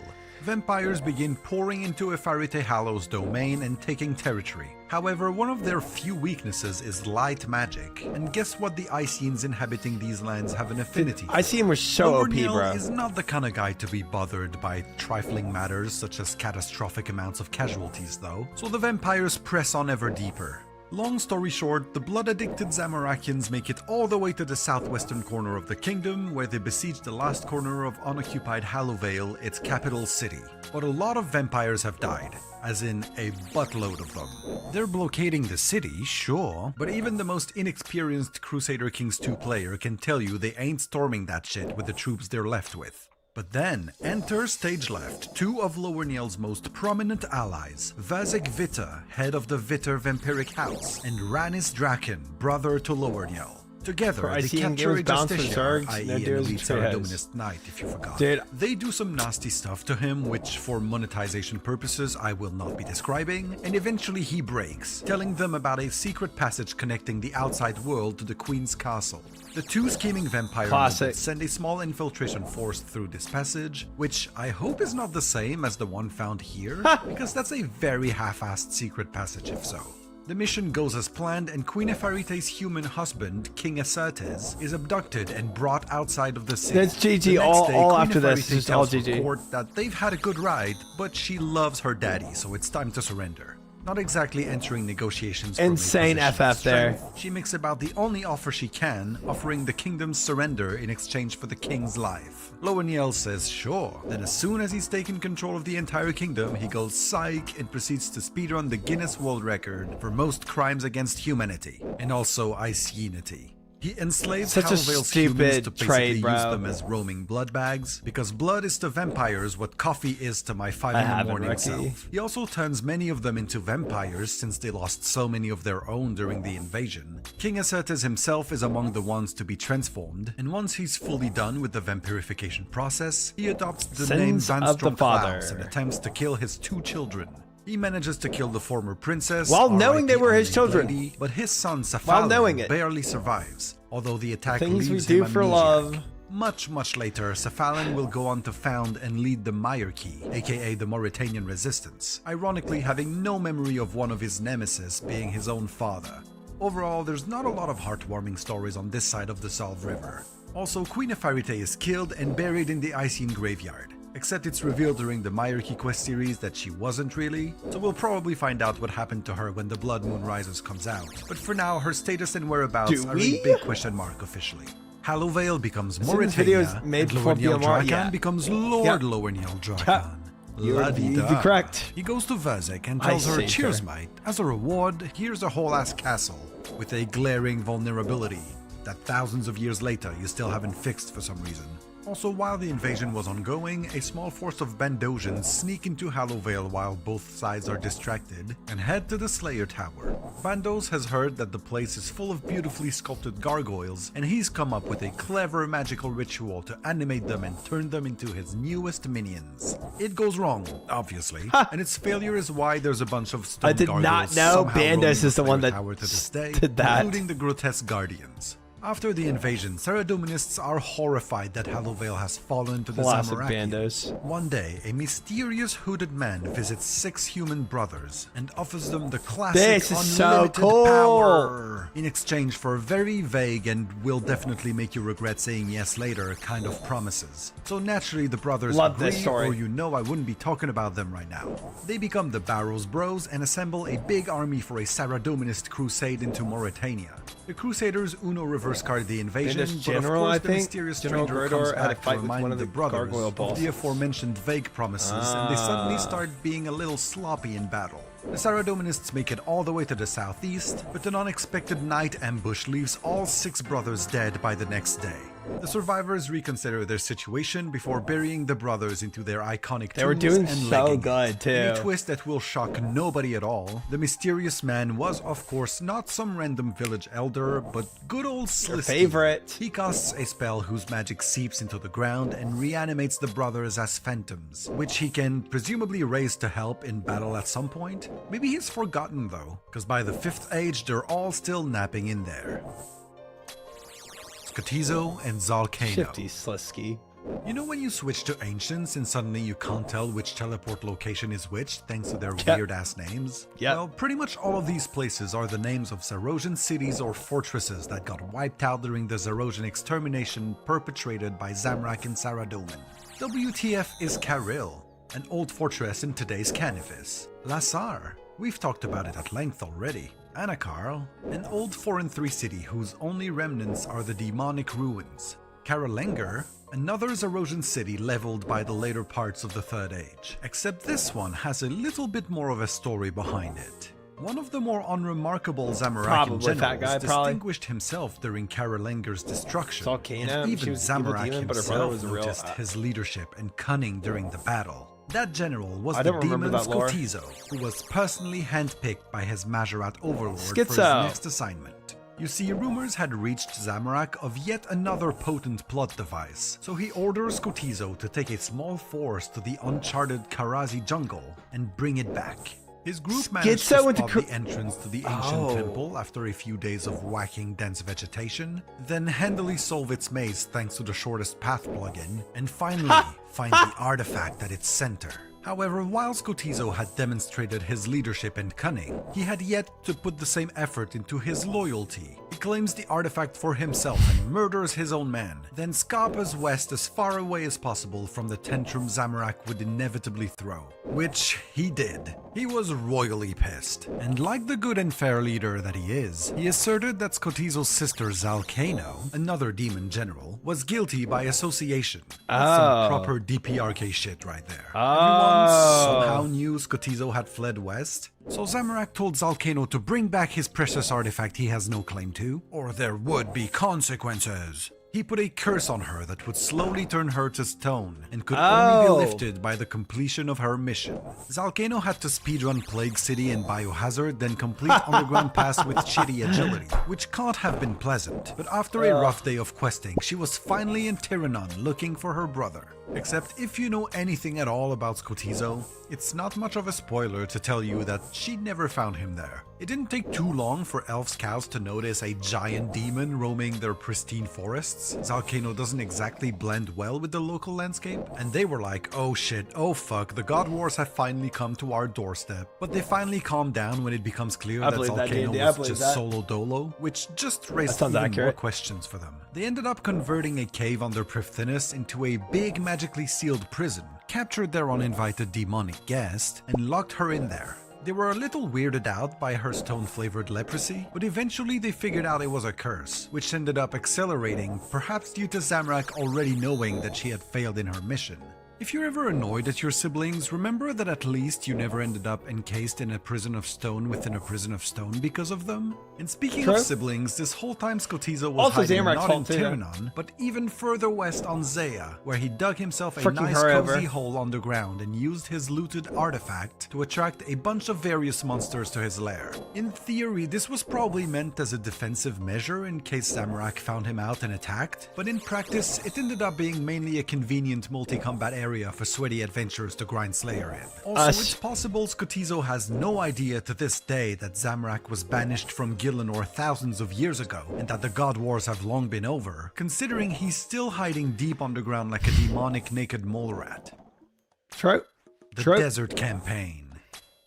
Attention all passengers, we are now entering the late Third Age. At this point, the few remaining Zarosian loyalists are hiding in the Caridian Desert. By far their greatest remaining asset is a Majorat called Azanadra, whom Zaros had handpicked as both a general and Pontifex Maximus, meaning Chief High Priest. He's extremely powerful even by Majorat standards, enough for both Saradomin and Zamorak to loop the panic emote just thinking about attacking him.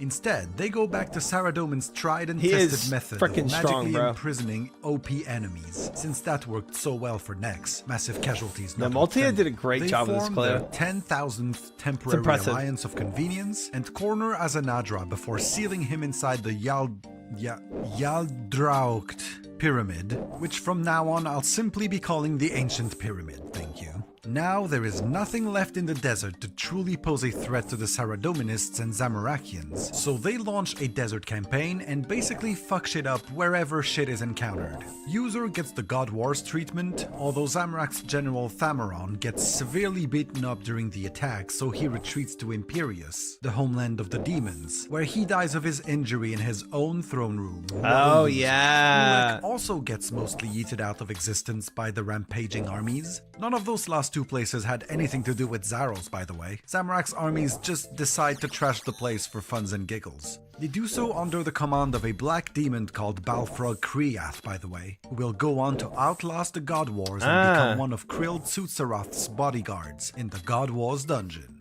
The more you know. They stop short of wiping out Menaphos and Sophanim though, so maybe by the time they reach them, they finally realize that they're long done with their goal of wiping out the Zarosians. Interesting. The devastating finale. There might There's be a Barcelona lot somewhere more out stuff there, going on somewhere, during the somehow. Third Age that I could talk about, but much of it relates to things we're gonna get into later, so let's keep it more convenient for me and pull up our time machine to go back when we need the context for something. This section is already way longer than I was hoping for, which to be fair is more He said the rule speed than the running? exception Look where we're whenever at I'm now. writing anything at all, but still. Fast forward to near the end hour of and the 25 minutes. 4,000-year-long God Wars. There's next to no trace of Zaros left. In fact, who's even Zaros? Never heard of that guy. Most of the mainland is a battlefield between the two remaining great powers, Saradomin and Dude, I swear, Armadillo never comes up at all, bro. Unless you're in God Wars Dungeon. Zamorak. Except one of them is clearly greater than the other.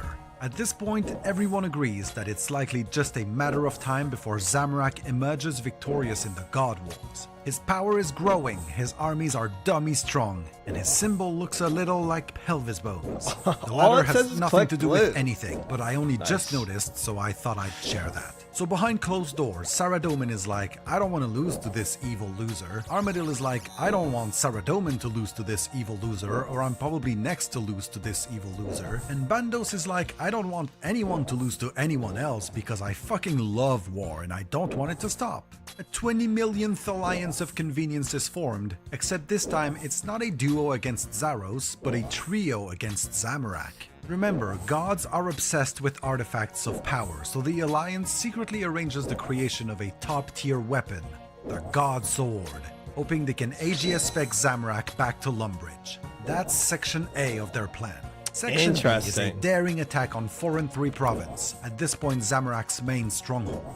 They hope the whole thing goes as follows. A huge combined allied army launches a surprise attack aiming straight for Zamorak himself. Some Armadillian aviancies will fly the ace up their sleeve to the battlefield, and a tick-perfect Godsword Gmol combo will secure their success. But what do we know about plans, kids? That's right, they never survived Look at the contact wilderness with and the tell me that enemy. goes well. Correct. It seemed Zamorak had prior knowledge of at least part of the plan, because while his armies do seem unprepared for the big push into 4-3, he likely was aware of the Godsword's existence and the route through which the aviancies were going to bring it to the allied army, as the delivery groups gets ambushed by demons in the mountains west of 4-3. They know they can't let the Godsword fall into Zamorakian hands, so they hastily call for reinforcements and look for a defensible position they can use to hunker down until the cavalry That's how they arrives. get there. When the allied armies learn of this development, they start sweating profusely, and each sends a detachment west led by D&D. some of their strongest warriors. This, of course, includes Commander Ziliana for Saradomin, Only weird that you said it, Kriara Ketamine. for Armadil, and General Grardor for Bandos. I assume Zamorak also sends more troops their way, because there's a lot of Zamorakian minions in the God Wars dungeon that wouldn't exactly pull their weight in an ambush against enemies they know will be flying. But why do I even bring up the God Wars dungeon? you Zooming ask? in on the imp is Actually, hilarious. You don't ask that, because you're smart enough to know where this is going, you clever cookie. The aviancies protecting the Godsword, of course, end up in a huge cave with a big temple, aka the Temple of Lost Ancients, aka the place with the ancient prison where Nex was imprisoned over 5,500 words ago, aka Poor the imp. God Wars dungeon. This cave must be going through a big identity crisis with all these different names associated with it.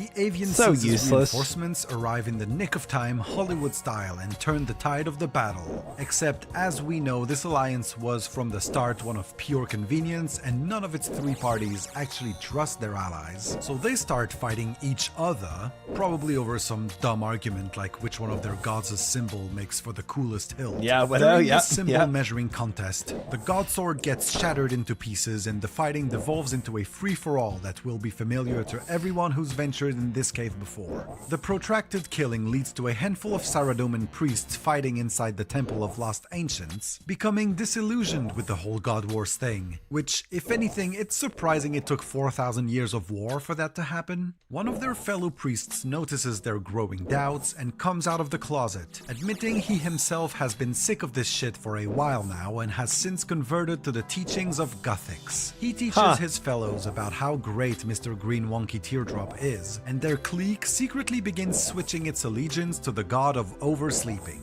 Their new leader, This is i.e. all the gonna be on one the who midterm, told yep. them about Gothics in the first place, says he once found a ritual to awaken Gothics himself, but he was not powerful enough to perform it on his own.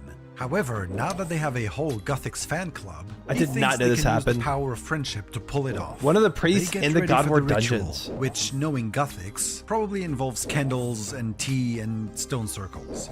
They finally pull the trigger, and what do you know, the Mad Lads have done it. They've awakened one of the most powerful entities to ever grace Gielinor with its presence. Except that's not Gothics. The ritual thaws out the ancient prison and unseals it, freeing a very angry Nex and Zerosian army. Yep, who would have thought? Turns out this fishy Saradomin priest turned Gothixian was actually Slisky, manipulating his enemies to unfreeze his homies. That trick never gets old. The former priests Classic don't live long Slisky. enough to regret straying from the light of Saradomin. Yeah, I and do Nex remember steps this out of now. the ancient prison and comes face to face with the most confusing scene in Gielinor's history. But she shrugs it off and decides to add a fifth player to the free-for-all. What happens next is almost comical.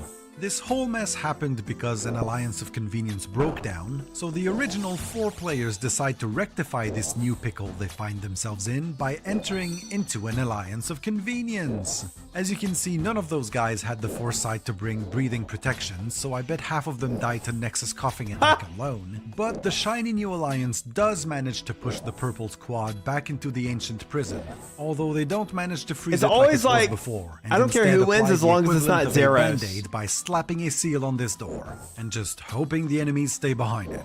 Mission accomplished. Nex is subdued once again. Everybody's always and you fighting better each other until believe that Zeros the next hits the step is scene. to throw the alliance out the window and resume. And then the they go back to what infighting. they're doing. Back on the surface, though, the alliance is still holding this whole time, and their combined army is managing just fine without their secret weapon. So much for that. They continue their mad push towards Zamrak's position until he's cornered and kinda buggered. But instead Surely, of coming D&D. out of hiding, brandishing a white flag like Kind some of is filthy bullying. Saradominist scum, he picks the second most reasonable option and goes boom. He channels the power of the Stone of Jas, which I thought was supposed to be in Dark Mayor, but whatever, maybe he had it moved, and unleashes a level 17,000 fireball that wipes out Gielinor's most prosperous province. R.I.P. 4 and 3.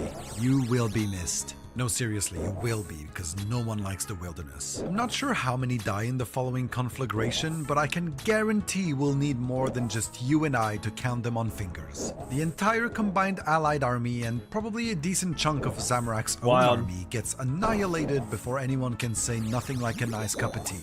All that's left behind is a region that will forever after give constant headaches to those doing clue scrolls and Mage Arena 2. Something crazy and severely overdue happens due to this, though. Gothics is awakened by the sound of several ICBMs worth of nuclear payloads outside. You know when you set out to have a nice, refreshing 25 minutes nap, but when you come to it's dark outside, both your lower eyelids feel like you have Anna in a barrel attached to them, and you're not so sure which decade it is anymore? Imagine that level of grogginess, except your nap lasted about 6,000 years, and in your sleep your neighbors have turned your beautiful garden into an open-air latrine. That is the state Gothics finds himself in when he steps outside into the super cool world he discovered and lovingly shaped over thousands of years, only to find it looking like this. This And this. He gets hit by anger issues the likes of which no therapy in existence could contain, and tells all of these He went to young sleep punks before to get off the other his gods lawn, were even there. By which I mean he banishes all other gods from Gielinor and imposes the Edicts of Guthix, which is a fancier way of saying that he threatens to completely annihilate the world if the other gods pull any kind of bullshit ever again. Saren approaches him with a warm smile and tells him, thanks for saving the world. These guys royally fucked things up, but finally we can return to our peaceful world building like the good old days. Guthix, though, is having none of it and is aggressively pointing towards the exit. Elf curse or no elf curse, y'all mother-flipping gods are leaving Gielinor, he says. This puts Saren in the uncomfortable position of choosing between her own life or the species to which she dedicated her whole life. In the end, she tragically yeets herself, shattering her own body into tiny crystals so that her body can remain on Gielinor and sustain the elves' Crazy. lives, even after death. Rest in peace, Saren. I, for one, deeply appreciate your sacrifice, as someone who's used the leftovers of it to get my infernal death. True. Which I definitely did solely as an homage to dear Saren, and not because I couldn't afford a twisted bow. Finally, Certainly all not. the other gods are gone from this world, planet, dimension, plane of existence thing, so Guthix goes and finds a cave to start weeping in now that there's nobody left around to call him a crybaby. If rocks are renowned for one thing, it's their empathy, and so naturally the cave walls get overwhelmed by Guthix's raw display of emotions and start crying too. The cave will keep on weeping for the foreseeable future and become sacred to the followers of Guthix. He promotes a weird snake lady to the position of guardian of his tears and tasks her with only allowing the worthy to drink from them, which Guthix might piss and sound a tears? little bit weird. Which but bowl there's is plenty which of though? real-life Which one religious gives us the rituals that are XP way is the more fucked question. up when you think about it, so I'm willing to cut Juna some slack. She's good people.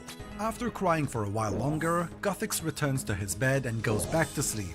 Congratulations, Gielinor, you've made it through your ugliest chapter. Oh, also the God Wars dungeon gets I don't like frozen. that one, Bubble. And also, towards their end, a female Majorat called Palkira, who later dies, gives birth to General Khazard, who is still today the That dude youngest sucks. Majorat and possibly the only one born on Gielinor. Watch out for the scorpion. That's completely unrelated, but I thought it was an interesting fact, so I'm slipping it in here. But with that comes the end of this part 1. W. Sorry I'm speeding it up, but my script got just a little bit out of hand, and I decided this video needed an intervention. I need to warn you that things are gonna slow down in the coming was good. weeks on this channel because we are moving very Guthix is a far true away. Giga Chad? But fear Yes, not, it is. Once that's done, I will be back.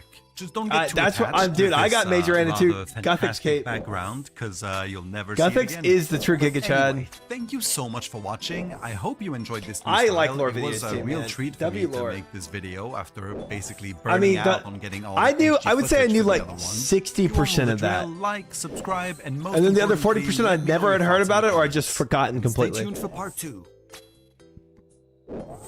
Oh my If you want gosh. to get my videos 3 days early, was holding a updates priest. on ongoing projects, and support my work, do like these handsome devils on the screen and become a channel He is member. also feel bad for And take Guthix. care. I'll see Yeah, you but at the next same time, why are you sleeping for ages? Like, I mean, come on. Like, what do you think's gonna happen out there?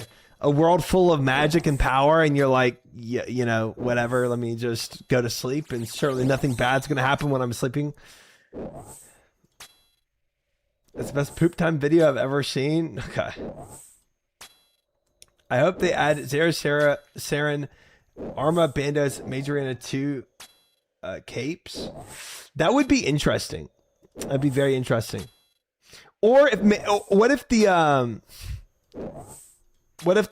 new the Colosseum 2 Inferno 2 for the Mage Cape has one of those gods in it?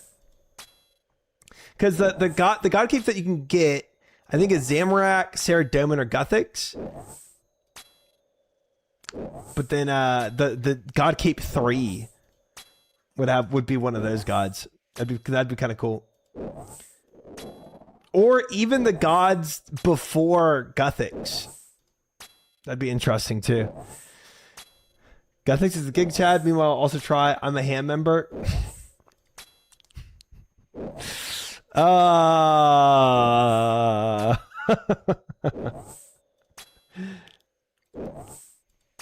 I'm sure Guthix won't find out. Colosseum 2 Inferno Boogaloo. I mean, Colosseum 2 is going to be cool, man. I'm sure they'll make it probably. I bet on next year. I bet end of next year they'll look towards having a Mage Cape 3. How's the hunt for the hammer going? Terrible. I'd take Majorat Mage Capes. That'd be cool too. I vote no on God Cape 3. What, you don't want an Inferno style Mage Cape? You already have a cape. You have a big slot for melee and range already. What's your KC on shamans? Like 1500, I think, or something like that. I was supposed to stop this at 1620, so I'm somewhere in that range.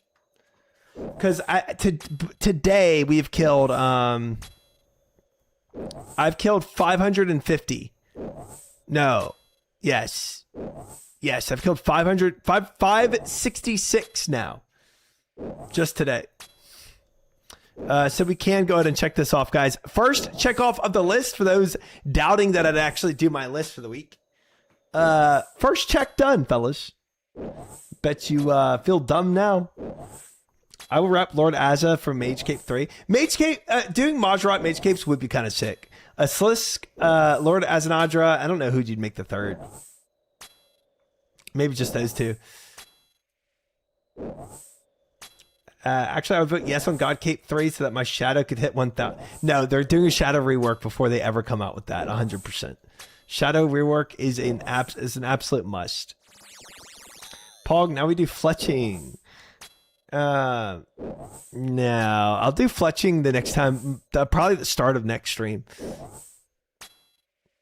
Here, that took me about 7,600 KCs to get mine. Dude, I do not want that, man. I do not want to go that dry. You went 2 times dry on that thing. How do you know we need a shadow rework? Yeah, I pay attention to things. First tech off in 8 weeks. Very nice. No. I almost finished my last week's, except for the reorienting Doom to Yama. New Behemoth video. Do we do? I mean, we could do the Behemoth video. And I could keep working on shamans, but man, I don't know, chat. This is looking pretty doomed. I'm in the new Behemoth video. Oh, Pog. Very cool. This is looking pretty doomed. I don't know. I mean, we've been at this for some time. I think we might just give up on this for this week. It's sad, I know, and I really wanted a Warhammer. I was really hoping it would just kind of happen, but this is pretty cooked. Shaman grind is a pain. It really is, man. It really is. Whether you're doing red Xing or not, the red Xing makes it a little better, but it's still a pain.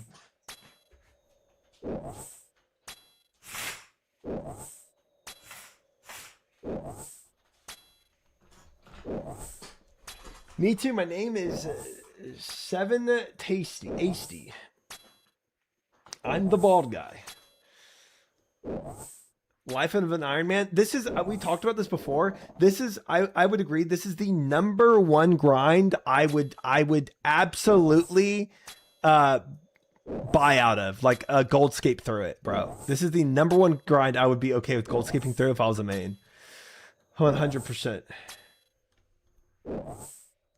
Brother, you're not even on rate yet? Yeah, but being on rate is being in the 34th percentile of unluckiness. You know what I mean? Being on rate is already bad. Like, it's already sucky to go on rate. If I hit average 50%, I'm okay with it. I'm good for it. Sardry.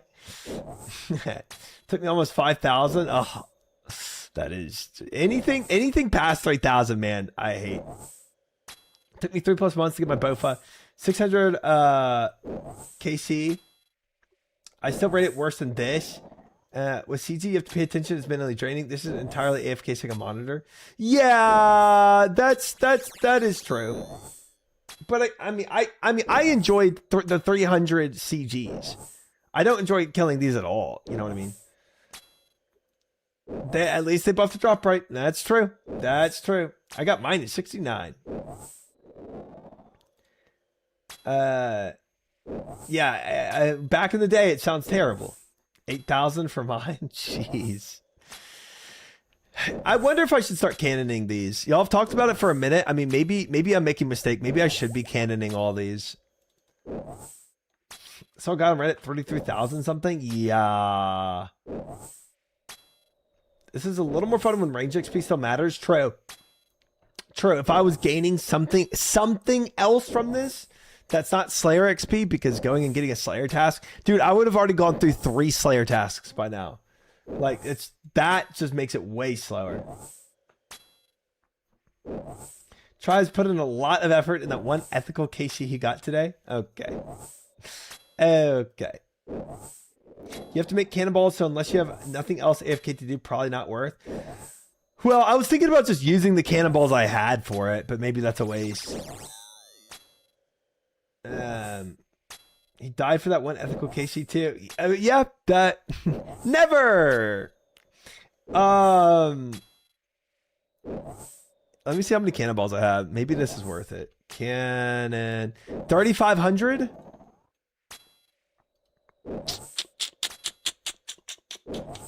I could get a solid 500 kills from 3,500 cannonballs probably. This is fine use of them. This is Slayer is all they're pretty much for, pretty much. Cannonballs are free from core. Free from Doom. 35 cannonballs is like 1 hour. I mean, that's not bad. I mean 1 hour is a lot of, I mean, 500 KC something. It would be a lot harder if you didn't have stream slaves. I don't think that's what they're called. People helping me out is not that. Do it once a week until you get it. We could do 500 a week, every week. But that could lead to being, if I go 5,000 drive, that could lead to being 10 weeks later. 10 weeks later. Easily. If only you had a double mold and 87 sailing together. Yeah, I don't have 87 sailing, and we're far from that. I'm not freaking going for 87 sailing.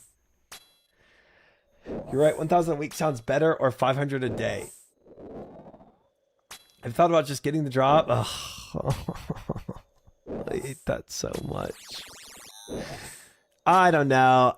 I mean, if we cannon 500 KCs worth, that happens, like I said, in an hour I get 500 KCs, and that's, hey, that's what, 500 over 3,000. The rate is 3,000, so that's 1/6. In 1 hour, I have 1/6 of the rate. It's not bad. And maybe worth spending all my cannonballs. Surprise exam.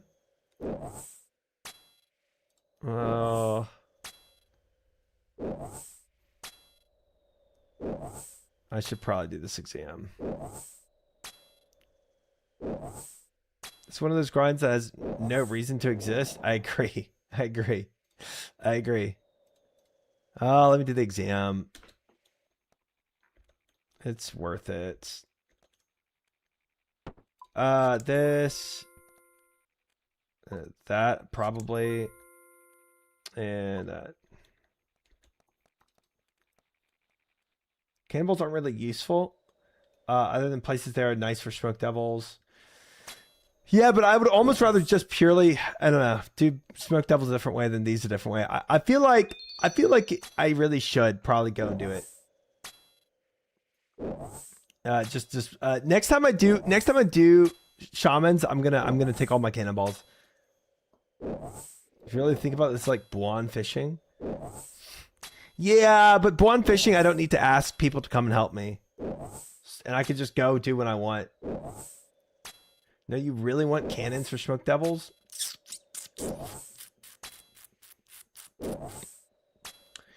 Definitely want a cannon for smoke devils, but you don't really need that many balls. It's just to gather them up for barrage.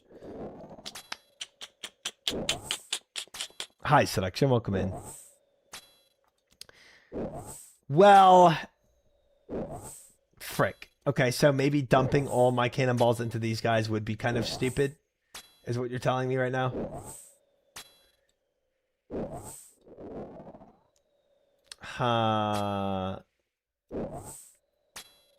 Well, okay, next time I do shamans, I'll use some cannonballs then. I blew through 30,000 cannonballs on the week Mortimer release. Love that. Just make cannonballs for smoke devil tasks. It's much faster. It's a matter of how much faster cannon makes these versus how much faster it does it make smoke devils. I have no idea that answer. That is the crux of it, I think. I think that is the crux of it. I don't know how much faster the KCs are for using cannon. If you had 87 sailing would be worth, but you don't, so there is that. There is that. There is that. All right, I know it's at 500 shamans. Let's do this. Let's go watch the new Behemoth video. We'll see what people get. If by the new Behemoth video it hasn't dropped, which is like, I'll be honest, that's like 10 more minutes. If in like the next 10 minutes of a Behemoth video we don't get it, I'm going to bail on this. Smoke devils don't aggro and use range attacks and are very spread out, so the method to stack is horrible without cannonballs. I see. I see. I see, I see, I see, I see, I see. Okay. Oh, we can eventually finish peasant maxing, because I did Colosseum now, guys. We can do 9 Reigns peasant maxing videos. Ooh, we do have another series to watch. I forgot about that. R.I.P. Supernova. Inferno win? Next month. The crazy new sailing furnace made cannonballs official for Slayer. I'm pretty sure maybe a few other things too. Yeah. All right. Behemoth OSRS. Videos. All right. Now, you guys know that I love nothing more than when the community rallies behind an idea. And this one did surprise me a little bit because I didn't think there was much of a market for this, but upon thinking about it a little bit more, I really like this, and I think a lot of people would seem to agree. The people have decided that it is time for an upgraded butler, which, if you think about it, makes a lot of sense. I don't think we've had a new one since ever. I don't know, actually. Let me look up when the Demon Butler was added. Since 2006. Oh my god. Anyway, there were a lot of people who had some fantastic suggestions, so we could look at a few, including Tazar Butler. This one makes sense because I feel like Tazar stuff tends to be high level. Ghost Neve in a bikini, which someone did make a mock-up of, actually, but we're not going to show that, you freaky little perverts. You guys can, you can go look for yourself if you want to see it. And Gnome Child, who works for free because crazy. Child labor. So it's really nice to see everybody has their heads in the right place. That's even crazier than Ghost Neve. My suggestion was just going to be like a cool new vampire butler from Blood Moon Rises, but I see now the folly of my ways. I should have made it ridiculous and perverted. However, jokes aside, there's actually some really good ideas for functionality of a higher level butler, including, but not limited to, keeping your chapel incense burners burning. Shout out all my hardcores out there that actually train prayer in their own house. I feel like everyone just goes to Varlet more now. Keeping the training dummy set up for easy prayer boosts. I know Jagex would tell us that requires engine work. Or even keeping your wife busy while you're questing, but joke's on you, my wife's boyfriend already does a great job at that. Anyway, let's go ahead and move on from this entire topic. A lot of people have been asking about this update right here. If you guys remember, this passed a poll all the way back in May. It's a courier task loot sack update thing, which I did for a little bit think was just totally forgotten about. However, it was not. I was wrong. The summer sweep up took precedence over this one. So Jagex focused on getting all of that in the game. It turns out, according to the JMods, this is actually slated for release tomorrow. Pending whether or not it passes testing, I can't imagine it won't for any reason, but we'll keep you guys updated on that. And a very interesting little interaction with the GE the other day. Someone was trying to buy a pineapple sapling for 200,000 GP, and it was not selling, which means a couple things. First off, there's no more bots making saplings. Shout out Mod North, good job on that. And secondarily, that EVscape got hungry and wanted a little tiny snack, so he bought every single pineapple in the entire world. And if you're wondering, yes, this does look hilarious on the GE tracker. Anyway, gamers, enough of the tomfoolery. Welcome to Behemoth. My name is Tasty Life. It's very good to see you all today. Now, you guys saw why Dega get absurdly lucky with that T-bow yesterday. It turns out I opened a stream right when it happened. His streak is not over. No way. Oh my god. Okay, okay. Don't be the cloth. It's not a pet. Don't be the cloth. 1 and 3. Oh, he got the eye act too and a T-bow, bro. Oh my god. The man is on a roll. Oh my god. Tebow into Ayak. Dude, he got that T-bow on like 3 KCs, by the way. 3 KCs of chambers. He also went all the way to delve 38 on a hardcore. I'm claiming because Exact told me to That's claim. insane.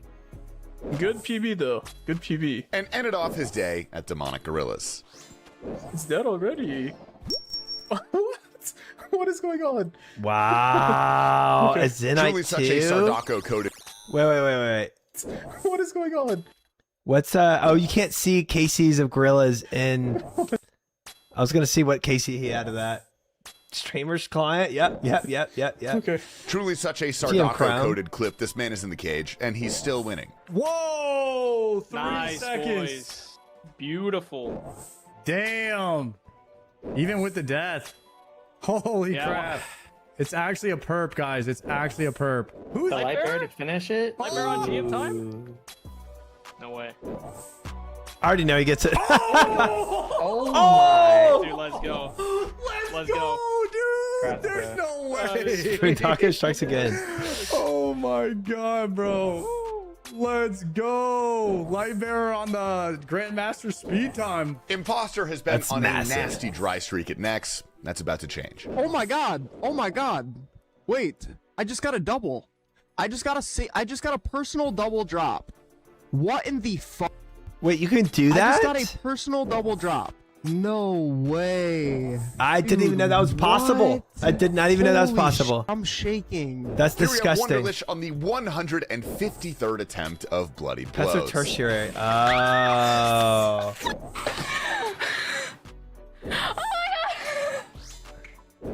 Thank God. This one's got to be a crazy feeling. Here's Gingy waking up his wife. I just want it to be a fang. Can you see? That should be there now. If that's a fucking ward, I'm gonna lose my mind. Stream's over if that's a ward. No way! Oh my god, I'm fucking so good. Let's fucking go! Come on! Get over me of that! Come on! Let's fucking go! Oh, I've definitely just smoked them. Oh, this man. No way. There's no way. Bro, everything's free now. Everything's free. I don't need a Nyack anymore. That's fucking done. Fuck Doom off. Fuck everything off. I just go back to, just go get my fang now. So easy. And my teammate Kerber with a world record Tally Crystal.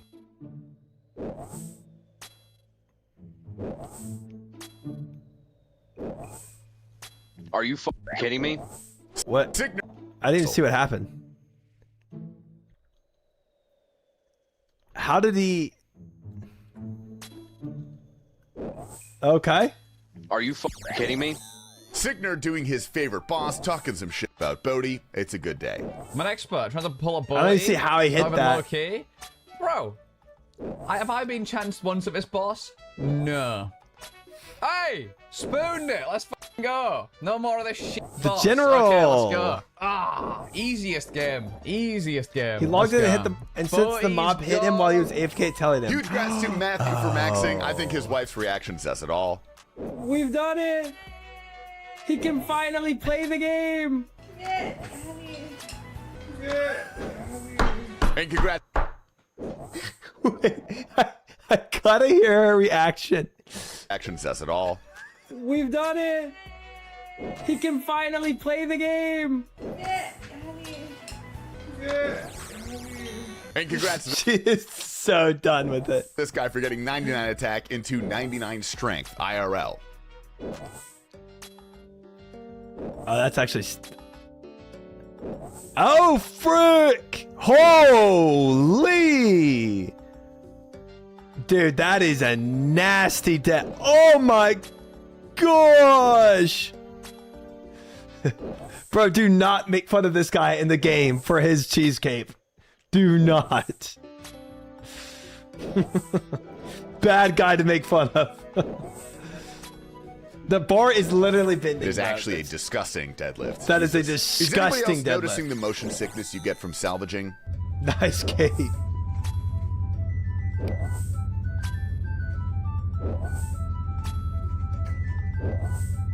Oh, he's on a Heroes boat in a Byro boat. Got learning it. the Colosseum. We're on wave. Oh my god, there is no way I get this lucky, dude. Are you kidding me? What?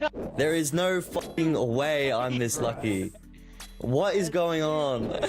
As if. Wave 4 Echo Crystal? Holy shit. Echo Crystal, man. This upgrades the boots that I'm wearing. I did not care about that. Right now. This turns my Guardian boots into a pair of Colosseum? Echo boots, which gives recoil damage. But it gets even better for our boy. Wait. Wait a second. That's funny. Back to back? Dude, honestly, I saw so many Echo Crystals, I just stopped caring. No way, dude. What the actual fuck? I don't think I go for that, actually. Nah, just take the one you got. You can't get a, you can only get a Rallis at waves 9 plus, Vertus. I do feel really bad for this guy though. 12,000 KC. 12,000 shamans? No way, bro. Please, Dragon Warhammer. Finally, bro. Get me the Dragon Warhammer on there? Get We me gotta out see of Dragon here. Warhammer on here. What do I'm you mean, sure, bro? right? And Mr. Groovy, congrats to him. Come is on. finally an Infernal Haver. Oh, I don't. Tricio's doing a bit of chambers with I the just skipped fellas. Let's go, Claws, baby. Nice. And Surely. I've got a sneaking suspicion surely. this guy is pretty happy about this one. Yes! Yes! Wow. Yes! Yes! Yes! Yes! Yes! Yes! Yes! Yes! Yes! Yes! Yes! Yes! Yes! Yes! Yes! That could be you also. Well, it wasn't the Dragon Pure Evil's Warhammer. back doing some faux We watched sauces that. Yo! Inquisitor's great helm. Let's Nice. go, dude. 2 out of 3. Nice. And Large Nutbag, which is actually my grandfather's name at the Maggot King. Oh! Let's go! Oh, That's all we things got I for you haven't guys today. seen. Hope you enjoyed this episode of Behemoth. I just hit 50 fire making on my hardcore, so go to Winter Todd. I gotta get out of here. But don't worry, you will be in good hands because Classic. none other than Wydega with some lovely singing is taking out today's video. Oh Oh, no. baby, when you talk like that, you know you got me hypnotized. Slip you eyes and keep on reading the signs of my body. Senorita, feel the conga. Let me see you move like you come from Colombia. God damn it. Wait, what? 1. Mira en Barranquilla se baila. He's in the Spanish. Okay. 3, 2, 1. She's so sexy, every man's fantasy. This was 35 subs? From a third world country. I go back like one pack. Carry crates for the Humpty Humpty. We leave the whole. Beautiful. Oh, such a better way to end the video. Thank you. Thank you. Thank you. Where's our karaoke night? I bet you could absolutely belt that song. Try. I probably could, Gonsoft. Probably could. Probably could. We'll leave that. We'll leave that for Rodega. Though I don't want to steal his thunder like that. That'd be very rude of me. Check out this for the next time you're out of at Shamans. Popular OSR YouTube series. Record. Oh, all the YouTube series that. Interesting. Wow, what a list. Holy. Hi, Grunstang. Welcome in. Sard would slant karaoke night. I've done karaoke with Sard. He did one song and then left. That was his night. Karaoke is required as a tribute to be able to do a one prayer no sun awake Leviathan. Dang. That's all you have to do is sing karaoke? Easy. Easy. Sarvers with Digga best new streamer is a tough out. Yeah, it's gonna be a big competition there. I really think so. That is a lot of videos. Holy cow. That is crazy. That is crazy. Buddy, One Man Army has to be in here. Yes, it is. Classic.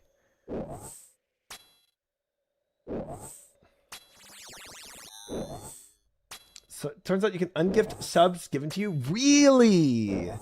That's crazy too. If you just get a random gifted subs, you can ungift it. Kind of cool. Try does amazing Chud Kroger impressions in karaoke. Don't even know who that is. Don't even know who that is. All right. I gotta be blackout drunk to do karaoke.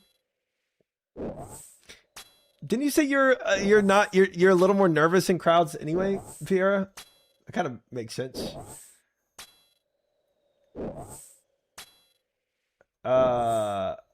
Wait, is that Chad Kroger? I did not know the lead singer of Nickelback, actually. But honestly, I've done one of my last songs I did at karaoke was Nickelback. So, I mean, 100% I do karaoke. Karaoke is so fun. There's two types of karaoke though. And it's very important you do the right one, right? Because the wrong karaoke is when you're in this like bar or auditorium, bro, and everybody's just hanging around, random people all over, and you got a mic and you're just singing.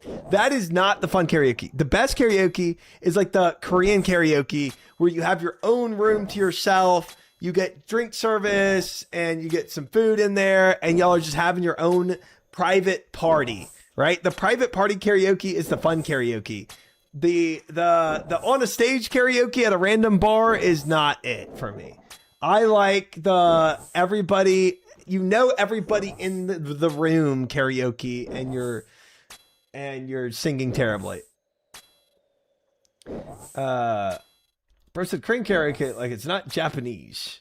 I honestly I don't know. Maybe that's a normal karaoke for China too. I don't know. But it is fantastic. Fantastic. No, it's Crane tries correct. Thank you. Well, yeah, that's the vibe to go for. Same thing, right? Try. Not agreeing to that one. No way. No way am I agreeing to that one. All right, guys. I think we're cooked on shamans. We did Behemoth. We did an hour and a half long lore video of OSRS, which I honestly loved because I like lore. I watched so much lore of World of Warcraft, and I watched so much lore of RuneScape. Lore is just fantastic to me. I probably because I'm a nerd. What's the safe spot? I don't know.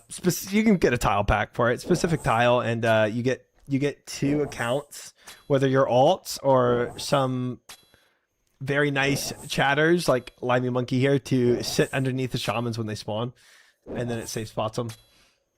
But yeah, we've done so much of this now that I need to get the frick out of here. Last KC, I'm getting out. Everyone has nice chatters to help. Everyone.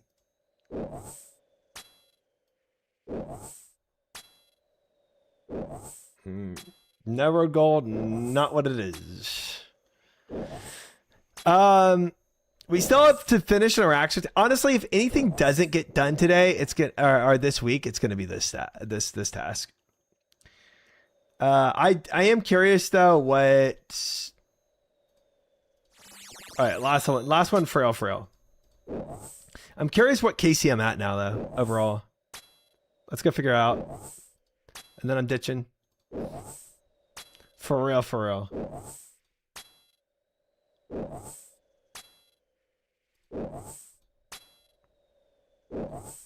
Come on, Mr. Shaman.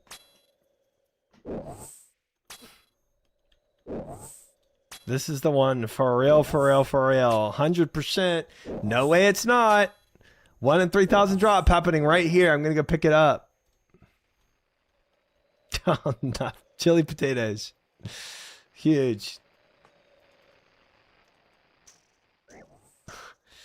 It's just a little addicted to the gambit, Roxo, you know what I'm saying? 1755 shamans is where we're at.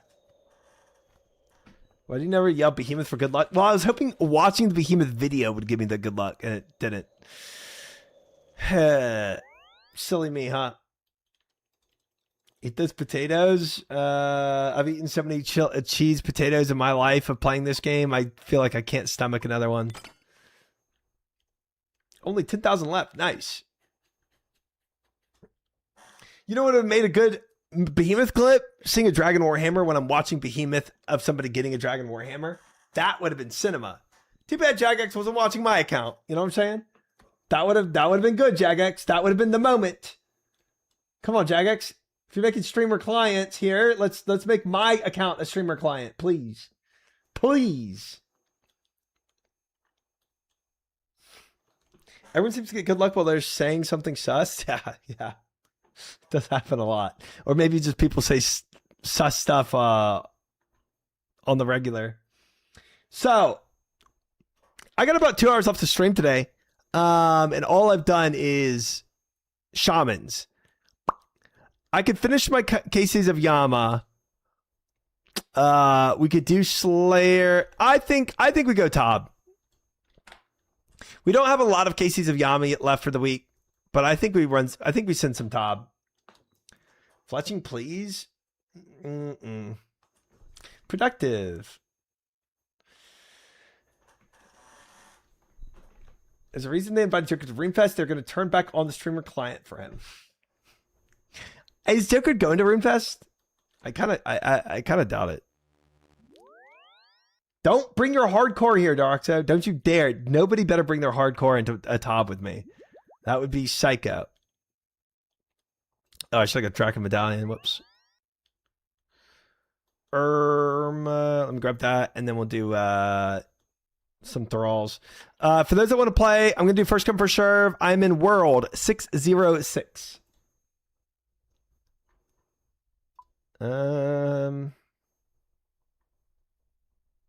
Let's go get Draken Medallion. It's a 1750 world. Well, everybody should be 1750. That's coming into Tob. That's a low level. Hashtag elitist. Yeah, you kind of have to be a little high level to do Tob to begin with. Not Ancient. Arceus. All right. Barish and Haza.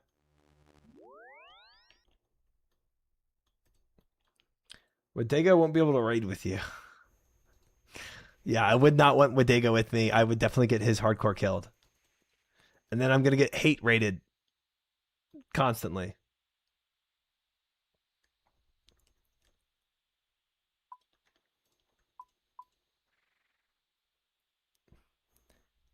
Do I rag try 200 ping? Not if I rag you first, bro. You won't even teach me Tob. Okay,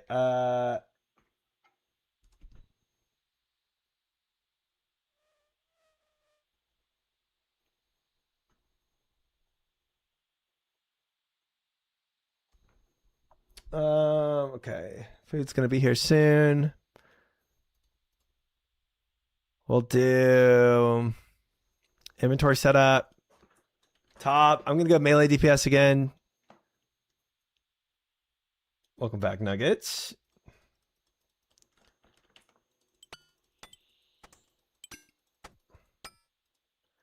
Okay.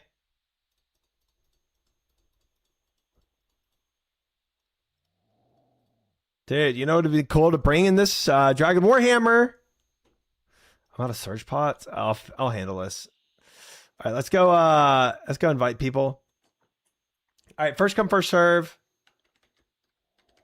Surge. I was supposed to decant these a long time ago. World 606. That works. Boop, boop, boop, boop, boop, boop. All right, we're good.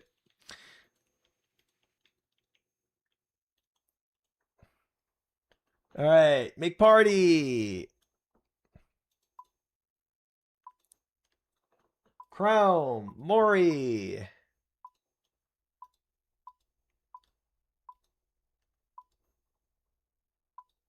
Okay, anybody else? Declaws, Scythe, Yep. Viora. All right, that's our squad.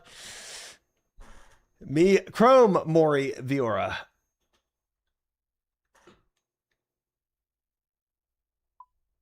You guys want here for top every day. Now you don't show up.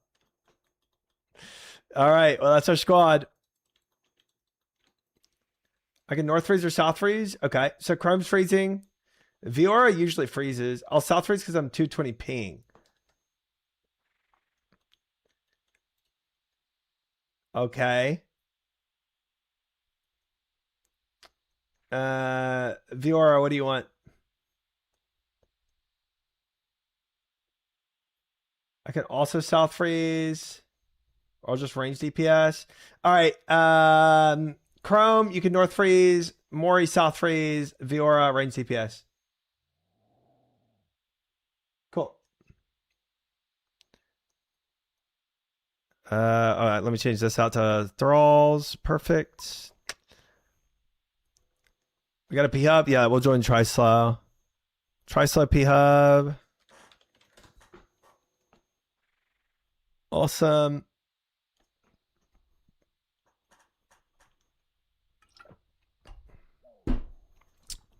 All right.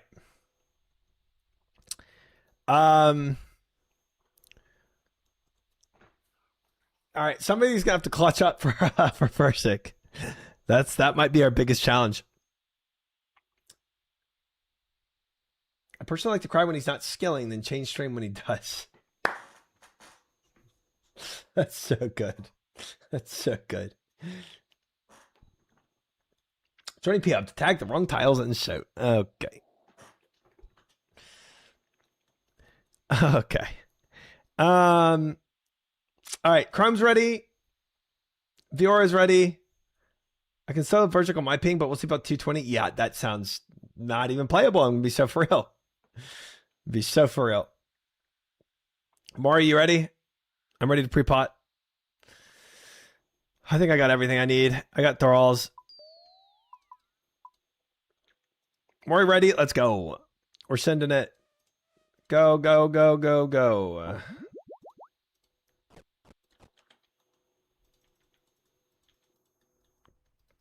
Go look amigos. Thank you, thank you.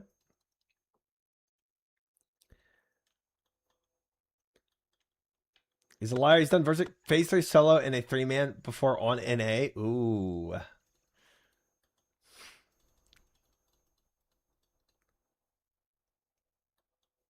You failed Mortana only. Trisol has equipped a Blade of Seldor. Oh, that's an interesting achievement. Okay.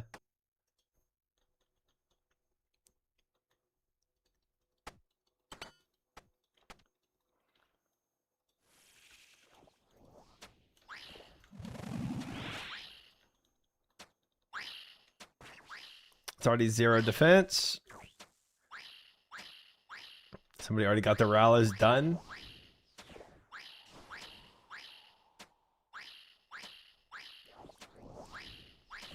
Hop to Brazilian servers for good luck. Nah, I'm good. Nah, I'm good. I'm good. I'm good. I'm good. I'm good.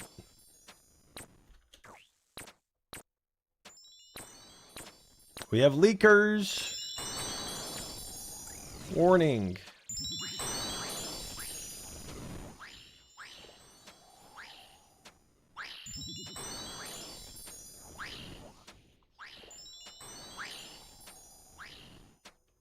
I don't know how the frick Mario was able to dodge everything like he was on Oceanic ping. Yeah, that sounds crazy. Hop to Tokyo servers if you want to find love on the top bank. Amazing. Tokyo doesn't have servers, do they?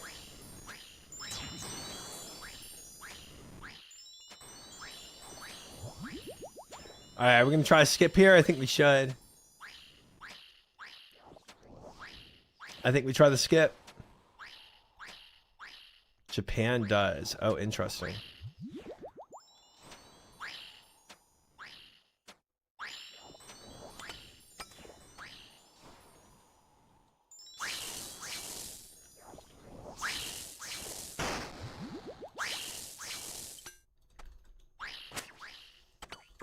Oh, man. I knew it as soon as I looked away she was going to do that. I just knew it. Oh, we lost it.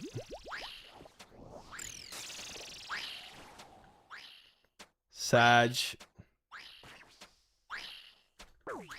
No way that hit me, bro.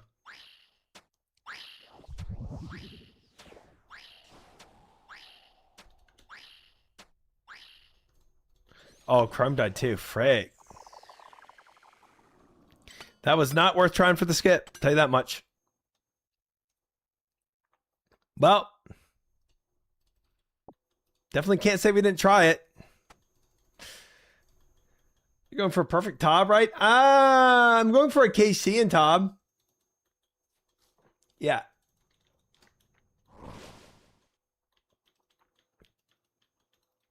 Getting a KC is good for me.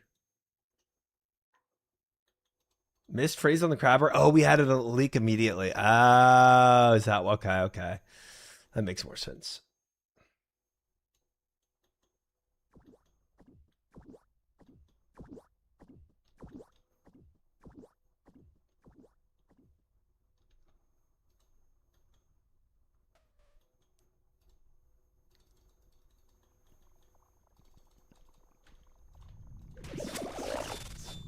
I think I go for 5 hits and then we'll try it. 5. Ooh. Clean. Easy.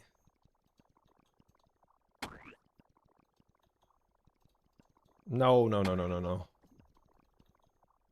The great reversal has to happen. Yep. He's going down.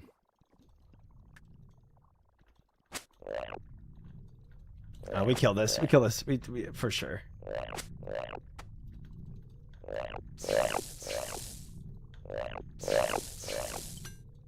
Easy. Good stuff. 2 downer.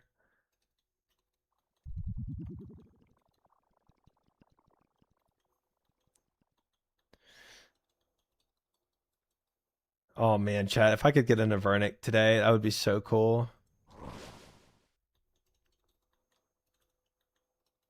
That would make all this entire day worth it of going drown shamans.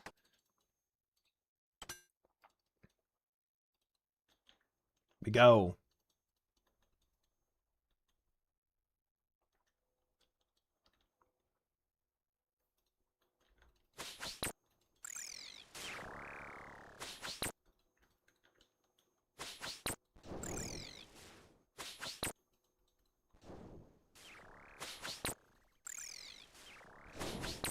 Mustard.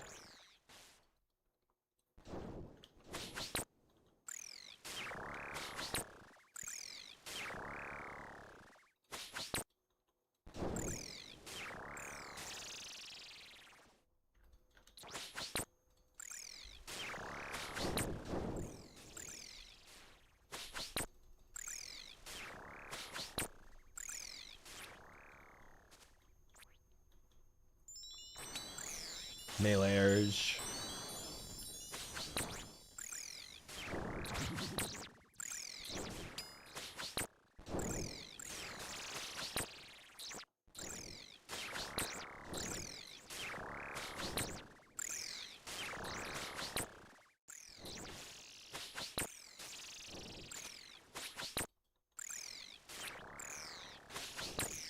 What do we say? No shot to?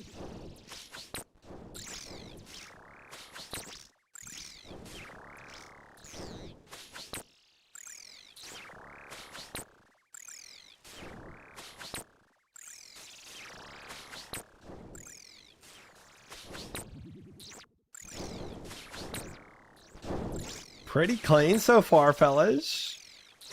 We're about to hit the chaos part. Ooh, good scythe hit right there. Nice. Y'all swapping weapons really well.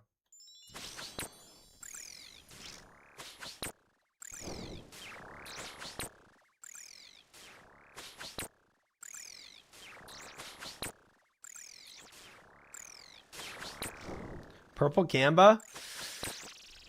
Yeah, we could do a gamble on does anybody get a purple? But then you're also gambling if we even get a clear. No clears, no purple. Risky Gamba. I'm fine to do that Gamba though. I'm fine to throw one up.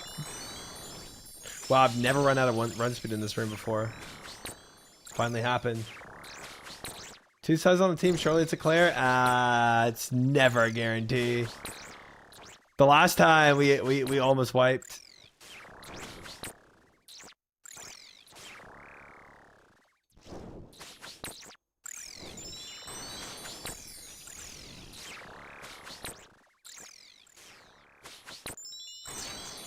Was I lucky? I've had a couple of those messages pop up. Yeah. I've seen that. I've seen that message a couple times. Oh, I had my salve ammy still on. I'm trolling. For sure, I'm trolling. Oh my god, I had the wrong thing on too. LOL.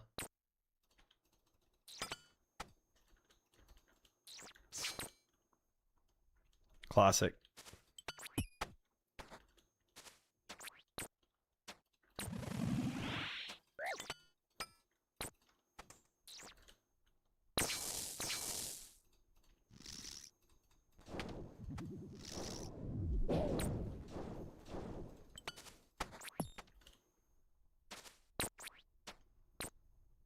Oh, somebody put up a prediction. Thank you.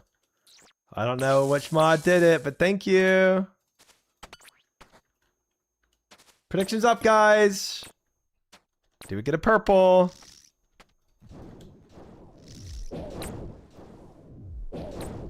It looks like a Viora text to me.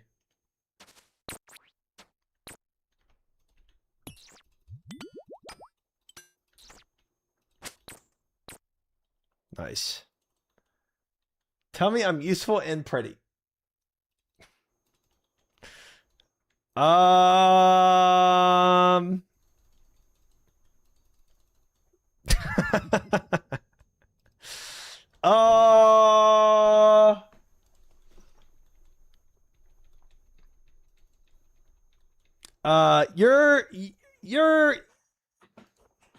You are pretty, Fiera, and you're a mod. And you're a mod. Yep, you are a mod.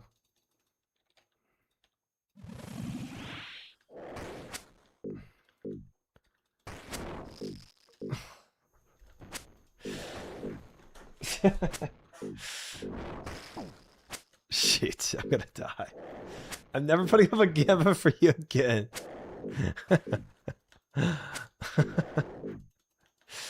40,000 on no, 18,000 on yes, guys. Put up your money if you want to bet. 118,000 on yes for a purple in this run. That is bold. It costs nothing to be nice.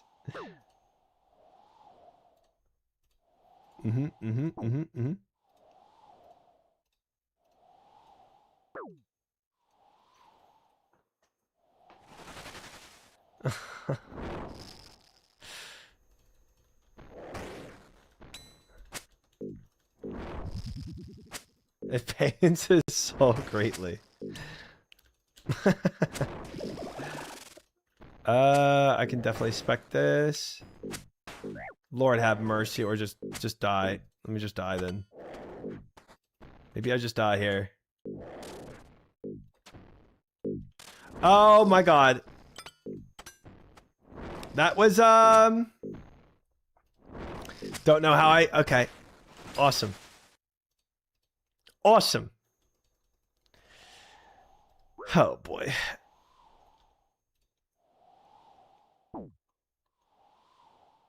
Three, two, one.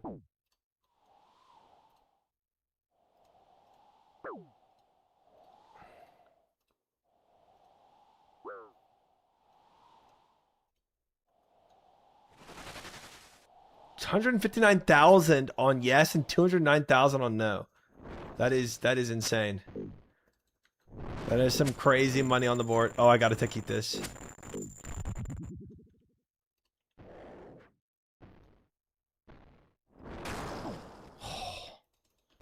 Easy. Easy. Easy ticky there. Clean. Woo! Nice. Double blue spec on set. He is redefining the meta. You're not supposed to. You weren't supposed to see that. Did I? Oh, I left my mana ray somewhere. F me. No wait, I took 8 that. Never mind. I took 8 that mana ray. We're good. We're good. We're good. I think we do buy all mana rays. We pre-pot range. We pre-pot super combat. We drop. And then oh, I did not mean to buy that many mana rays. Drop. Super restores. Okay, whatever. That's fine. Oh wait. I need stamina pot. Frick. Whatever. See if I need it. I don't need it.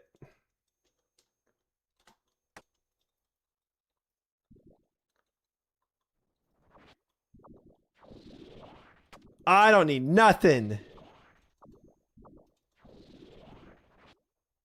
I mean, Chrome breaking each other's ankles here.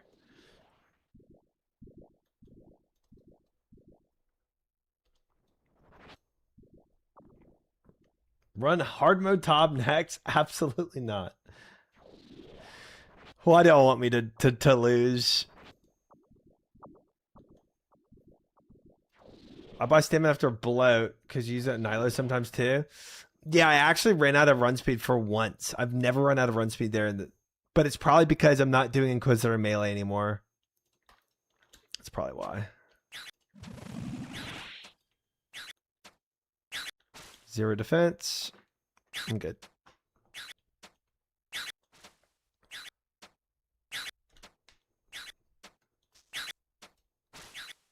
I buy stamps both times to plug them out, so I won't have to make that many. The only time you use them, though, is for Ulm, right? Like, that's the #1 place you use stamps at. Otherwise, you don't really use any.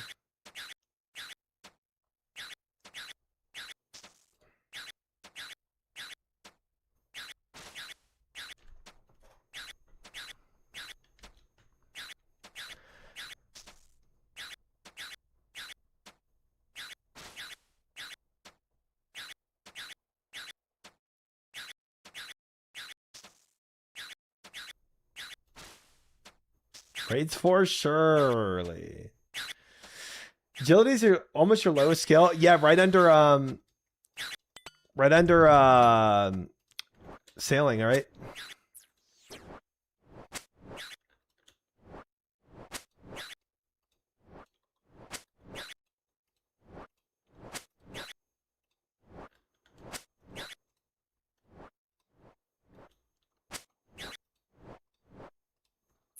Dying on my hard cry, man.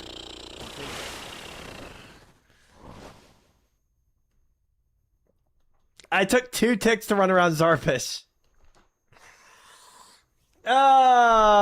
Freaking poison running around. I just should have ran through Zarpus. I don't know why I'm trying to, and you don't even dodge it when you do that, bro. Running over it like that. It's so bad. It's so bad. Let me get my mana ray. I voted on your downfall. Well, a perp just means a perp for anyone. So, okay. It's not necessarily me dying, but dying doesn't help perp chance, I guess. Good guy tried sandbagging for the doubters. Not what I'm doing. Nope. Not what I'm doing. All right. Me, Chrome, then Mori, then Viora. Or border. All right. Let's go.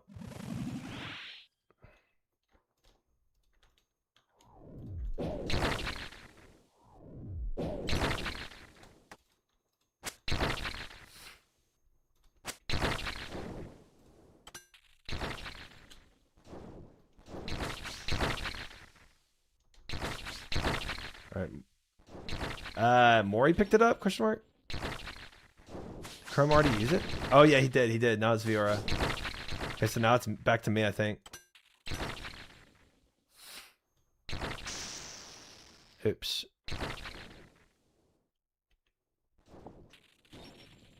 Okay. Dropping it.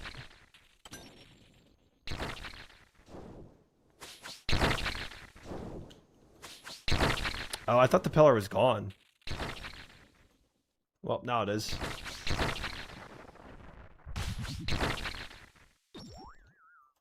It's gone, it's gone, it's gone. Alright, we're good. No, keep that dropped.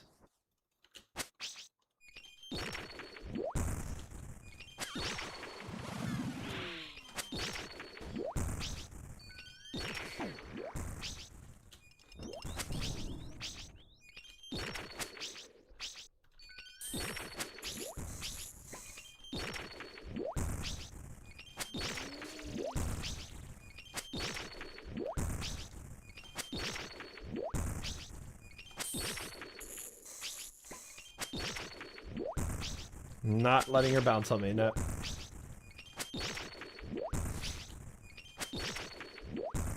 Viora might get a purple here. She might.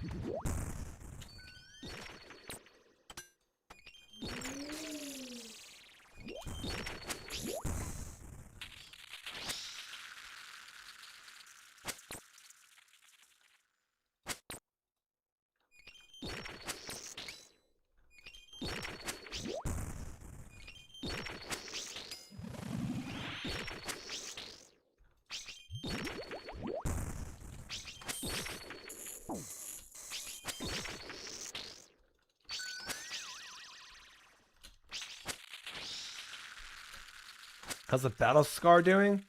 It's say. Oh, I'm healing her. It's the same as normal.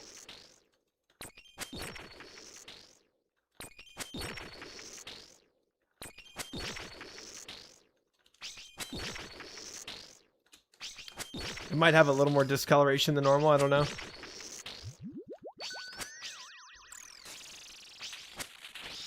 Oh my god, I'm still hitting her, bro.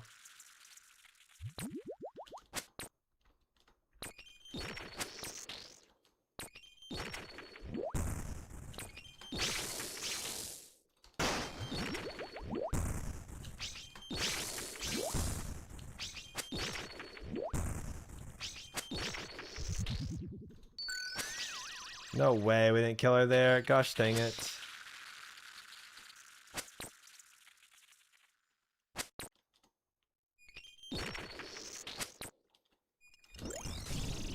Nice.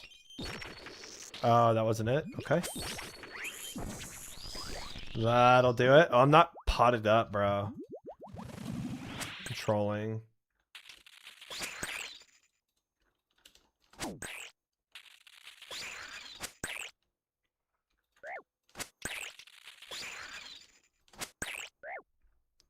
Where's the chip is so nasty.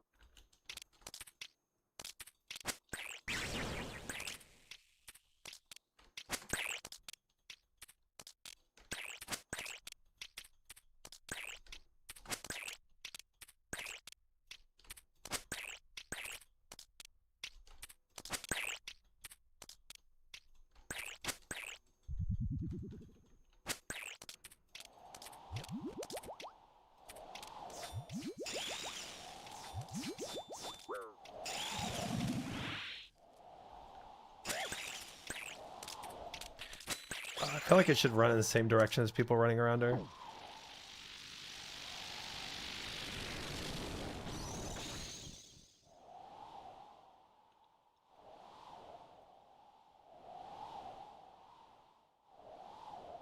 We're looking pretty good though. Nice. Well done, fellas. Well done. Completed. Theater Blood veteran. Huge. Good luck. No perp.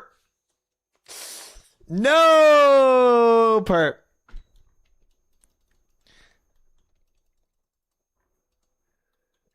Oh, man. Catentine, 483 blood runes, and coal. Scam. Agreed. Never lucky. Why no perp? Great question. And we probably had too many deaths, but all right, let me go grab my food from outside. Now we got the raid cleared. And we'll go again. Who died? I don't know. We had a couple deaths though.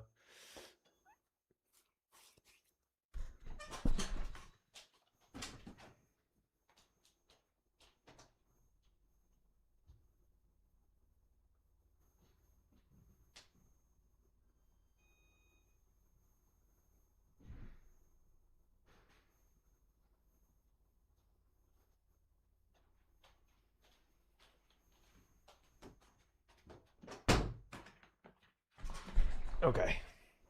I chance 0 melees. I'll take that. That is actually massive. That is solid. I really don't even know how you tank the last phase, Verzik.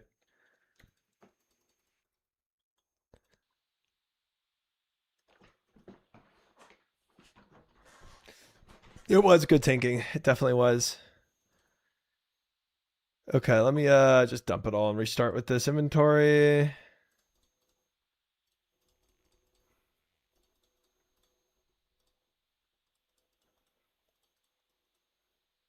All right. I'm ready. Try tank. Cryo ready. Mori ready. Viewer ready. All right, let's pot. We pot. We go. Drink. Eat. 2 manas. We ride. We ride.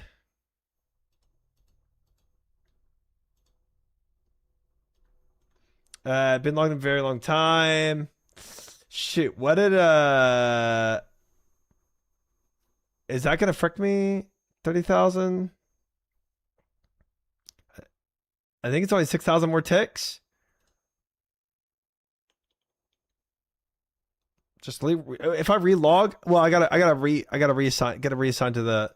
I'm not raid leader though, so it shouldn't frick the. It shouldn't frick the group. I should just be able to reapply because I'm not leader. Cool. All right, let's go. Fricked our pot up a little bit, but whatever.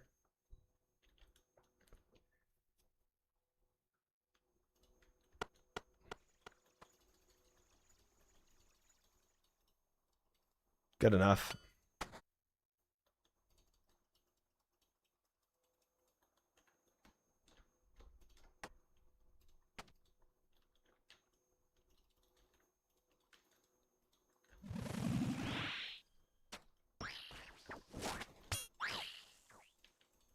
I did that too soon.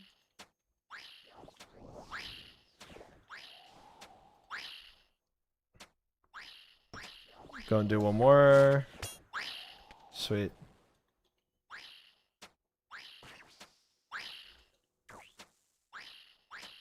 You've been enjoying Osrus? I have, Inzik. I have indeed.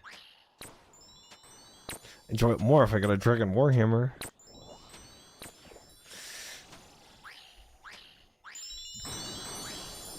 But I'm sure the next Shaman KCI deal will be a Dragon Warhammer. Positive of it. What number was that again, guys? I forgot what I think 1700 something? 1750? I do have a relish, that is true. Alright, we're gonna try to skip again, by the way.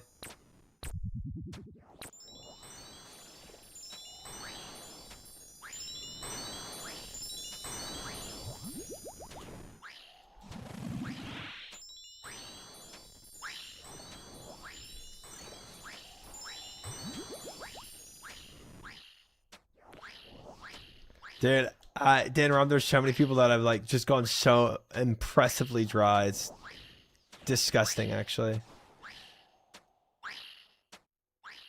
Oh, I don't have spec energy though. Oh, we had 2 leak, didn't we? I think we kill these. No skip, no skip, no skip. We had 2 leaks.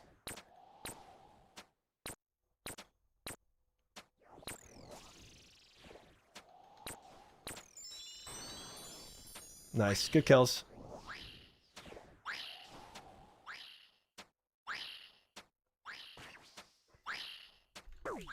Nice.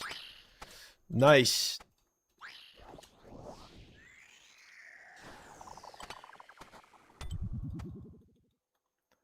This needs to go there.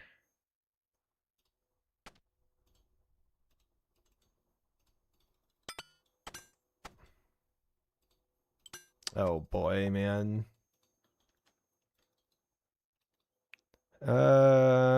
Dropping this mana ray again because it's annoying.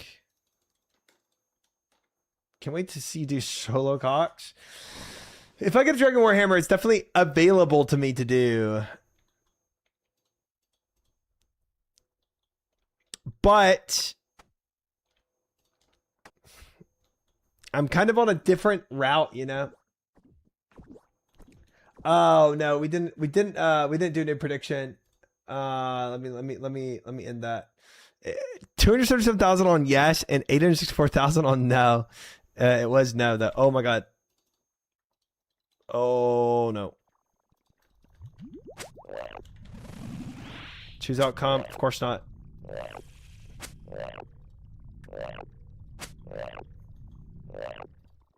Oh god.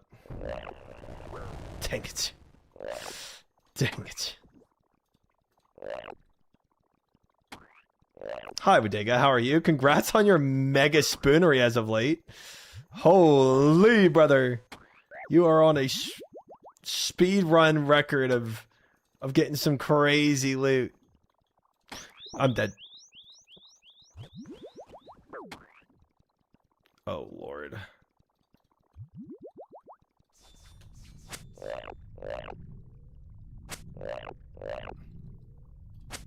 Hope you continue your luck. All right, I didn't even chally there. That was not good. I'm gonna grab my mana ray back here. That was not good.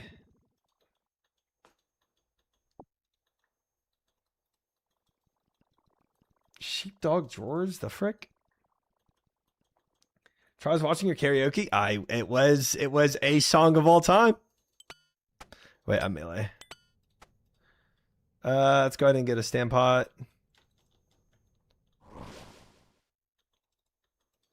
We may very well use that. And we'll drop the mana ray. I forgot I did that. Nobody that watches Behemoth will forget, so. Yep. Yep. There's that.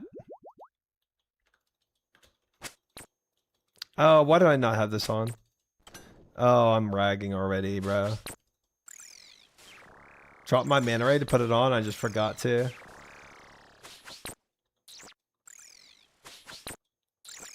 Dude, it's crazy how much better these sulfur blades are than that salad blade.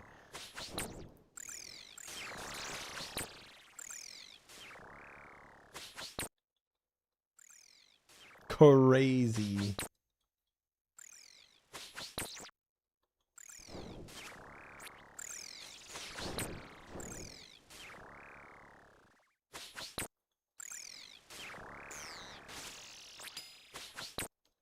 Thought he could get past me? I don't think so. Maybe so. Maybe you just don't die, bro. Oh boy.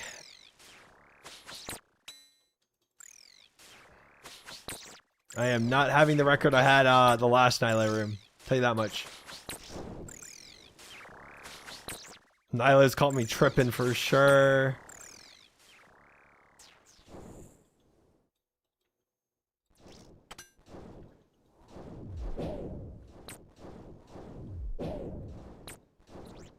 Hit the wrong Nyla. Huge.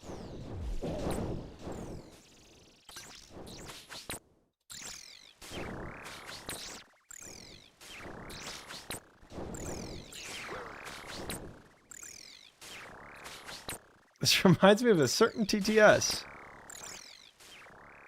Don't know which one.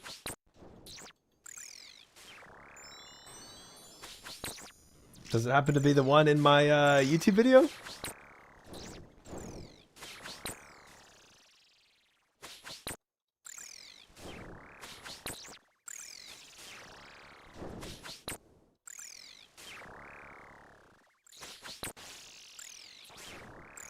New Gamba? New Gamba is live, courtesy of Fiera.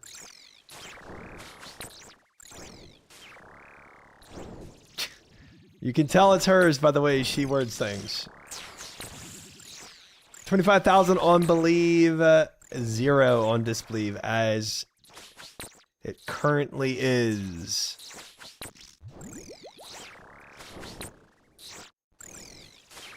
Thank you, Fiera.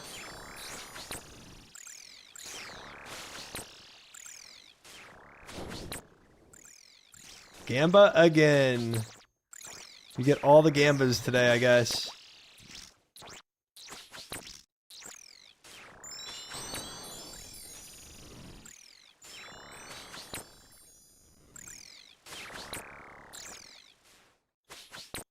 Clean room again, fellas. Clean room again. Well done, well done, well done. Nope, nope, no. Put this down here, put this here. Pot up.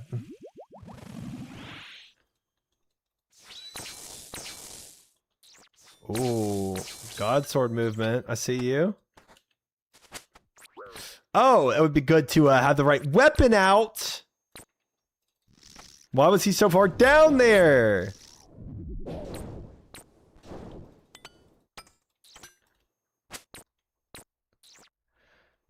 Well, not so lucky after that hit there, Gonsoft. That was not good.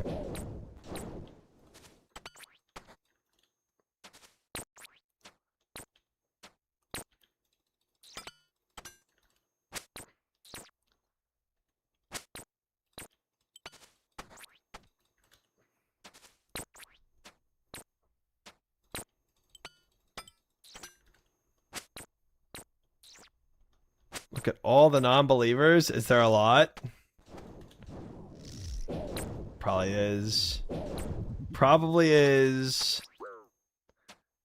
86,000 on no, 33,000 on yes. Yes, there are. Yes, there are a lot of non-believers. 100%. Yep, I'm kicking them. Because that's what we do here. We just kick things. We just kick things. All right. That was terrible. What a bad fight that was for me. Quite awful.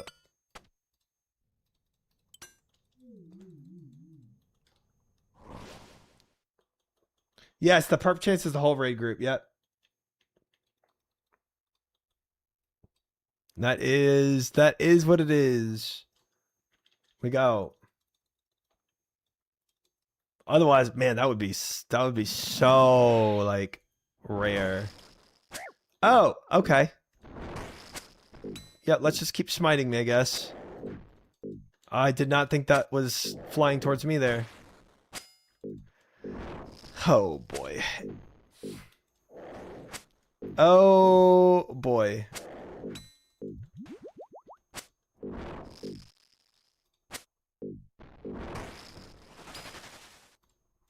I get chosen yet again. Okay. All right, and we go.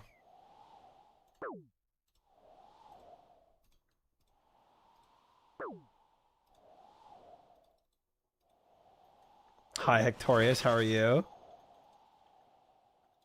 Not gonna make the same mistake I did last time and rag myself. Give the boys a little bit of a defense reduction. Was not needed because it was already zeroed. I have no HP. Things are looking good. Good luck, me. Good luck, Maury.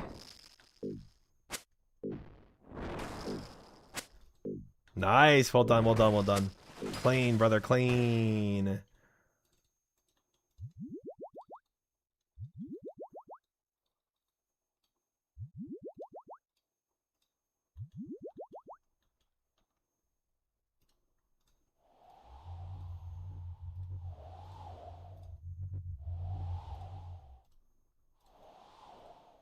Nice. Nice.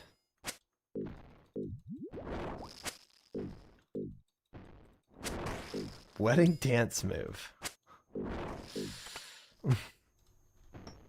I don't dance. Sorry. That took me forever to do that. That was so not worth it.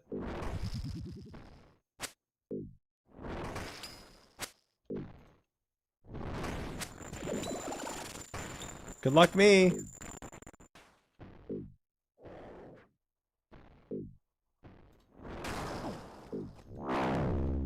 Back to back.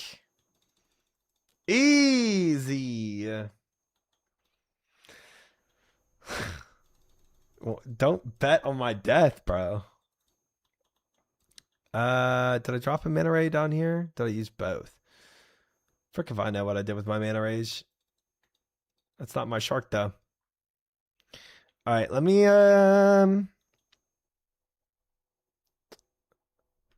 pre-pot range. Drop. We need 3 of these guys. Drop 2 of these. Buy 2 of these. 2 mana rays. We're good.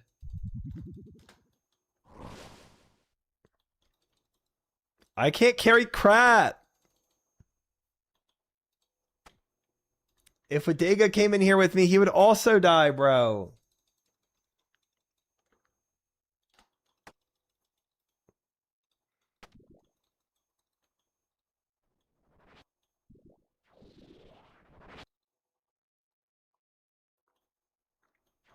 False hope. I don't give that. I don't believe in that.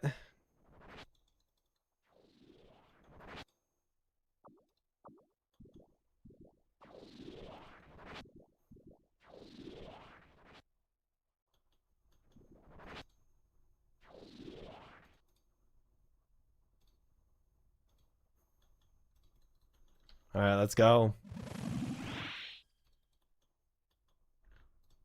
Don't trash talk Bodega like that. Not what I'm doing.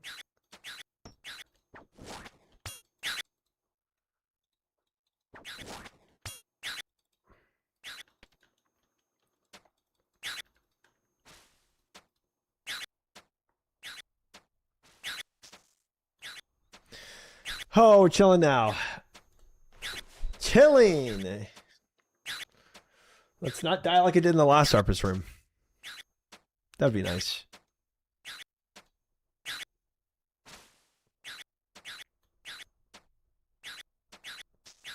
I don't know why. I took 4 ticks to run around Zarpus just to take poison damage anyway. It was so bad. I Charlie spec when he looks at you. Huge.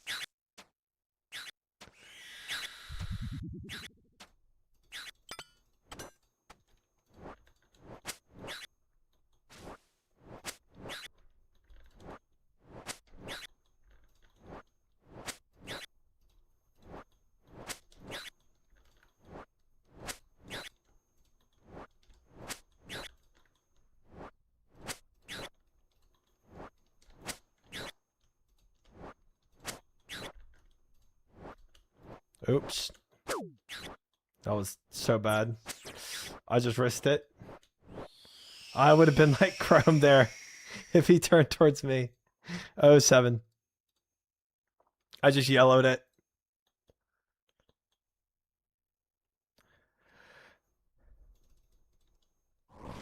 Thank you, Maury, for grabbing it again. Or Viora grabbed it. Thank you, Viora.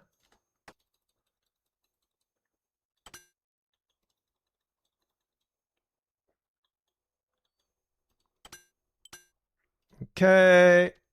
Oh wait, not. Oh wait, my bad. It's Viora starts it. Whoops. And then it's me last. Cool.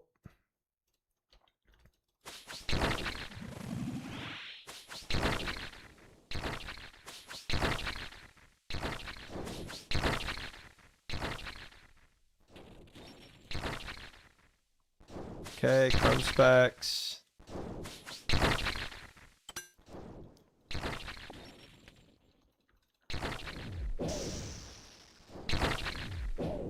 I spec.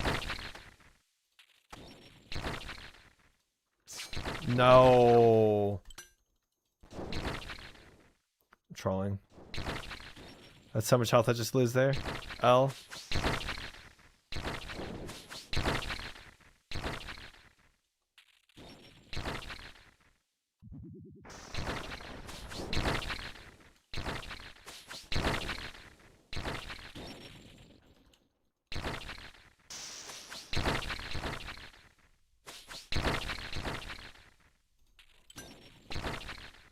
Eat.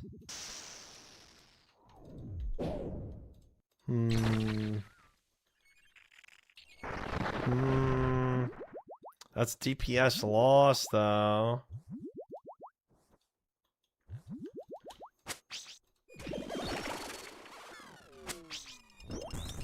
Yep.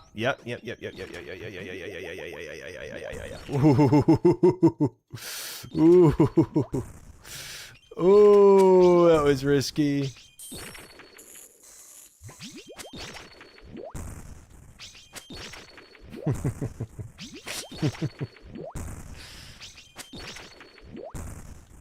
Close.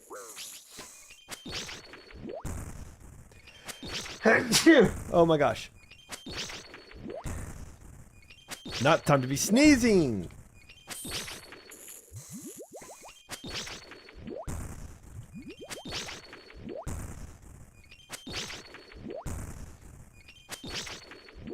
Thank you, Nuggets.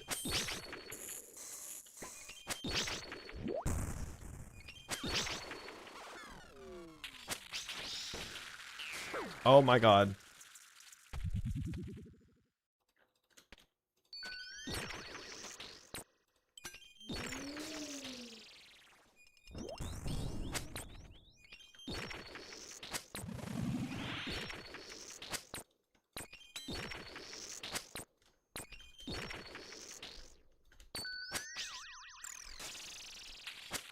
Oh my gosh, I'm healing her.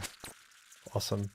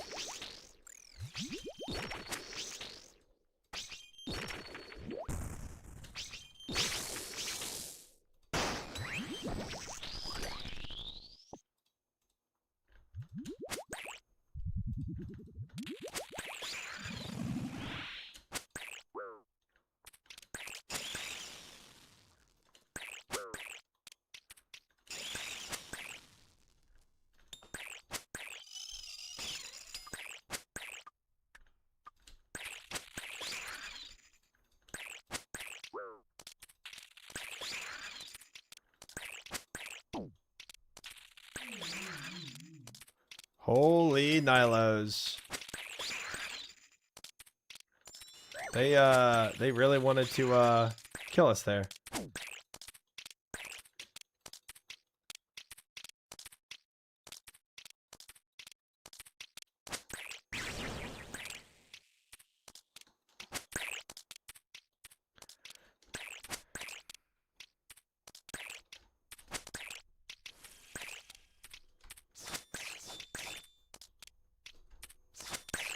Looking good.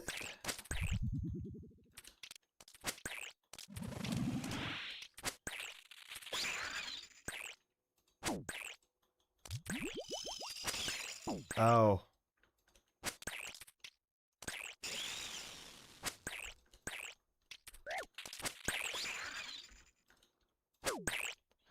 Dude, I am hitting zeros everywhere.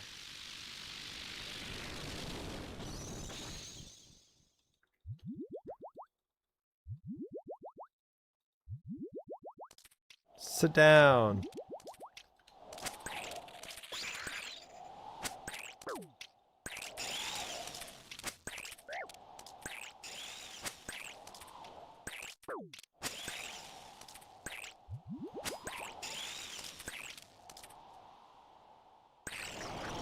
Clean. Well, that was an easy last phase right there. Less than a year ago, you were dying to frogs and lumpy. Now you're tick perfect running webs. You're a new man. Try. We are definitely different. Gosh dang, no purple though. Do y'all not even care about white chests? It's crazy. I feel like I'm a poverty man over here. Looking at ooh, 26 snaps and 19 torso. That's good. Nice. You grab loot outside. Oh. Faster to report by getting loot outside near bank. Oh, this chest? Oh, okay. And then if it's a purple, maybe you just do it there. Here try? Oh, okay. Interesting. Cool. The more you know. Guys, we smuggled 2 steps of Sam in a pot out of that raid. Massive, massive gains. Massive gains. I can do one more. Sounds good. Okay, let's honestly just deposit all. Too much to work through.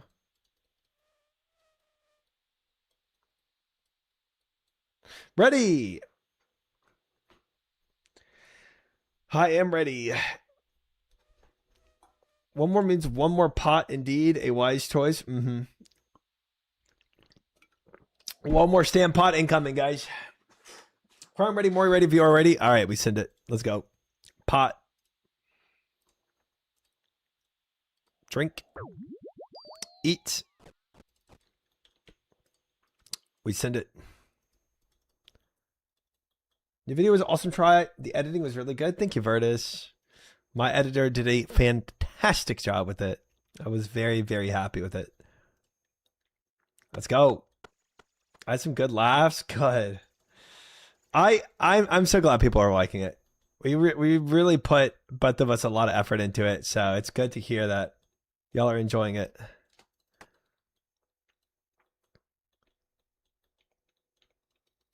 I didn't even swap right here.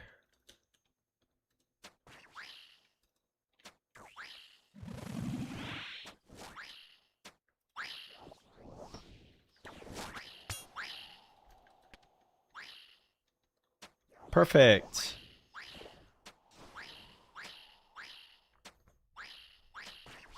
You're not the editor, Thor. You are not the editor. It's not you. How do you know? I think I might know who edits my videos, maybe. Maybe. Might just be a hunch.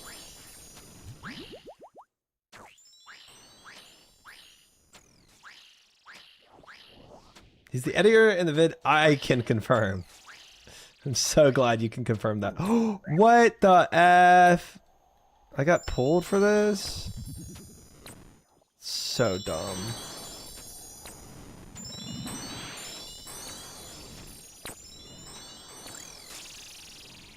Holy, that tomato is going everywhere. All right, can we skip this time?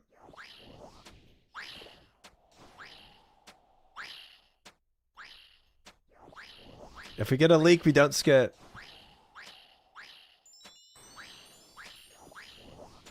Nice. All frozen.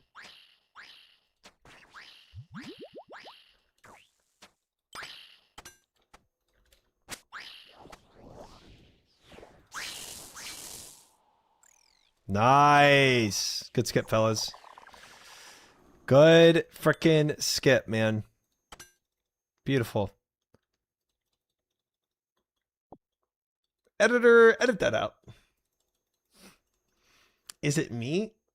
Guys, if you didn't edit my video, you are not the editor of the video. You are not the father of the child. Crazy enough. I gotta go all the way up freaking around this thing just to drop off a single mana ray to time save. All for the time save.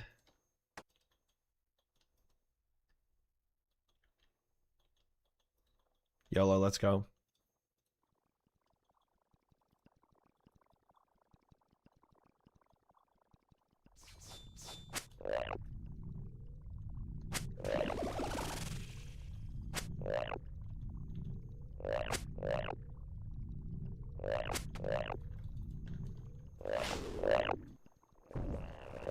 Oh, come on. I was around that. I knew I was late to getting to him though. Oh gosh, dang, bro.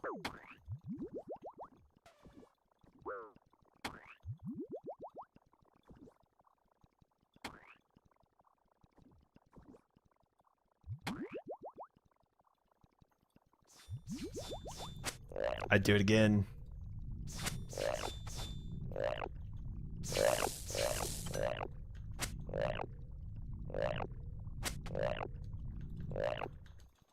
Didn't even have a spec. Pulled up my challenge anyway. Cosmetic salve. Gosh dang it. Gosh dang it. Oh wait, I need to cash out that other prediction, right? Be on what, Fiera?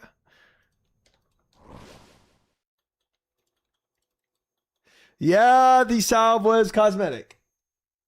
Save the manta, that's what counts for the iron life. It's true though. It is true. We do need to cash out that prediction. 07 to the believers. Immaculate conception, all that, but editing.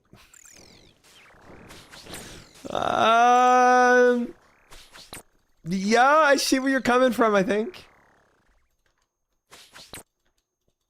No, you're wrong, Alex. That's not where you salve. You salve at Verzik, because she's kind of undead, sort of, you know.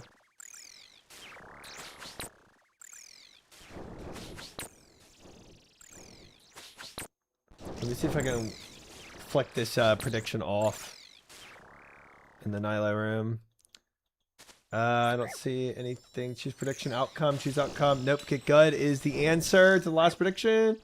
07 to all the believers. Another no perp run.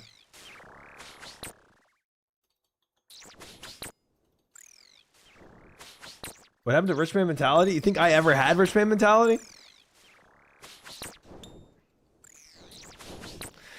If only I did.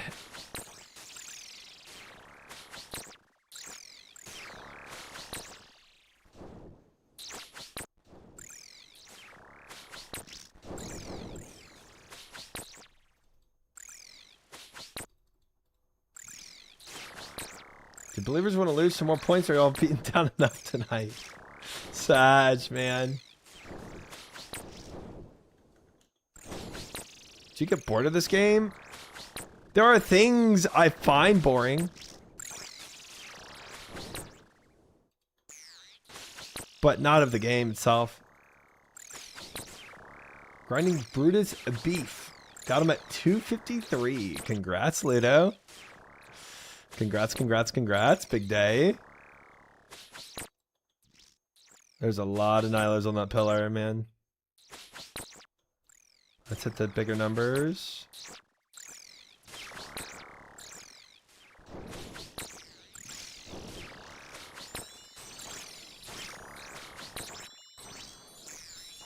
I say send the poll. I say send the prediction, Fiera. There'll be people that bet, even if they're beaten down.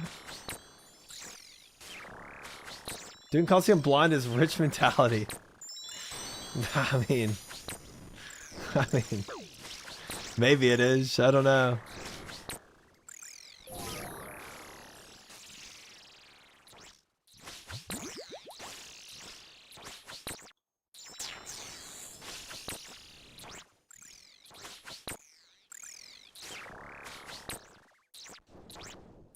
GM Zap. It's going. We've not seen anything yet today. Nothing good today, but it's going, it's going, it's going.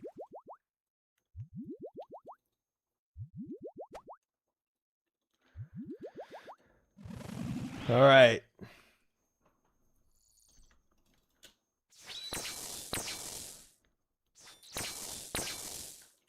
That's gonna swap. Classic. Aren't you bored after playing it over a year nonstop? No, because the game changes so much. And I've played League of Legends for a lot longer.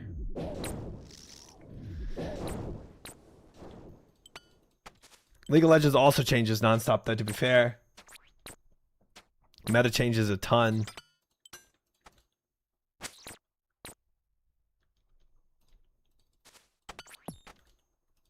The heck, Schnizzle? Could not tell you a single song from him.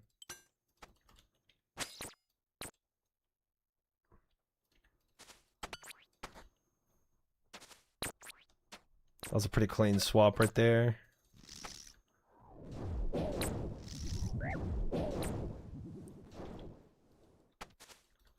Osiris is PvP and PVM like League.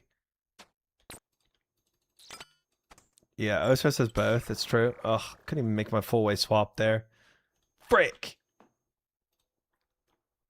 Oh, BlizzCon's gonna be so fun. For sure.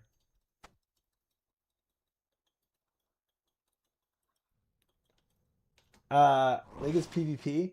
Yeah. Guys, bets live, by the way. For the purple, we have 77,000 on now. If you want to bet, put up your money.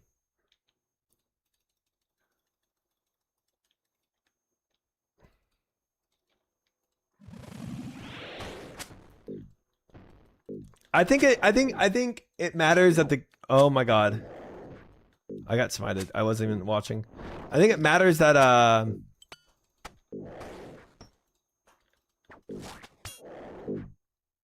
good, we got it. That's good enough.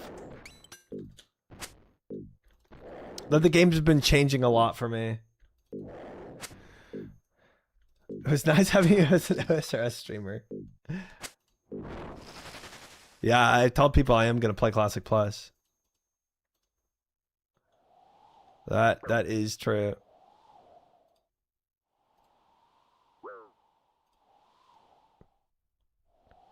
Three, two, one, and go.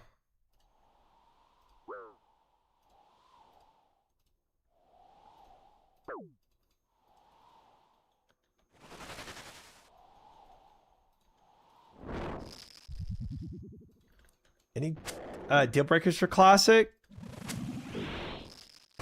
No deal breakers per se, but there's a lot of things they could do that would just make the game a little boring. Where I don't play it for that long. Not necessarily a deal breaker, like I can't play this, but like miss the mark.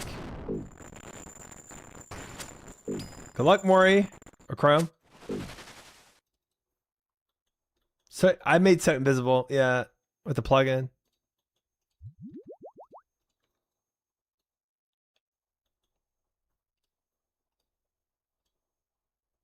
We here.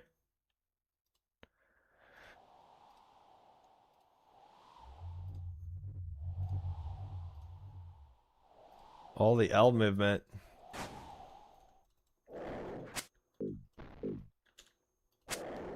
Are you actually confident in the current Blizzard can deliver a good experience in Classic Plus? I'm kind of 50-50 on it. Thank you, move over. I'm kind of 50-50 on it. How long would a fire sorcerer take me? I'm level 16 all combat styles. I don't know. It really matters not so much about that as like the team you have working with you. And how quickly you get a team. That's like the biggest factor.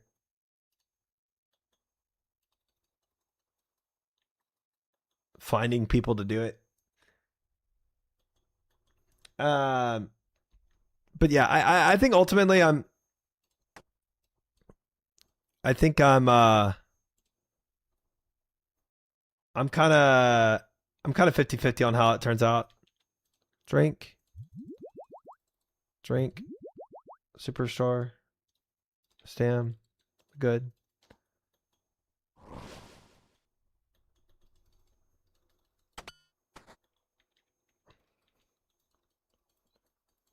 Mileage may vary based on available teammates. True. True.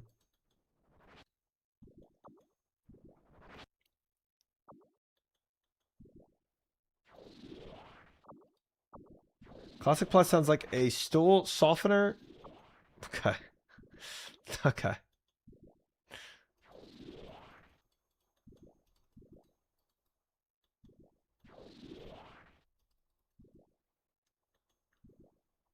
Classic Plus will be fun, but I don't think it's going to have longevity. That is probably my biggest guess, Cypher. That happens.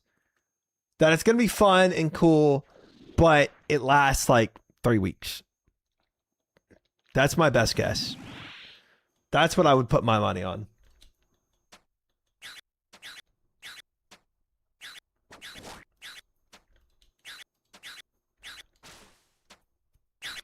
Three defense. Do I expect that? YOLO.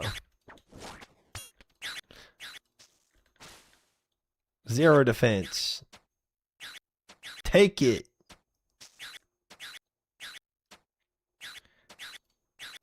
It's supposed to be classic expanded. How do you do that in 3 weeks? Well, classic only takes like if you're really going hard in the paint, like what, a week to get to 60? And then if you get to if you're really like playing a ton of time, you get to 60. And then there's only one new raid out, you know? If that's all they add.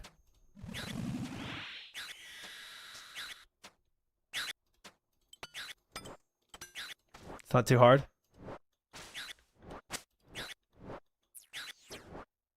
Oh, Viora. Oh, risky. Oh my gosh.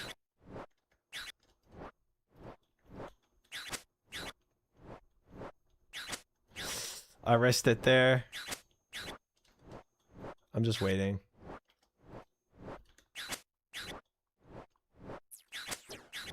YOLO. Gosh dang it. Oh, it's a good thing I don't have a scythe to do that with.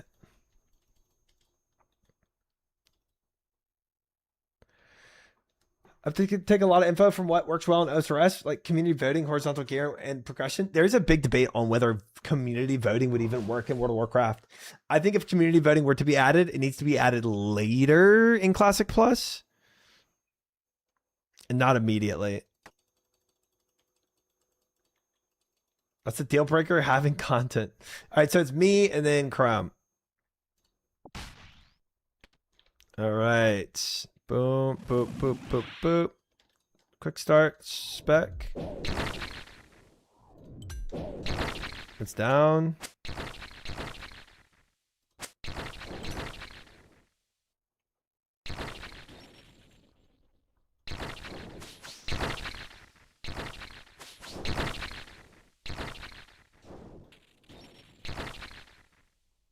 Okay, viewer specs, then back to me.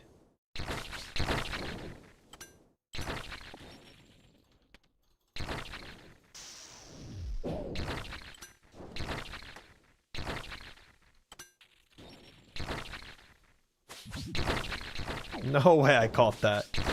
Ain't no way, bro.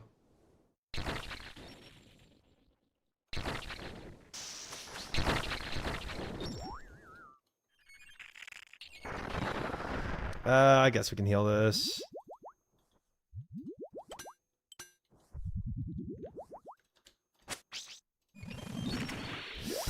Okay.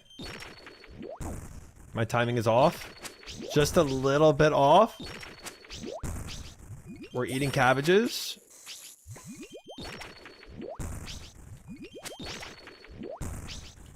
I was really hungry. Mmm, cabbages.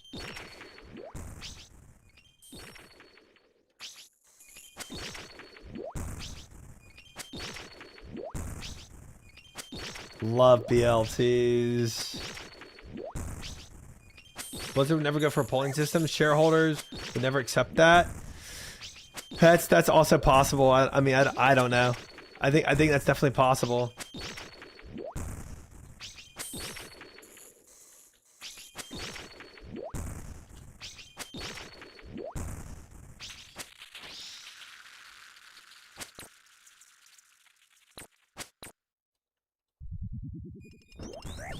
Okay, that guy lured me there.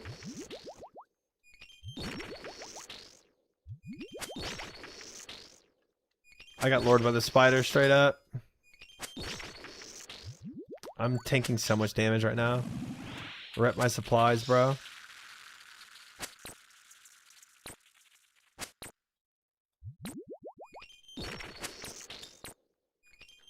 Blame teammate? Is that what I should have done? Blame Mori?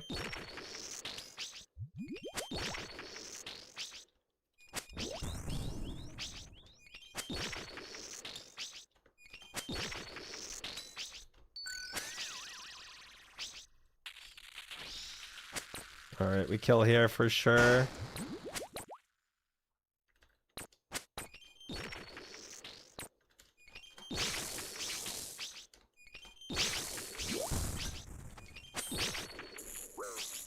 Nice.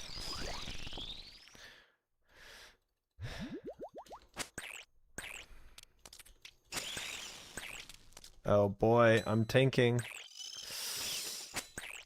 Nice. Nope. Ooh.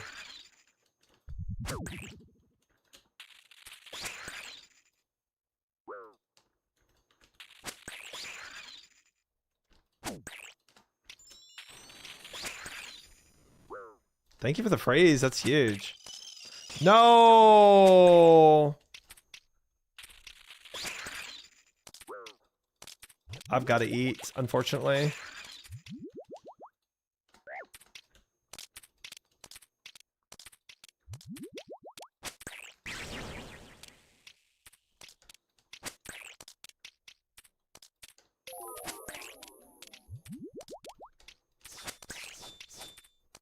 Good claws.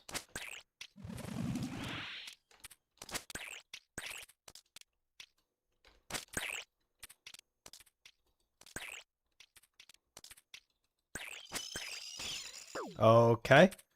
I thought she would do an attack way sooner than that. LOL, bro. And I have no prayer up.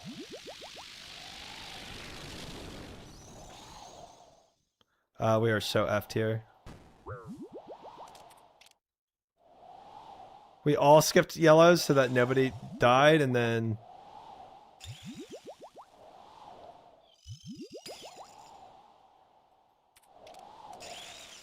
Great.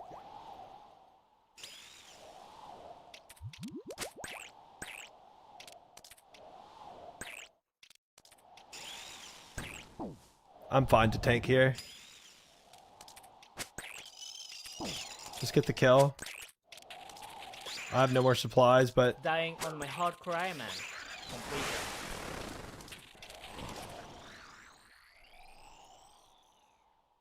If we get a purple, it's fine.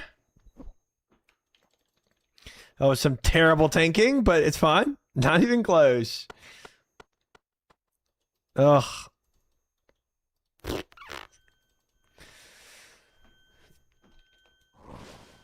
Rip. Rip, rip, rip, rip, rip, rip, rip, rip, rip.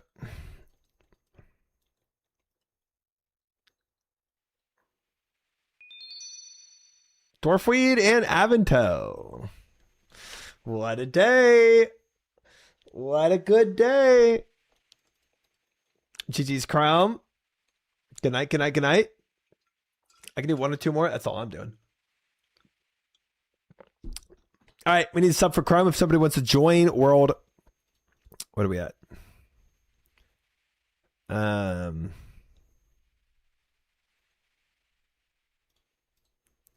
606.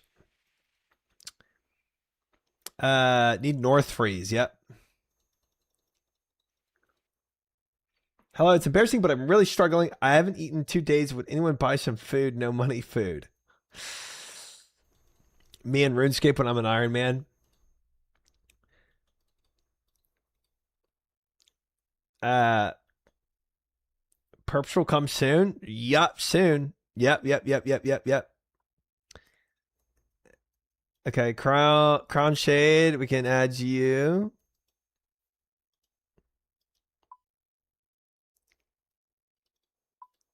Oh, I'm not lead anymore because top things.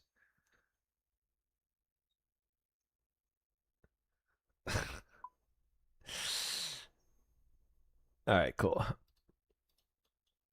Wait, Crown. Who are you on? I'm pretty sure I played with you once.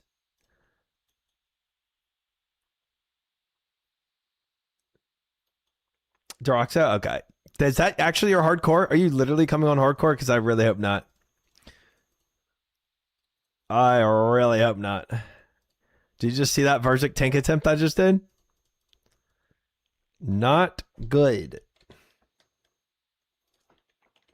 No, my hardcore is Lekon Lamok. Okay. Okay. It's hardcore. Good luck. Ooh, Dildy boy got a snap scratch. I wonder if that's Dilly.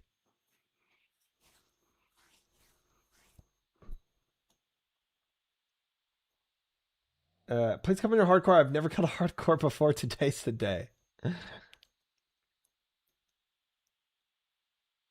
Viora is ready. It's really going to be on Deroxa because he has to change his gear for North Freeze.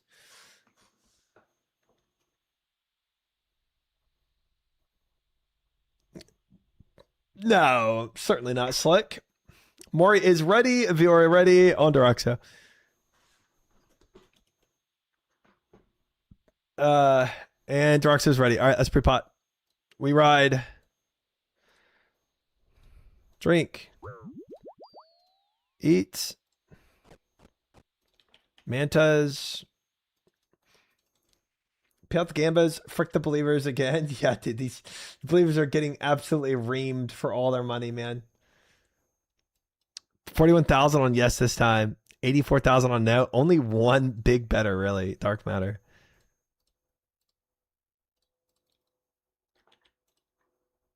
Mori goes first.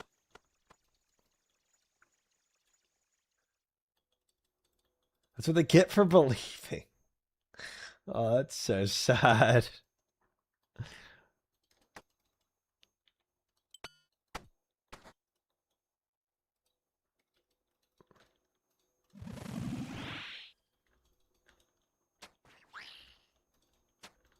One Warhammer down. Waiting for a second. I guess I can rally this twice. Oh, only one was 70. I forget that. Forget how nasty that is. Just need one hammer? Yeah, wow. Wow. Soiled pages. Temporos? Oh my. That was a little bit of a leak.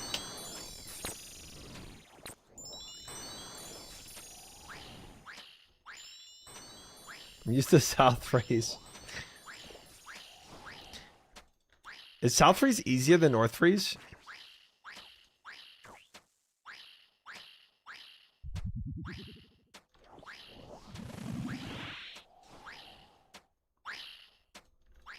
In my opinion, yes. Seems like a lot of people enjoy South Freeze more than North Freeze.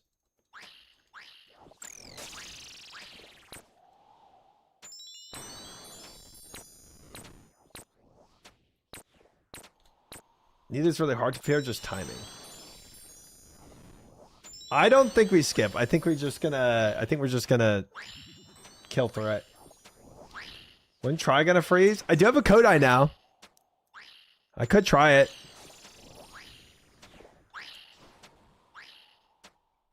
I have no other mage gear. Kodai and Blue Moon's gear. Bueno, thank you for the follow. Welcome in. I'm not trying skipping on this.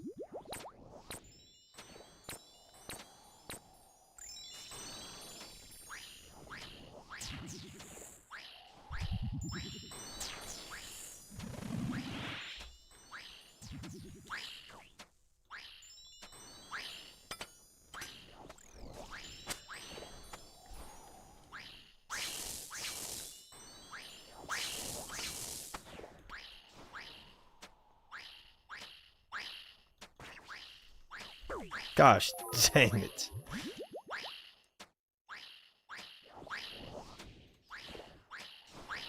Oh, wow, that is a lot of tomatoes.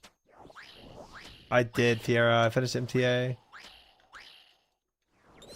Oh, brother. They were coming after me, too.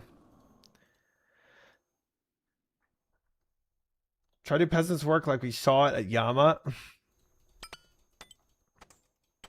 What kind of work you seeing at Yama? Yeah, I did MTA over my day off on Sunday. Saturday night, Sunday.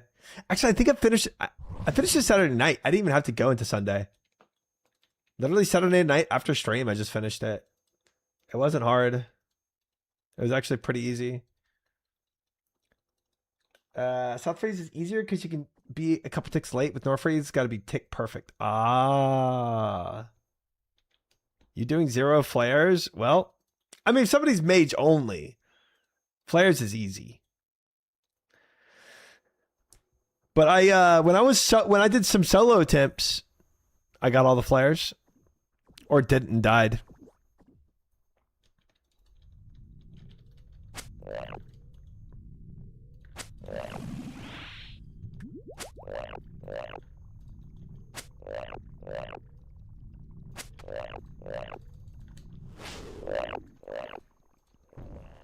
It's an easy safe spot right there. That was a free one for sure. Oh, I don't have range prayer on. Trying to die.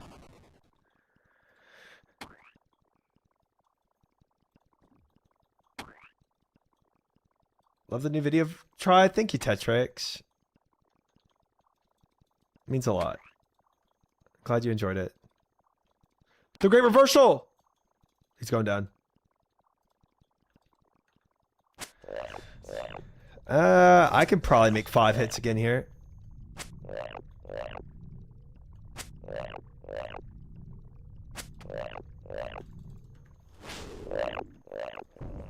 Mori stayed. Mori stayed like a brave soldier. I can kill him. Dying on my heart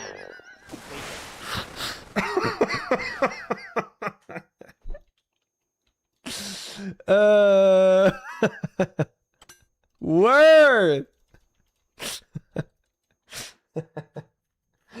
That was so silly of me. So worth. Gosh, I wish I had more of these salves to drop so I could get a stamina pot right there. The savior. Yeah, blood tests don't count. I forgot there's a text box to bloat. I don't really care about the early flies or late flies or the god fly or the Yama fly or the sword fly. We need to teach you the tech. Teach you the salve mining stringing same tick tech. Dude, I honestly need like 500 salves. I'm gonna be so frail. I need so many salves. I need to just camp it one day. Just salve it up. But can't you only get a full inventory of salves when you're down there? Or can you mine like a bunch and then bring it back to 520 minutes? You take lunars, I'm guessing?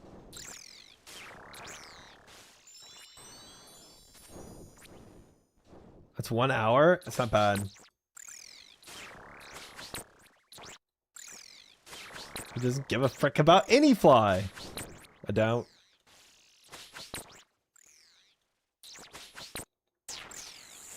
Lunar, Mortania legs, bank TP. Ah. So you do have to teleport in and out. Interesting. I made 500 before I started grinding Scythe. I mean, it makes sense. Oh, I failed it. I didn't realize I red X the wrong one. I'll let it blow up.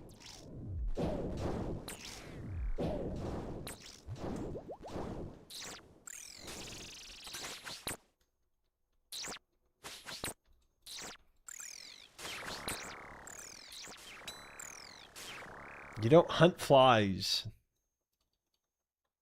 If you mine one, start chiseling. Click string jewelry spell, then mine again, same tick. You mine while stringing full inventory jewelry. Interesting. Interesting.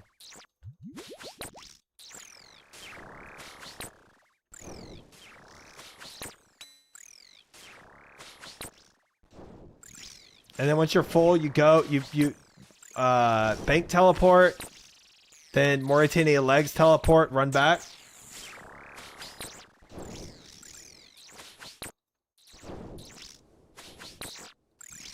It's very fun, like, harvesting while filling the compost bin at the farming guild.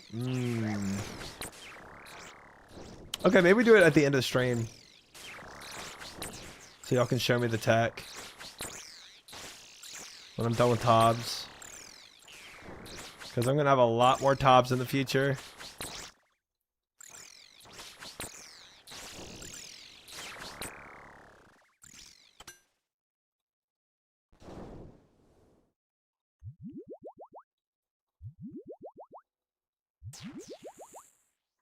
Okay. Full gear here. Thralls. Combat pot. I did not agree to share my closet with Meow. I didn't let Meow in, so I don't know how he's in the closet with you. Don't know really how that happened.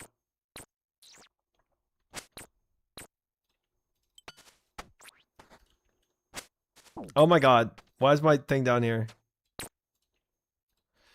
Oh lord, my inventory was not set up.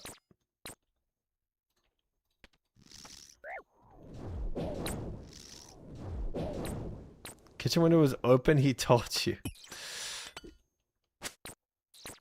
Yeah, you can throw them out. It's okay.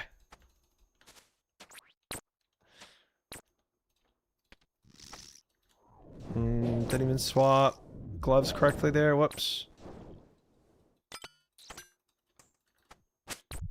My inventory is fricked right now, bro.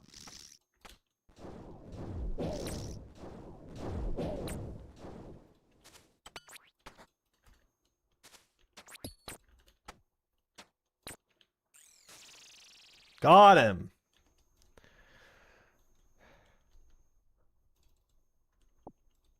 Boy. One sip of prayer pot left. What am I doing, bro? What am I doing, bro?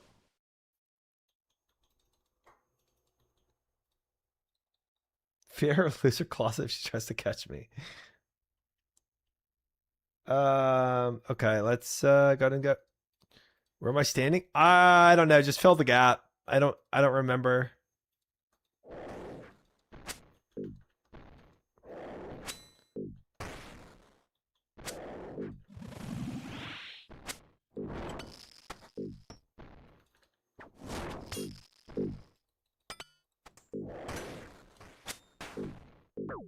Dude, there's no way I got smite. I definitely prayed range like a mile ago.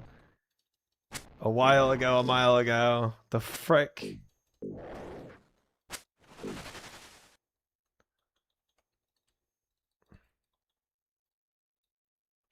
Whatever.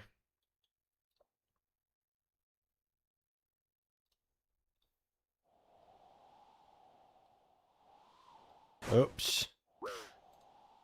Ignore that. Ignore that. Ignore that. Who did that? Who's ragging? Guys, come on. This is serious. Please, guys, focus.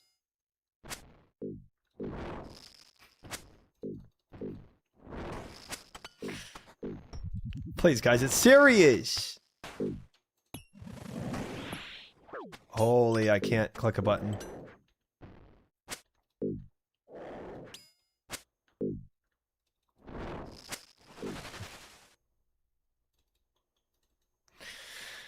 Oh, brother.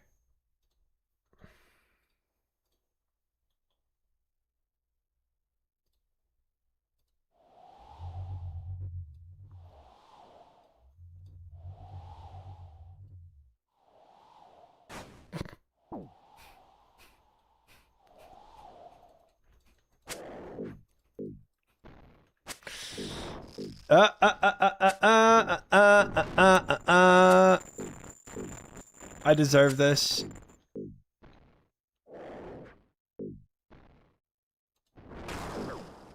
I deserve it. I deserve it!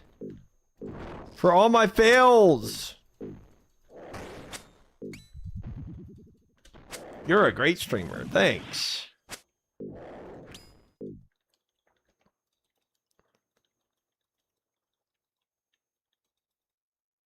Thanks.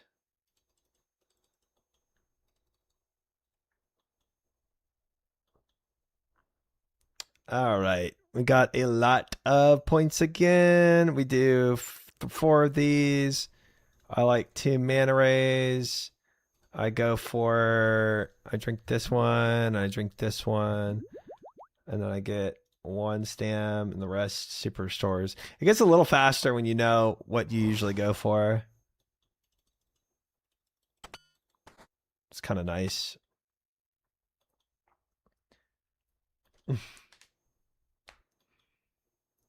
Okay. Una más. It's gonna pray preserve. Since we're already potted up.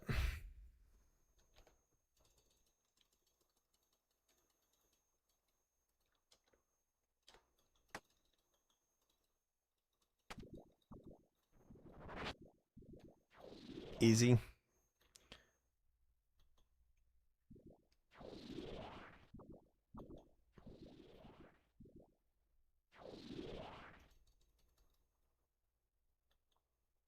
Okay, Darkseid's got that one. Mori's got that one for sure. I got this one.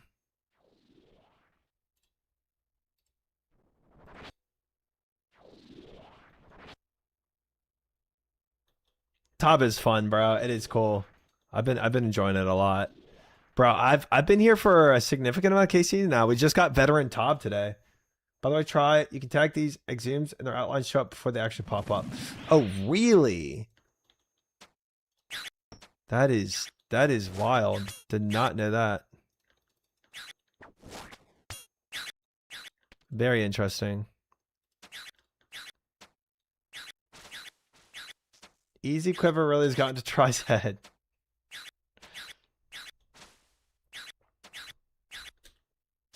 Quiver was easy, guys. I wish I could top. It's hard to find people. Yeah.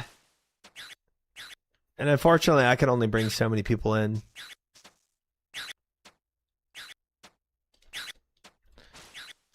But I don't know. I feel like in the Discord, my Discord, you can usually find people. If you just at everybody that's raiding.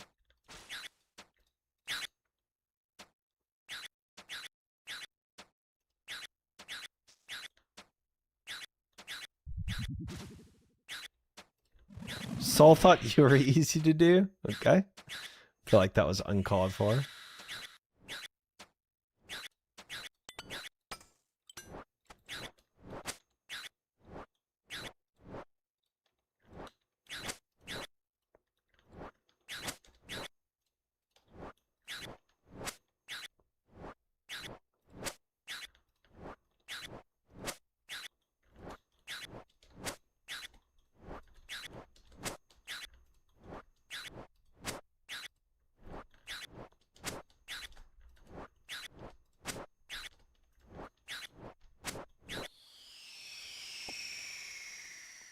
Clean.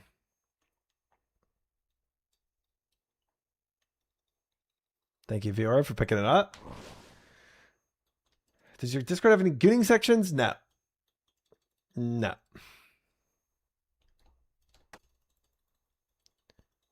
All right, so it's Mori, Daraxo, Viora.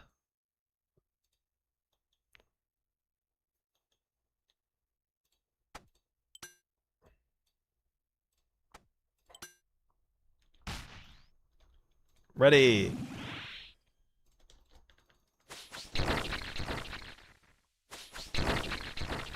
No, Tiger Opus, I'm changing my days off from Tuesday to Sunday, I think. It's been working out really well with my life, so...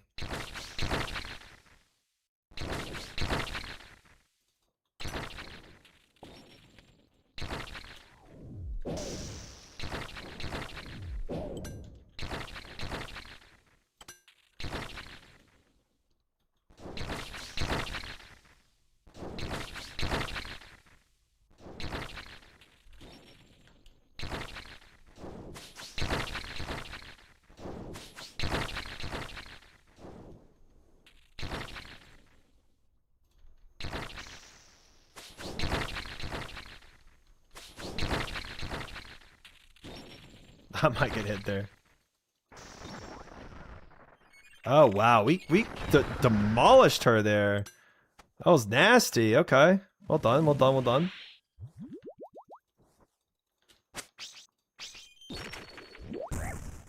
Okay.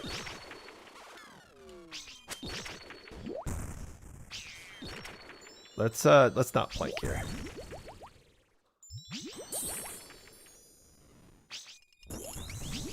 Oh, Lord. We're just gonna play. We're just gonna play Brewing Simulator for a second, guys. You know, I didn't even want to do that. I didn't even want to click there.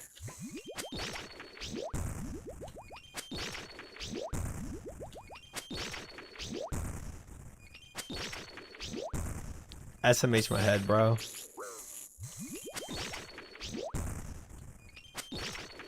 He's inting very hard, but it's fine, but it's fine. You can always come back.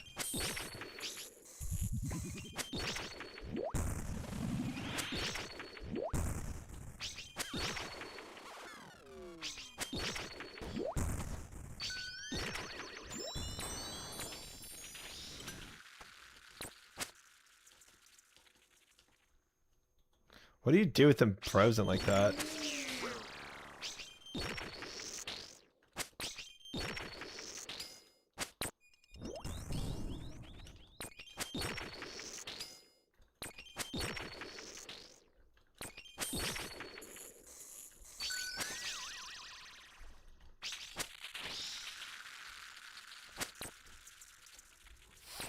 I was typing too, you just didn't see it. Yeah.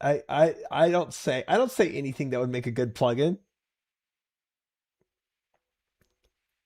Those IDs should work.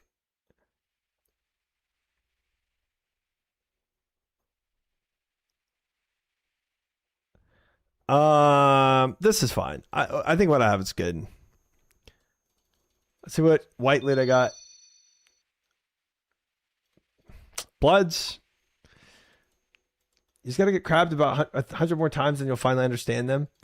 Yeah, I think repetition is gonna get me in the groove. Loud high-pitched scream on death plugin. I don't do that. All right, guys. Honestly, I think I'm gonna call it there. Let me go and figure out though. Let me go figure out what y'all are talking about with the salve ammies. I want to see this. Salves. Okay, let me okay, so you said lunar spellbook. So spellbook for nothing? Sorry, Doroxo. I mean, y'all can always get a fourth though. I'm sure there's plenty of people in chat that would want to run them. Thank you for the raids. GG's, Doroxo, Viora, Mori, and Chrome. All right, lunar, a bank TP, and Mauritania legs.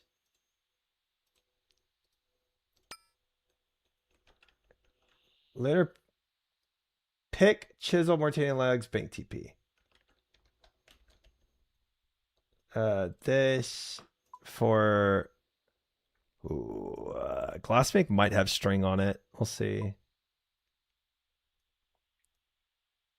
Sorry for atrocious North Freeze. I'll work on it. No worries. No worries. I mean, I'm totally fine with people learning. Think melee grubbing away. You hit it. You hit grub. It explodes, but you still have time to move out of the way. You stand next to them. And so instead of hitting them, you stand next to them in that range, and then you run away. Okay. So you kind of bait out the explosion is what you do with them. Instead of running around like crazy like I do. Mud staff? I don't have mud staff. I have dust though. It's something. Or I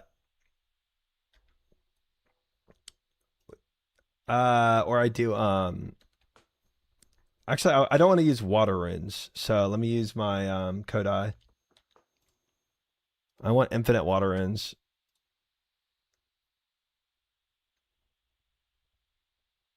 Somebody's exploding baboons in Toa. Okay. They have to be aggroed on you to pop them too. Yeah, I guess realizing which ones are aggroed and which ones aren't.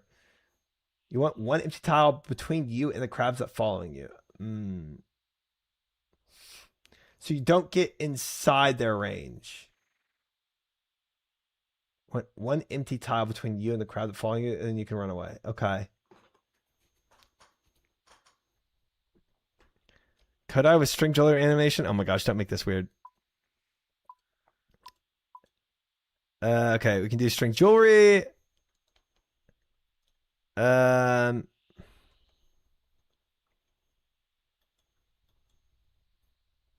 Okay, Mauritania legs. What was my list? Lunar. Oh, pick.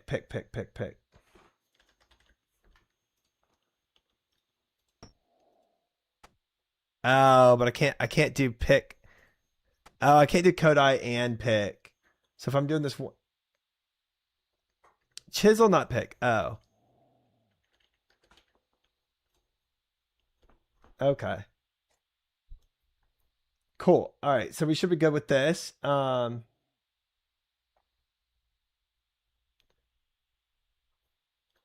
right. So let's go.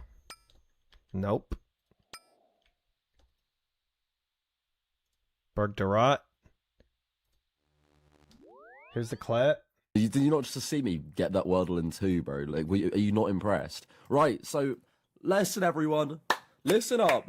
We got technology. I saw this in a Cold Ones video, but I'm just going to teach you here now. So what you're going to do, you're going to get one salve. Stand back, 1 tile away, or 2 tiles away. You're going to click the salve rock, going to click spin, string, and then it's going to make and pick at the same time. Wow. Requirements for this, being able to make salves and a chisel. Enjoy. Oh, and some runes and I think 80 magic. But like, if you're doing Tob, you should have it anyway. Thank you for coming to my TED Talk. Enjoy. Clip it, chat. Clip it. We smashed it. We smashed it. Wow. Any CA help on sub? Did you not just see me get that Wordle in too, bro? Like, are you not impressed? Right. So, listen, everyone.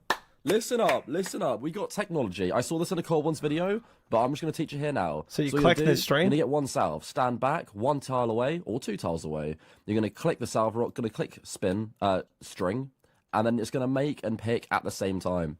Requirements for this, being able to make salves and a chisel. Enjoy. Oh, and some runes and I think 80 magic. That did work. Like, if you're doing Tob, you should have it anyway. Pog. Thank you for coming to my TED Talk. Enjoy. Clip it, chat. Clip it. We smashed it. Pog. We smashed it. Need one in the inventory first. And you see I see. Dude, wait, this is actually insane, fellas. That's disgusting. Wow. I didn't think a boomer like you would teach me something, but you just did. Huge. This is mage XP per hour or something? No, this is literally to get these salve hammies. And then I guess you have to still enchant them or something. You got to get them pink, right? I forget how. Or is it just purple? Is the pink? Pink might be Salvii. Maybe it is just purple. Tarn's Diary. Did I keep that? It's not in bank. It's at home. Okay. So you'll more than you'll ever need, but pop off. No, because I drop it every time, Blazar. Enchanted is pink, but blue is EI. Ah, okay. So for now, while doing this, literally I would just bank.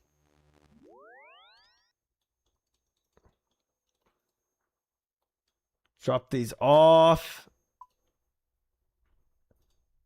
And then we'll go back for now. Yeah, you drop 1 after bloat every time. So you need a lot. Unless you just don't do that, but bring the book with you and enchant as you go.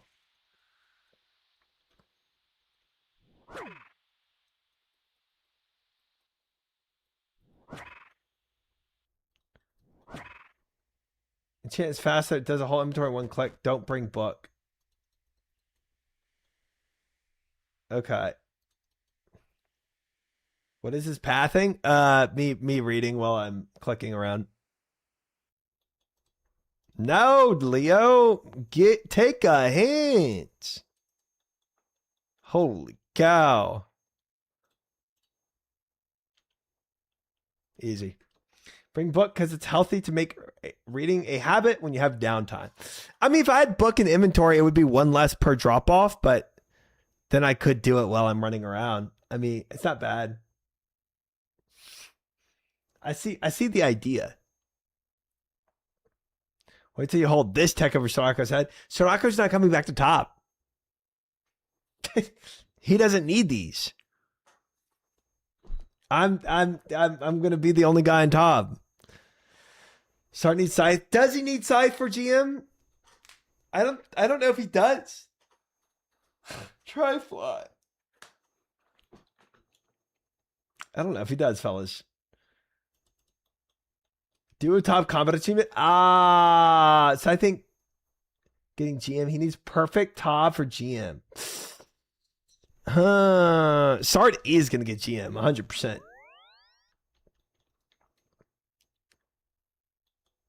Do you even need to play OSRS? So true. Do you? T-Boat only mega rare you need for GM. And then somebody else carries you for duo top GM time, right?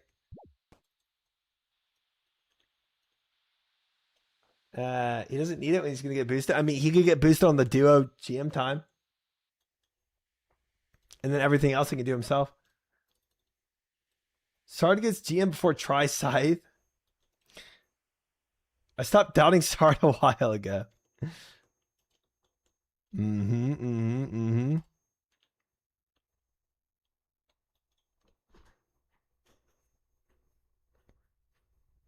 have like 8 minutes spare. GM time is so unbelievably free. Ah. Everyone quit for Classic Plus before GM. I mean, if Classic Plus comes out this year, which it could. I mean, like, but again, I don't think.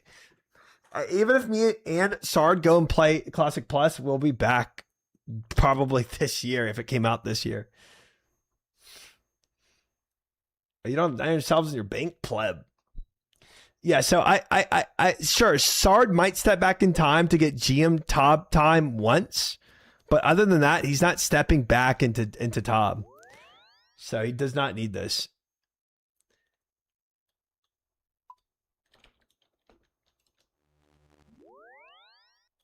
Yeah. Well, I skip probably the most fun weapon. Good question. But then what? He grinds GM and then quits. Why rush it? No, I feel like once you do GM, you go hardcore.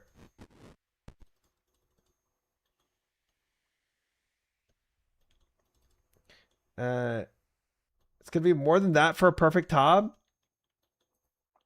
I really don't think perfect Tob is really gonna stop him. Like, I think it's gonna be fine.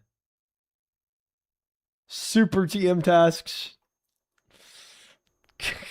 What? Gone soft.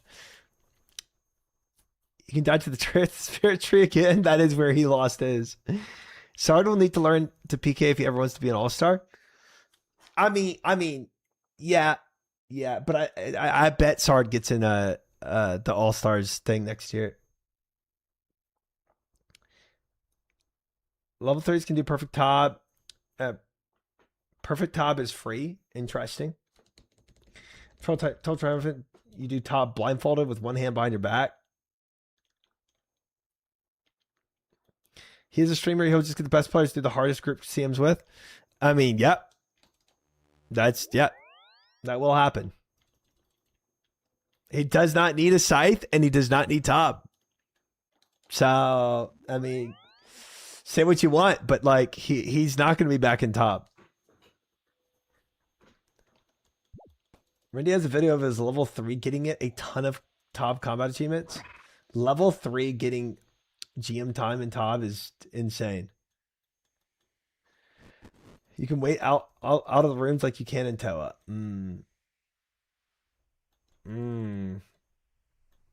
All these streamers merge. Dude, this string thing is sick, bro. I love this. This is cool. This is way better than how I was doing it. I wanted before Raids 4 came out to have 400 KCs of Tob. How many did we just do today? Actually, I need to check that. Let me see. High scores. Try slow. Is Tob in here?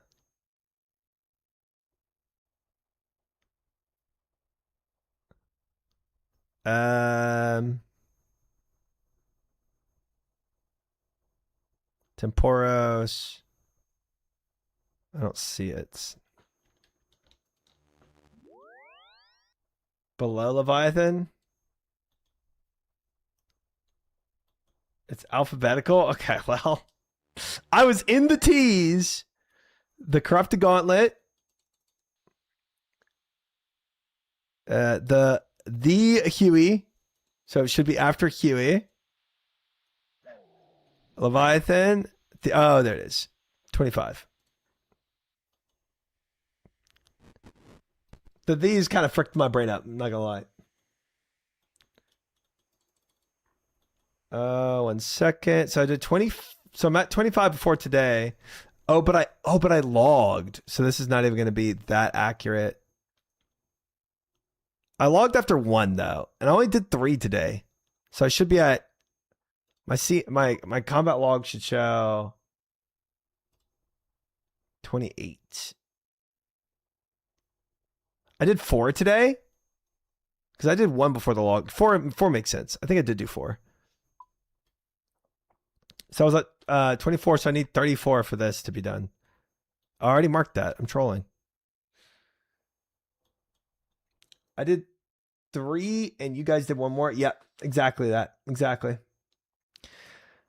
You can empty an allotment patch into the compost bin the same way. Basically, it's nice. I've never done that either. Did not know about that. I would always like get all my watermelons first and then do that. Started getting GM, guys. He's a gamer. Yeah, 100%. He's absolutely getting GM. I put all my channel points on that, bro. I think it's a guarantee. It's an absolute guarantee. This is cool. Wait, let me try Tarn's book now. I want to see what Quest Kate. Grab all these. Go home. Try and get a quiver. Anything's possible. Wow, bro. Wow.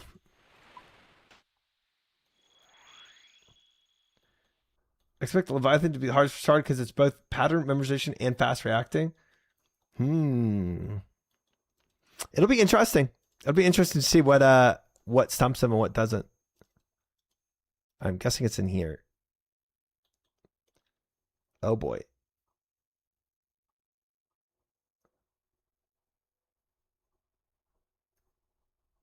Okay. Tale of Ibian. Tarn, you better be in here. Should be at the beginning of the T's. Unless it's not called Tarn's Journal, unless it's called something else.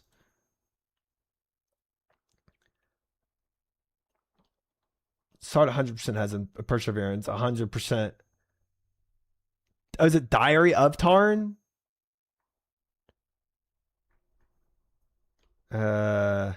Yeah, the Diary of Tarn.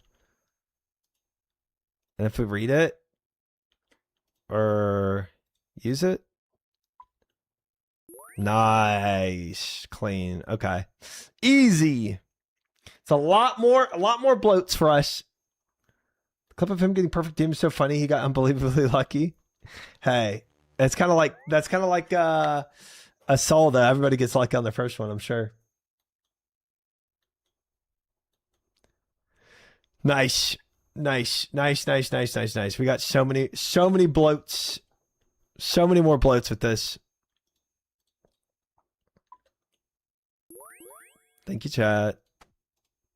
Deposit all. Deposit. Lock this. Shift left click all.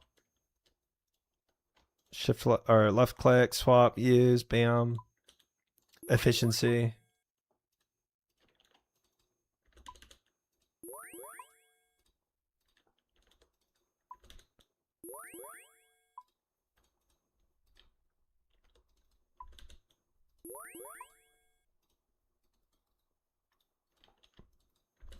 Nice.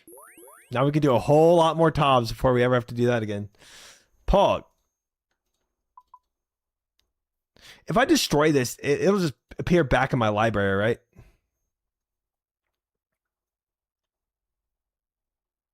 And so do you try your continuous runs for months in Colosseum shows your determination. If you really want to get GM and that would be 100% your goal, you'll get it. Thank you, Matani. What about my clicks, though? Take one for the team and find out. I don't want to go back to that maze. That is the last thing I want to do. You know what? I will just deliver this back to my bookshelf. You still gonna do top after you get a verdict? Yeah, I'm trying to go for a scythe. Still need ZCB plus T-bow and either Shadow or T-bow for GM speed times. Well, Sard has both of those, a ZCB and a T-bow. And then he just got his light bearer. You can drop any book. As long as you keep improving, GM is more of a grind skill check. Confirm try doesn't return his book to the library. All right, I'm destroying it. The perma at the bookcase. Perfect.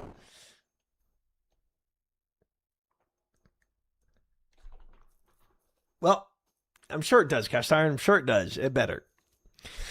It better. If you just destroy your book psychology, they just reappear back in the library. It's just how it works, IRL and in game.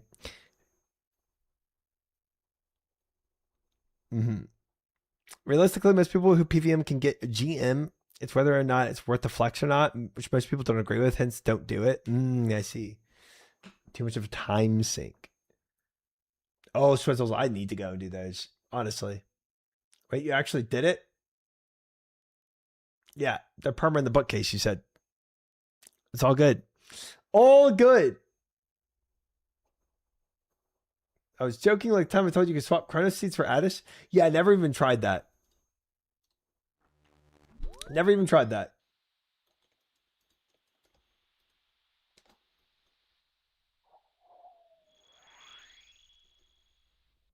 This is certainly going to be back on my bookshelf. This is certainly going to be back in here. Don't remove it. Search. Boom. Easy. Easy. All right, fellas. GG. GG's. Good tobs. No purples. Good shaman grinds. And no Dragon Warhammer. So what did we get from today? Literally just herbs from Tob. And that's it. That is all we got from today. Z. But you know, we tried. We tried our darndest. You were worried for a second there? There's an inkling of worry. There was.